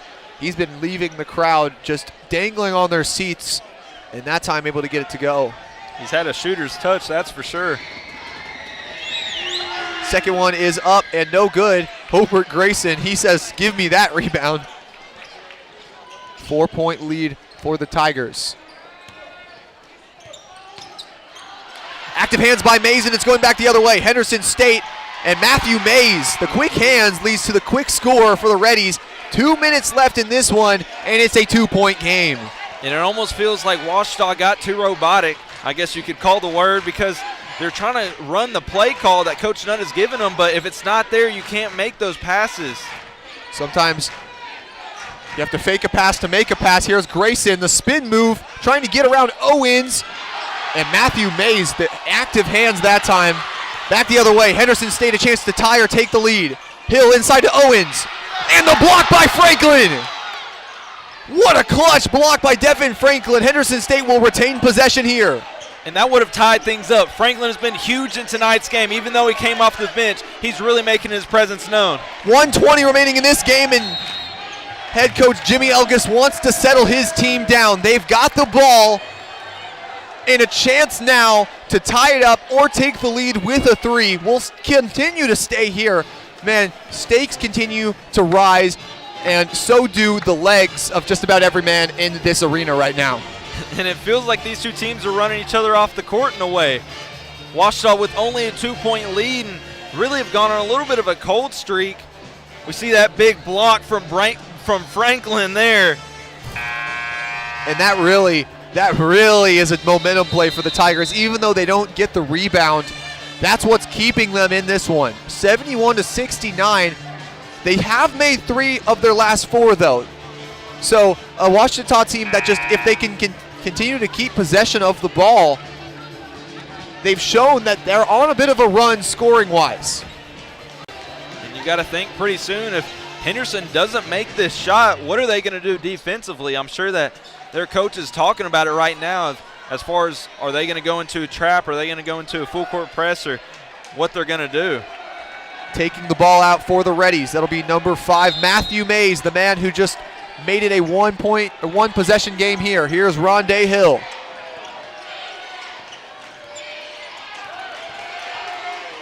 The drive, and he'll take a couple too many steps, and that's a walk for Rondé Hill and a costly turnover for the Reddies.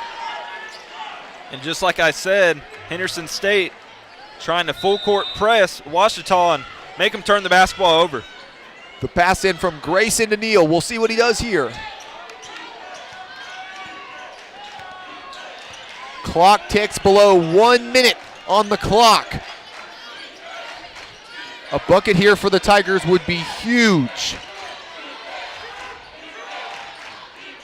Neal looking for a man. 10 seconds on the shot clock. Grayson, he's guarded by Owens. The drive, the pull, the make! Hobart Grayson brings this to a 4-point lead, and he lets the crowd know it. 73-69, the Tigers lead. 41 seconds remaining in this game, and that's going to send us to a break. Don't go anywhere, fans. We'll be right back on the Ouachita Sports Digital Network.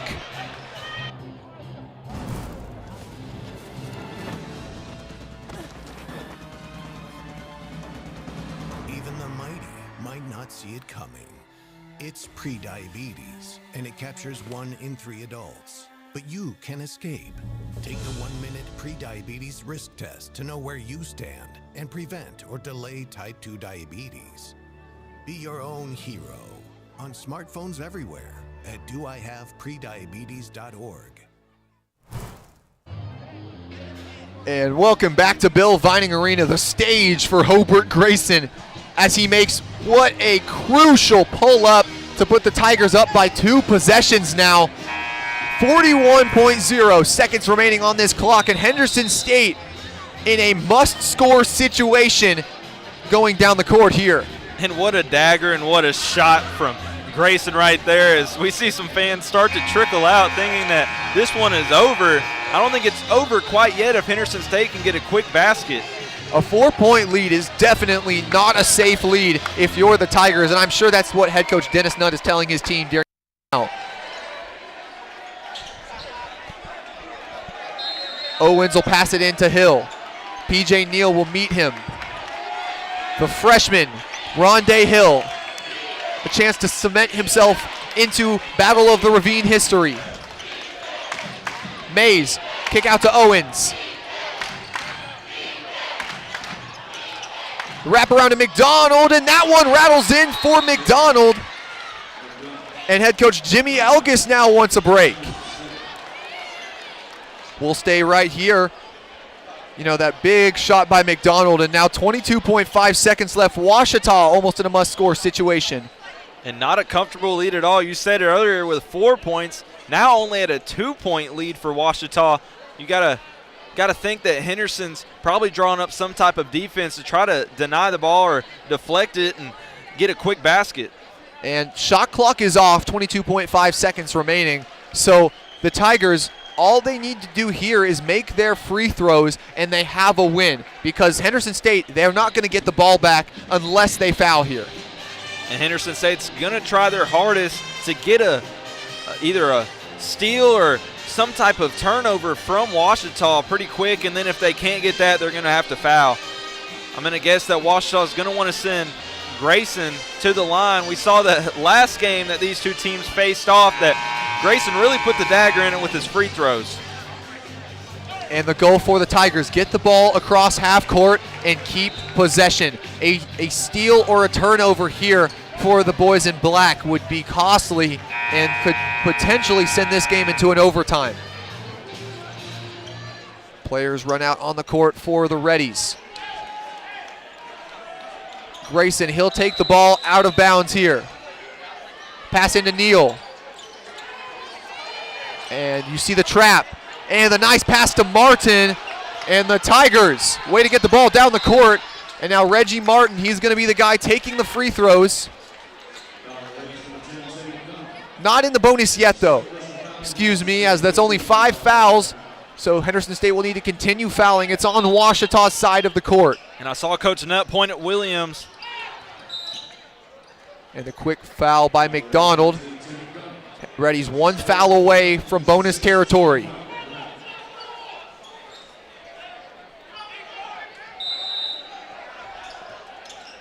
Neal, the pass into Grayson. And he'll draw the foul. Hobart Grayson will be the man taking the free throws here on the night. He's 4 for 4 from the stripe. And he found himself in this position last time across the street, and now a chance to seal this game with 2 makes. It's a 1-and-1 opportunity, so if he does not make the first one, he won't get a second. Let's see if he can do it again. He puts it up. No good. 11 seconds on the clock. Henderson State a chance to win it or tie it. Owens. The drive. He'll put it up. And it's no good. Ouachita plays enough defense and they win it 73-71 here in their home court. The season sweep has been completed here at Bill Vining Arena. And you see Henderson State fans starting to trickle out and Ouachita fans letting them hear it with this big rivalry between the two. And Xavier Owens just a mere few inches away from sending this one to extra time. But just great defense by the Ouachita team to be able to hold them up and keep this game from going into overtime. And your final score here from Bill Vining Arena, 73 Ouachita, 71 Henderson. In just a little bit, we'll be joined by head coach Dennis Nutt in what was another thriller that is to be etched into the history of the Battle of the Ravine basketball game. I think something to note in this one is the rebounds. Ouachita at 36, Henderson at 28. We knew that Henderson had the height advantage, but couldn't really take too much of an advantage to it. They tried their best to. and they really couldn't. In the last game that these two teams faced off, Henderson shot a 50% from three-point land. In this one, they could only shoot 26.7. And after being shut down in that first half, Hobart Grayson comes on strong in the second half, able to finish with 18 points on 7 for 14 from the field. And his running mate in the backcourt, Sean Williams, finishing with 20 as well. I mean, there's nothing else you can expect from this Ouachita team with two of the most prolific scorers in the Great American Conference. And I kind of predicted it. I knew that with Williams having such a scoring in that first half, and all the attention was on Grayson going into this game, and he ended up making Henderson State pay for it in that first half. Later into the second half, they had to start doubling Williams, and that brought Grayson wide open underneath opportunities and got him to get downhill as he does so well. And with this one, Ouachita, they put themselves in competition for that 2 seed in the conference right now. Southern Nazarene versus Oklahoma Baptist still yet to finish up. We'll see how that one goes in just a little bit. But as for now, Ouachita takes the win here and possibly a chance for number 2. Southern Nazarene actually does take down Oklahoma Baptist in Shawnee on the road. And so it sets up a interesting discussion here for the standings in the Great American Conference. And Ouachita and Oklahoma Baptist, I believe, play next week, in which will be a huge game between the two. Interested to see how that one plays out and see if Ouachita can take that number 2 spot in the Great American Conference. And now joining us, head coach Dennis Nutt after that thriller of a matchup here in the most timeless game in Arkadelphia, the Battle of the Ravine. And Coach Nutt, he's just a hero for everyone around now. Just saying hi to everyone.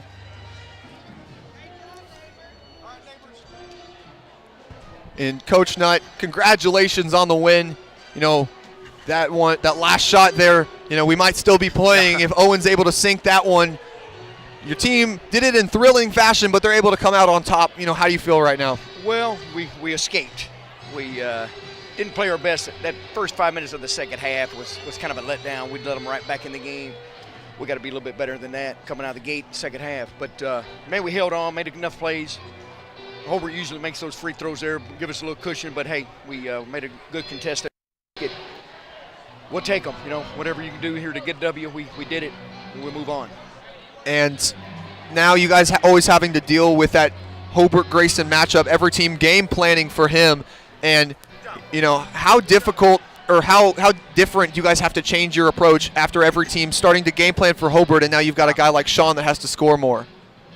Yeah, Sean had a great first half, but, we were forcing a little bit there in the second half. And, like you said, every team's going to game plan and to really try to crowd Hobart, keep him from getting to the basket.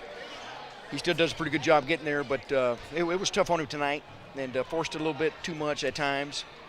Got him some turnovers, but we got to handle the ball a little bit better than we had. We could have made that a little bit better game than it needed to be, but hey, we'll take the W. And then I finally finish it off. The battle inside was really the catalyst for this one. You had guys just showing that effort on the inside. Obviously, Devin being such a big part for you guys getting those offensive rebounds, getting those plays where anyone else might give up. You saw Hobart and Devin making those plays. So what does it mean to have guys that are able to put that effort in and get those offensive rebounds? I mean, that was huge. Devin was sick on Monday and had a rough weekend. So we were worried about him, but he got back and got back into swinging things, and man, did some good things for us, rebounding and scored some tough baskets down low. And he was a key. And another guy we don't talk about enough is PJ. PJ doesn't score a lot, but he doesn't care. He really defends well. He defends their best point guard on most nights and does a good job staying in front of those guys. And I'm just proud of him. He's a quiet guy, doesn't get a whole lot of attention, but he deserves to be recognized. And then now it's a little bit different of a situation for you guys. Usually you have the home weekends, but now you head on the road to an Arkansas school on Saturday. So how is the different approach from a weekend where usually you're home or away? Now you are home away. That's just part of the schedule. We've done it a little bit before, so we just got to get used to it. And it's the same for those guys. They're just got to get right back, got to regroup, and it's not much of a turnaround time to get ready for the next one. So we'll enjoy this tonight, and then tomorrow got to refocus again. Coach, congratulations on the season sweep for Henderson, and congratulations on another win. Thank you, sir. And that'll be all here from Bill Vining Arena. This has been Isaac Bourne. Earlier, I was joined by Grant Johnson. Thank you so much for watching. Make sure to tune in tomorrow for some possible softball action. We'll see how the weather holds up. But for now, this has been Isaac Bourne here on the Ouachita Sports Digital Network. God bless and have a good night.